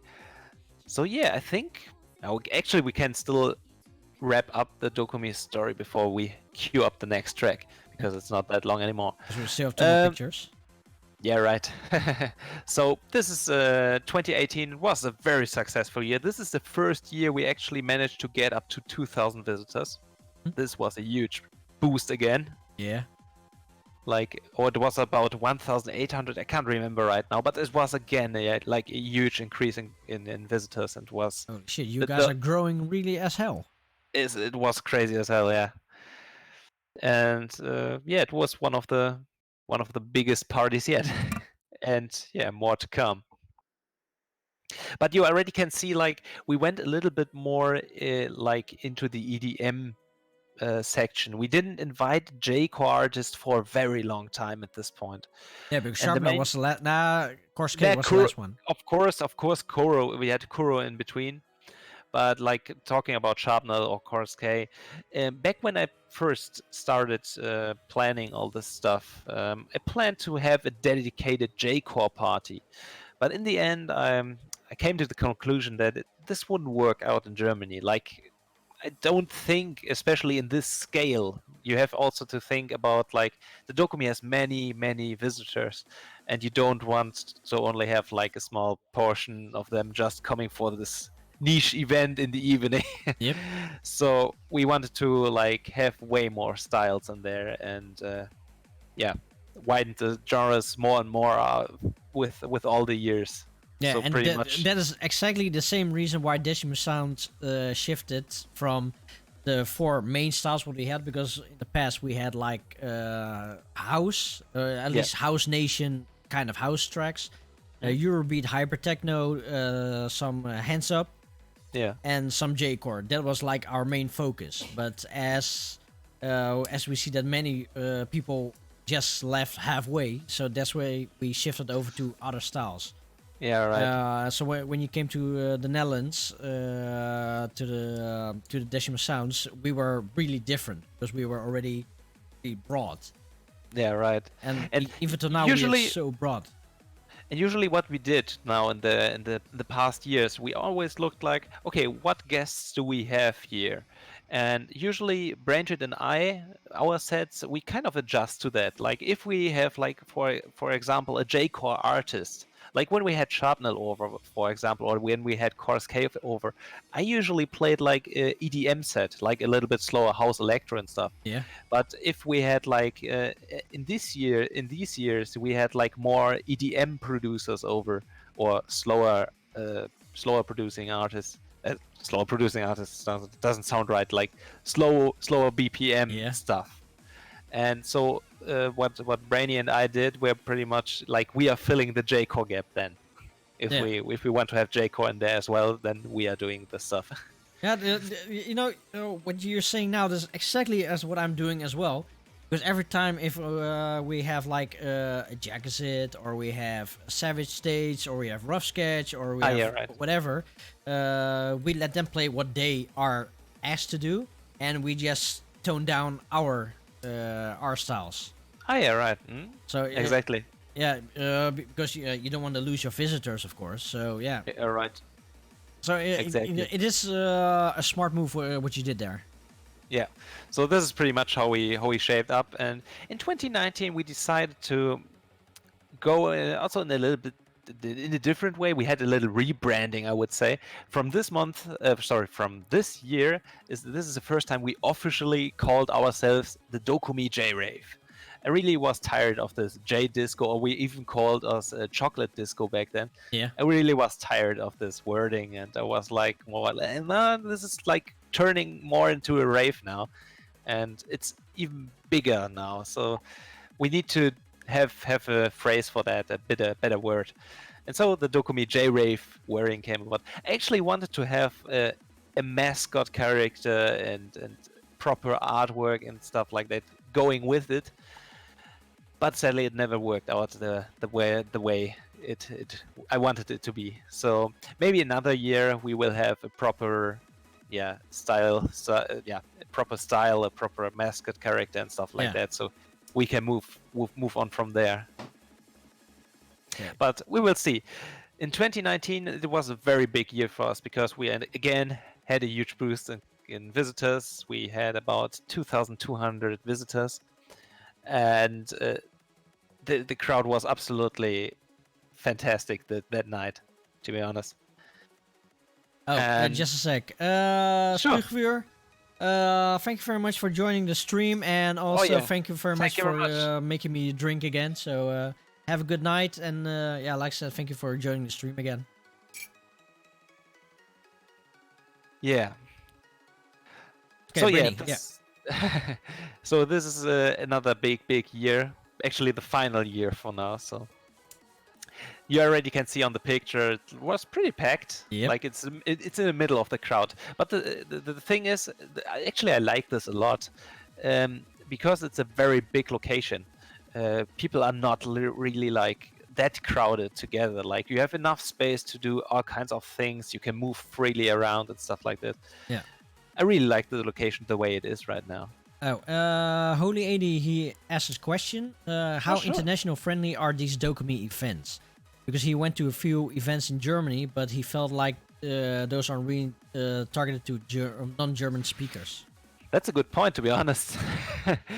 We usually at DoKoMi only have like the minimum for English speaking visitors. Like we have a map how to get around at DoKoMi. We also have like some workshops which are in English at the moment. But like if you go to any kind of show events or the parties or something, all the announcements or stuff, we usually do these all in German because people are used to it. And if you switch to English, then there are some people complaining about it. It's kind of weird. We are a bit of in a limbo here. Okay. Okay, this is interesting to hear because the conventions here in the Netherlands, everything is in English. It's the opposite. It's the opposite, yes. Everything is English. And you're doing everything in English. In German, it's usually everything in German. Like really everything. Yeah, it's pity because you block off a lot of international visitors like this. Yeah. Well, if you're just talking about the rave, usually the announcement we do in the beginning and the end are not that interesting. After all that counts is the music. Yeah. And for that, I would say, yeah, that's that's fine. Like you were there as an English. Yeah. Okay. But I understand German a little bit, so a little bit. Okay.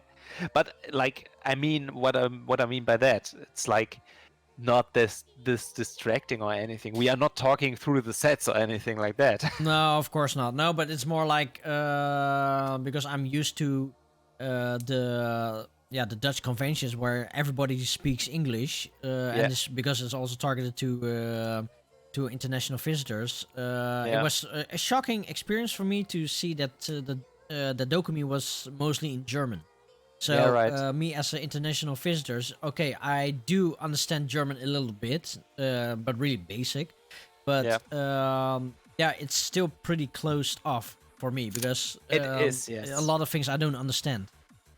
Sadly, I think this won't change anytime soon. I think DoKoMi is already in a good state that we are moving slowly towards being more open to any kind of international visitors. Like having as a convention, having an English homepage is already a big thing here in Germany. True.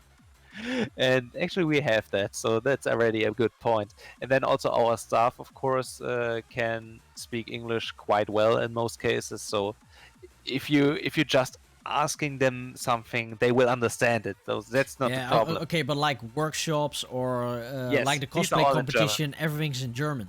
Yes. So if you're coming for this kind of stuff, like the whole convention experience, you can't get this here because the language barrier, to be honest. Yeah. So, Holy 80, is that answer satisfying for you? So yeah, I don't know what I can add to that. Sadly, it's kind of this way. Yeah, no, you cannot do anything about it. So, Holy 80, come to Dutch conventions where everything, at least for 95%, is English. Yeah, right. Okay, Knux, we still have one more picture. Yeah, right. This is just like the lineup of that year, like the final year we did. This was final year for now, pretty much. In 2019, it was a pretty big year because in 2018, this was the first time I went to Japan. Yeah. And I went to Club Mogra, which was like a big inspiration for me in terms of getting into anisong remixes and DJing anime-related stuff. And so I went to their club, and I went with the owner of the club, pretty much, Diama.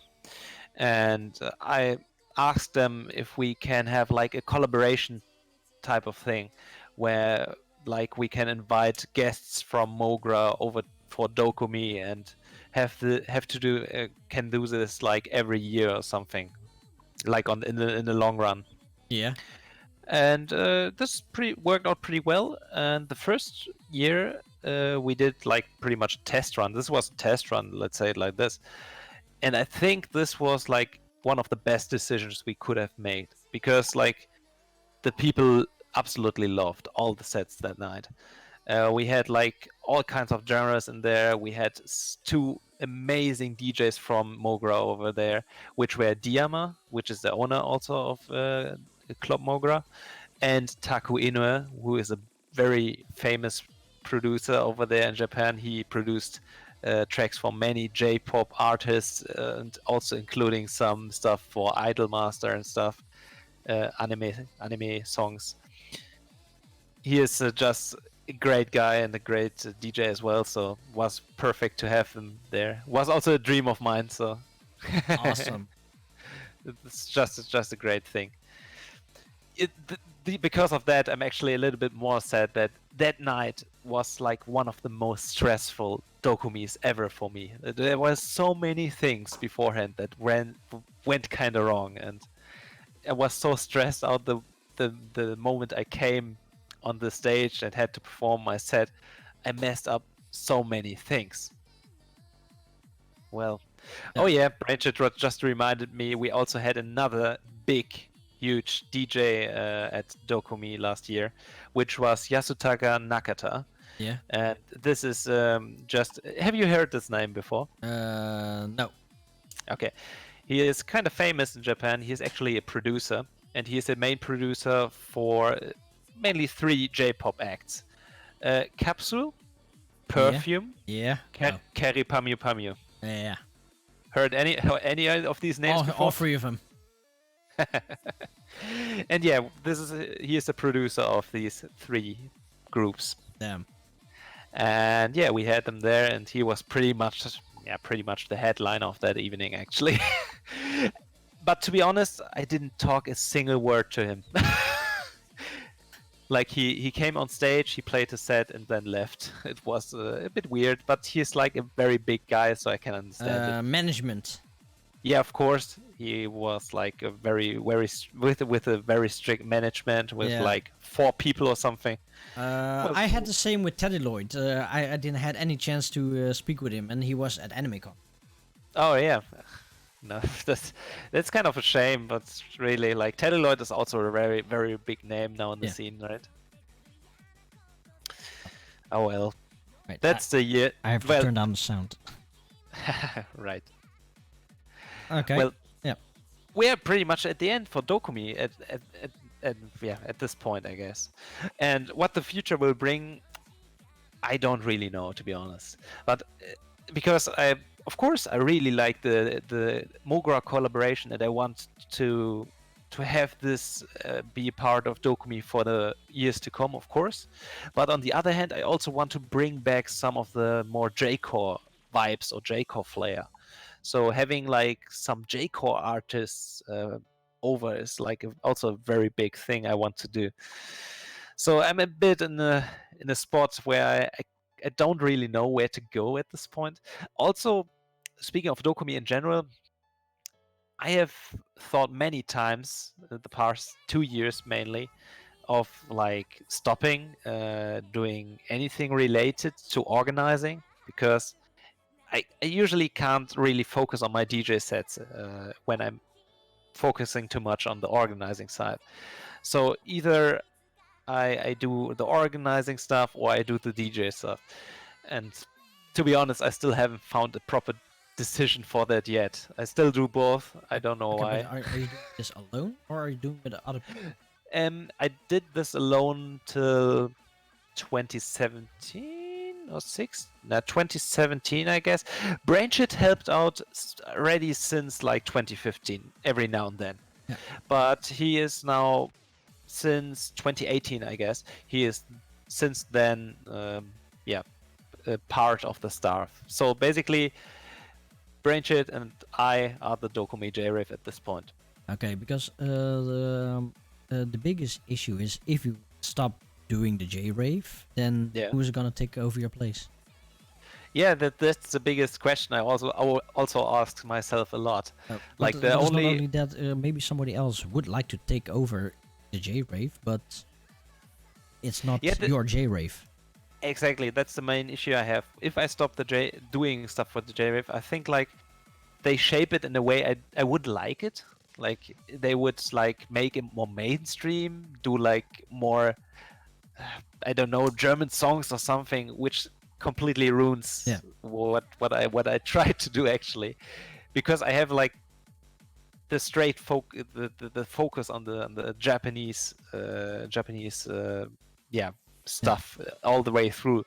Like even I tell all the artists performing here like try not to play much K-pop because I don't think that's belonging on this event. I usually tell them that. Yeah, but Oh, sometimes you gotta please the crowd. of course, I don't mind one or two K-pop tracks, but usually I think like no, that's not the main focus of that event. Oh, okay. Um, or what you also can do is like with Decimal Sounds, we became a foundation, so people our conventions they book us. Oh, okay, yeah. They manage everything, and we manage what we manage. So it takes Okay, a lot of pressure off. So like if DoKoMi, they are the ones managing it, but you are the one that decides. Yeah, okay, that's also an option, but I think it's a bit complicated how the convention was built also on the background from the people and stuff. It's kind of weird to do this now actually. Well, try to think about it because it takes a lot of high pressure off your shoulders. Yeah, sure.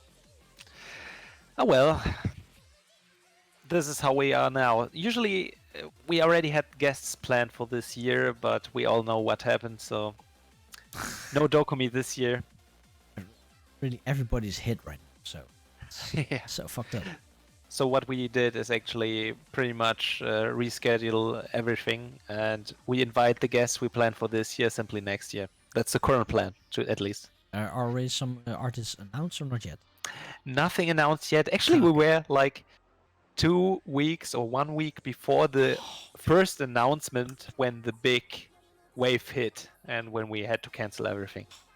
So we were already in the final planning phase. We also had the flights already booked and stuff like that. It was already all quite fixed at this point. But how's the cancellation? Was okay with the cancellations?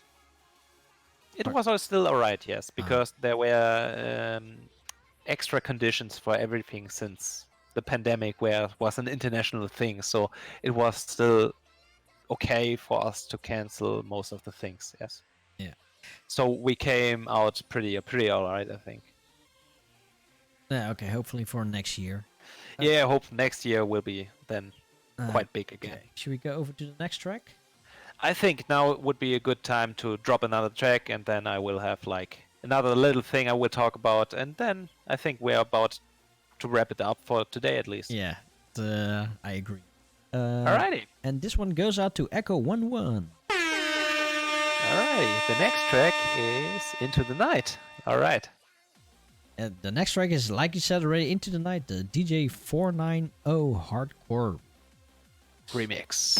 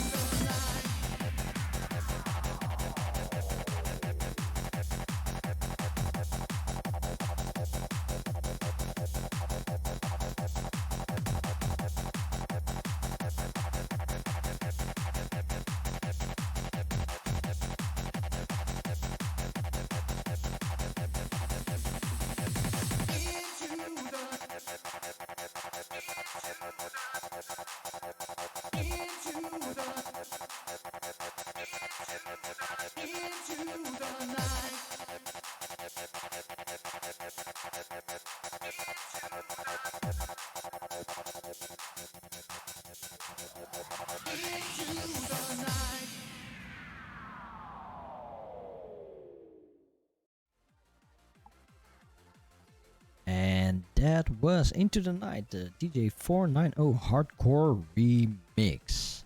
And we are back. Yeah. Well, Some of you. yeah? Oh yeah. She Some was- of you probably had heard this track before, like maybe another remix, because before the 490 remix, actually Course K did a remix of this track before, and this is actually a quite popular one. I never heard it, so It was on one of previous Minamotrance CDs. It was on, I guess it was Minamotrance Core Duo. I guess it was. oh shit, I have that CD. Yeah, you have the CD, I guess. So another gem that I missed. Yeah. So yeah, just want to mention that. Yeah. We still have one more thing to discuss.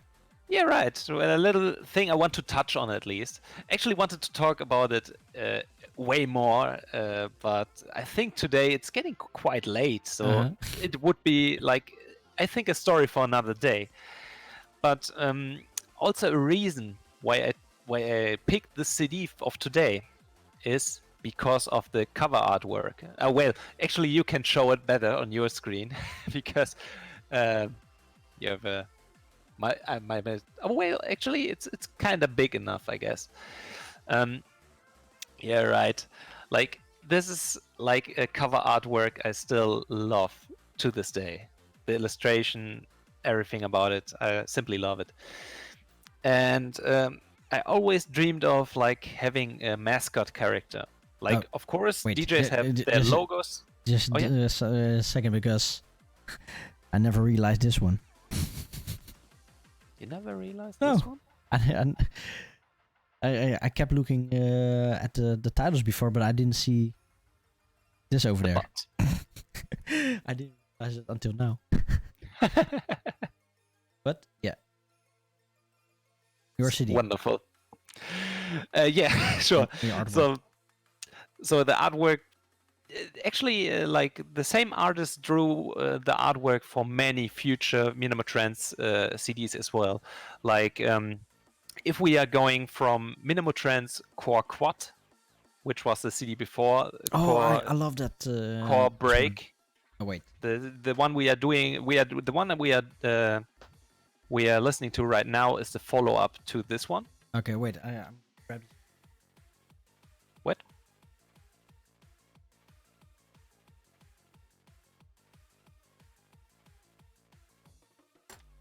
So I can show it bigger Oh, okay. and sealed. And sealed. Yeah.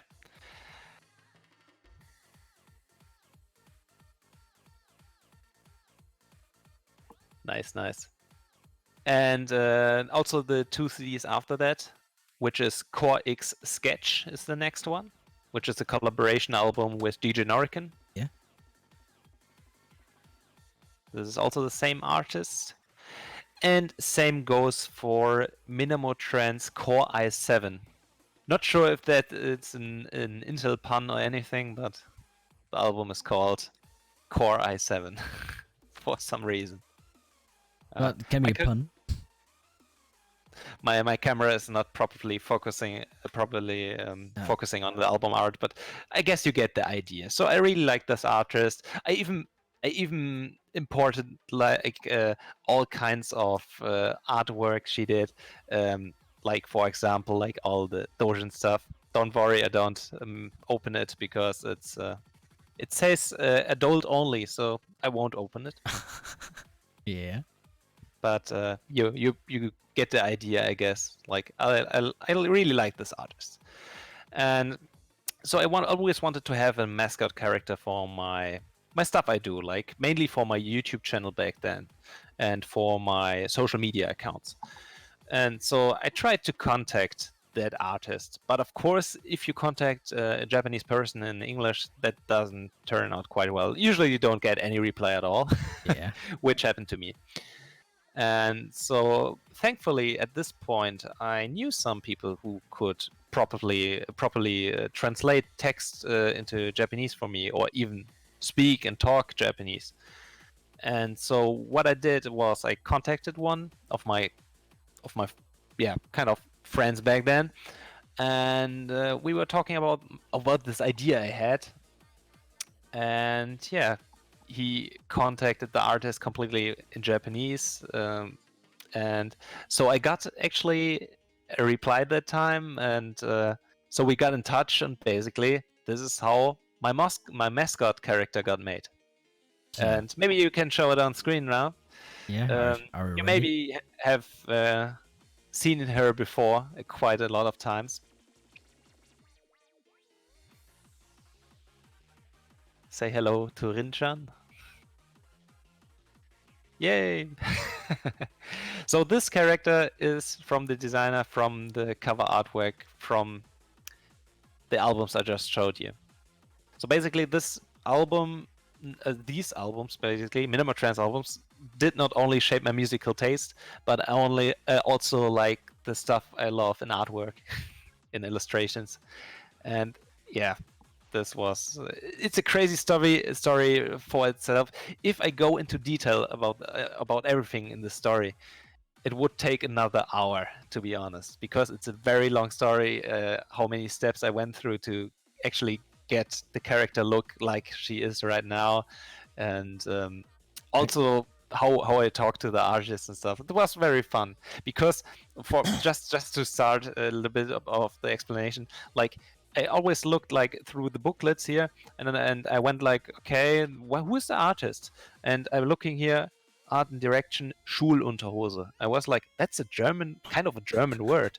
It simply means like gakupanzu. I mean, in English, it's school school panties. I guess you can see, yeah, school panties simply. Yeah, and it was a very weird thing to read in a Japanese CD. So when I started talking to her, I was like, "Yeah, do you like actually German?" And of course she did. And that was a very, very fun thing. Well, that's definitely a good story for another time. So it's Yeah, also it's an usually I can expand a lot on this, and yeah, to be honest, it's an other legit reason to invite you for next show again. yeah. For another So time. that's actually, it's kind of shame I won't talk about it a little bit more in this episode, because we are listening to one of these CDs right now, which shaped this whole thing. But if we are doing another episode at some point, I might pick another CD from this stack, like Core Sketch. I saw you have this CD as well.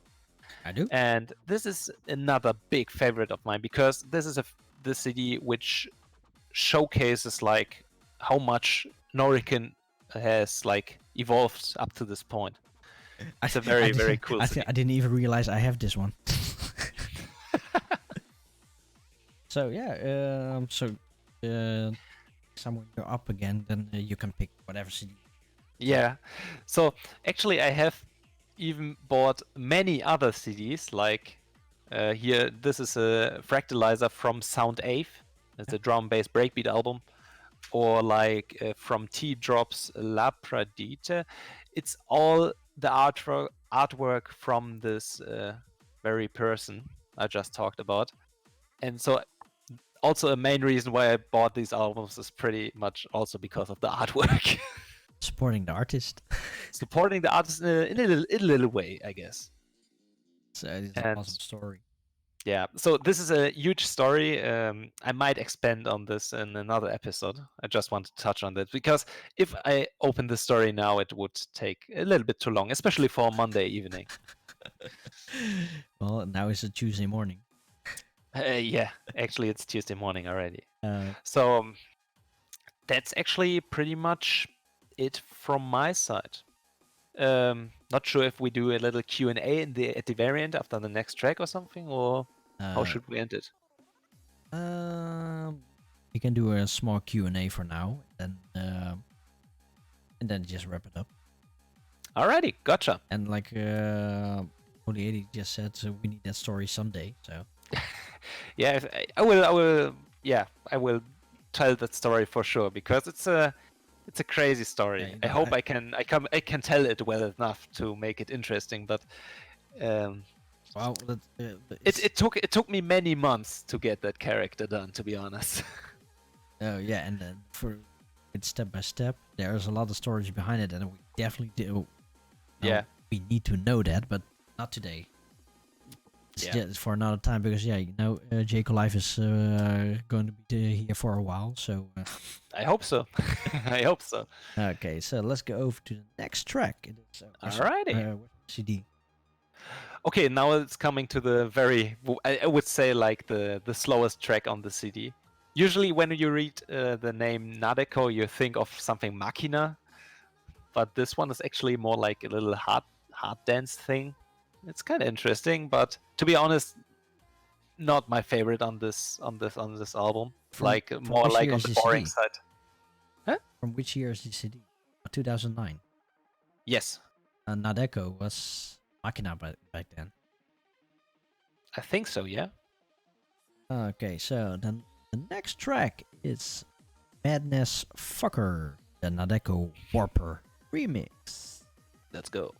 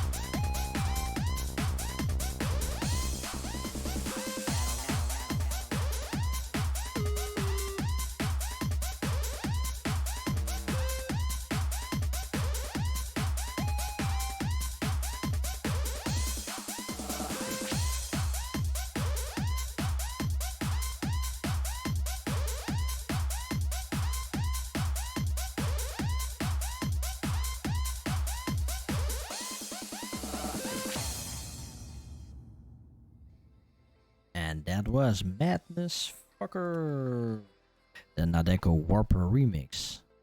Yeah. Well, it's definitely different than the other tracks. It sure is different than the other tracks on the album. Feels a little bit out of place, to be honest, but it's something different. Yeah. So why not? But I'm feeling it. Very good. Very good. Okay. Let's have a quick Q&A session out there. So. Okay. Actually, we have one question. We have one question, but if you want to ask Knuxy some questions, go right ahead. Post them.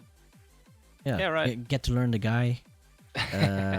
Feel free to post anything. Feel free if to you post want to anything, know something. and if not, then we're gonna call it A day. a day. Or a stream or something. Or we're gonna call it a stream.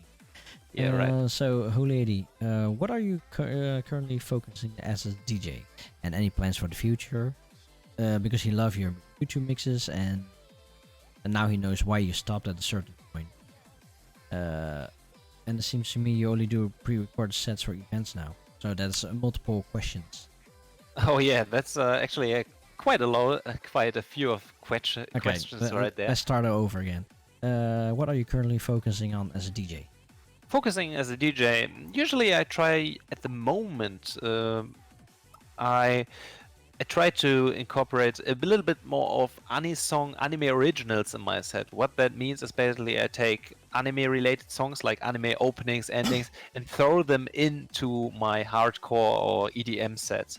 Like doing a little bit more of a mixture of what I love, basically electronic music and anime, and bringing these closer together. And this is pretty much something I've been working on for the past 1-2 years for sure. Like actually even longer, but I was focusing mainly on these things in the past years. You can hear this in my latest sets, like for Pon the Beats, or I did a set for Jackazit's Birthday Banger Crew 2. This is also like very close to anime originals, and also many different styles from there. I actually don't have a clear focus, to be honest, because I always want to keep things fresh and exciting, so I do sets in many different styles. But yeah, so that's pretty much about that. Okay, but J-Core is still your love, right? Or J-Core, of course, is still my main love, and I will never stop loving that. And yeah, that's pretty much I almost lost it. Well, I never really lost it, but the thing is, like with all the new productions, the bootlegs are going away. You can feel that. Yeah. And with the bootlegs going away, there's a bit of creativity going away. Yeah. I already felt that back then when Toho started taking over. Like many circles I really liked back then started only producing Toho remixes at some point. And this is when I felt like I don't feel it that much anymore, because it's pretty much almost always the same. Yeah. And yeah, sadly, like the big bootleg remix compilations are not around anymore. So that's that. Yeah. And any plans for in the future? For the future, that's a good question. It's always like the plans for the future. Well, for now, what I can tell for sure is like I will at least be the organizer of the DoKoMi J-Rave for another year. What I will do after that, I'm not sure. Future plans, I actually don't have many plans at the moment, because my biggest plan or wish I already fulfilled in 2018. We didn't touch on this topic now, but I had my first 3 DJ gigs in Japan summer of 2018. And this was a huge thing for me. So I always looked at this like this. I want to be a DJ who plays a set in Japan at some point in the future. But I already did that, so I'm not sure how to move on from that. Okay. Also a good story for the next time, so keep that one. Probably. Yeah. And it seems to me you only do pre-recorded sets for events now. We all pretty do that, much. Pretty much for all events I'm doing, like well, pre-recorded sets for events. It sounds a little bit weird, because these sets are not pre-recorded, just pre-planned. if this makes sense to you. I make sure like I just select the tracks what I want to play, but the mixing and everything affects transitions and stuff is still live. So No, nothing. I don't. Or, At least I don't read it like this. I read it like oh, okay, sorry. like you can go live streaming or you can do Okay. on YouTube. Live streaming. Actually, I did this just like last Sunday. No, the Sunday before that. I did a set for Animate Up, which is like was a Twitch live event, and it was 100% live. I did a live set, but in the end, I think I like it more when it's pre-recorded because. Like for the event before that, Jack is its birthday banger crew 2. I also did a set with pretty much the same setup. I felt like a little bit more calm when I'm doing like stuff. I know like, okay, this if it's too bad, I will record it again. I don't mind, but I don't.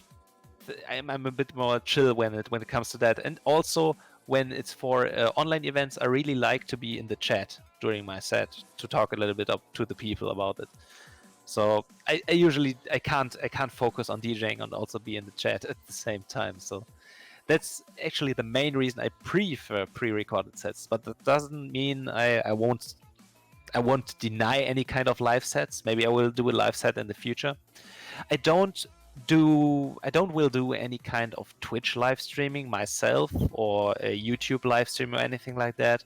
I did this in the past, like many years back on Ustream. This was like very, very far back, like in 2013, 14, something about that. But I don't think I will return to that, to be honest. Yeah, that's whole lady, is that a satisfying answer? Yeah. Okay, let's wait for the 20-second delay. Yeah, right. Any other questions out there? Or is it for now? So, oh, absolutely. So, yeah, his answers, your answer has satisfied his needs. Great. And if not, feel free to hit me up. I don't know, on Twitter or on whatever. You will get an answer there, of course. He had one more off topic. He saw you tweeting about Idolmaster's game. Yeah, sure. Do you know Japanese because he's loving to get into the games himself? Yeah, it's a bit crazy to say, but I know some phrases and words in Japanese, but I can't read anything.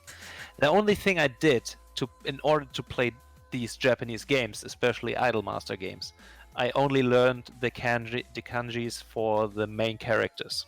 That's the only thing I knew. The other things I was just, let's try my best. Maybe I do have a little solution for that. Use Google Translate on your phone.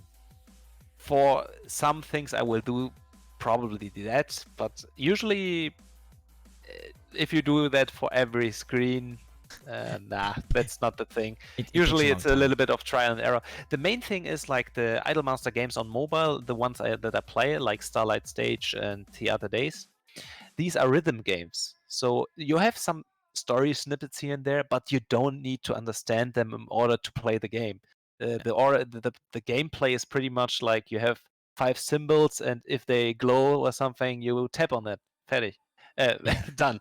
So it's the same like with Contra. There is like a story, but the only thing you do is you just run and shoot. That's pretty much that, yes. Or like the Toho games.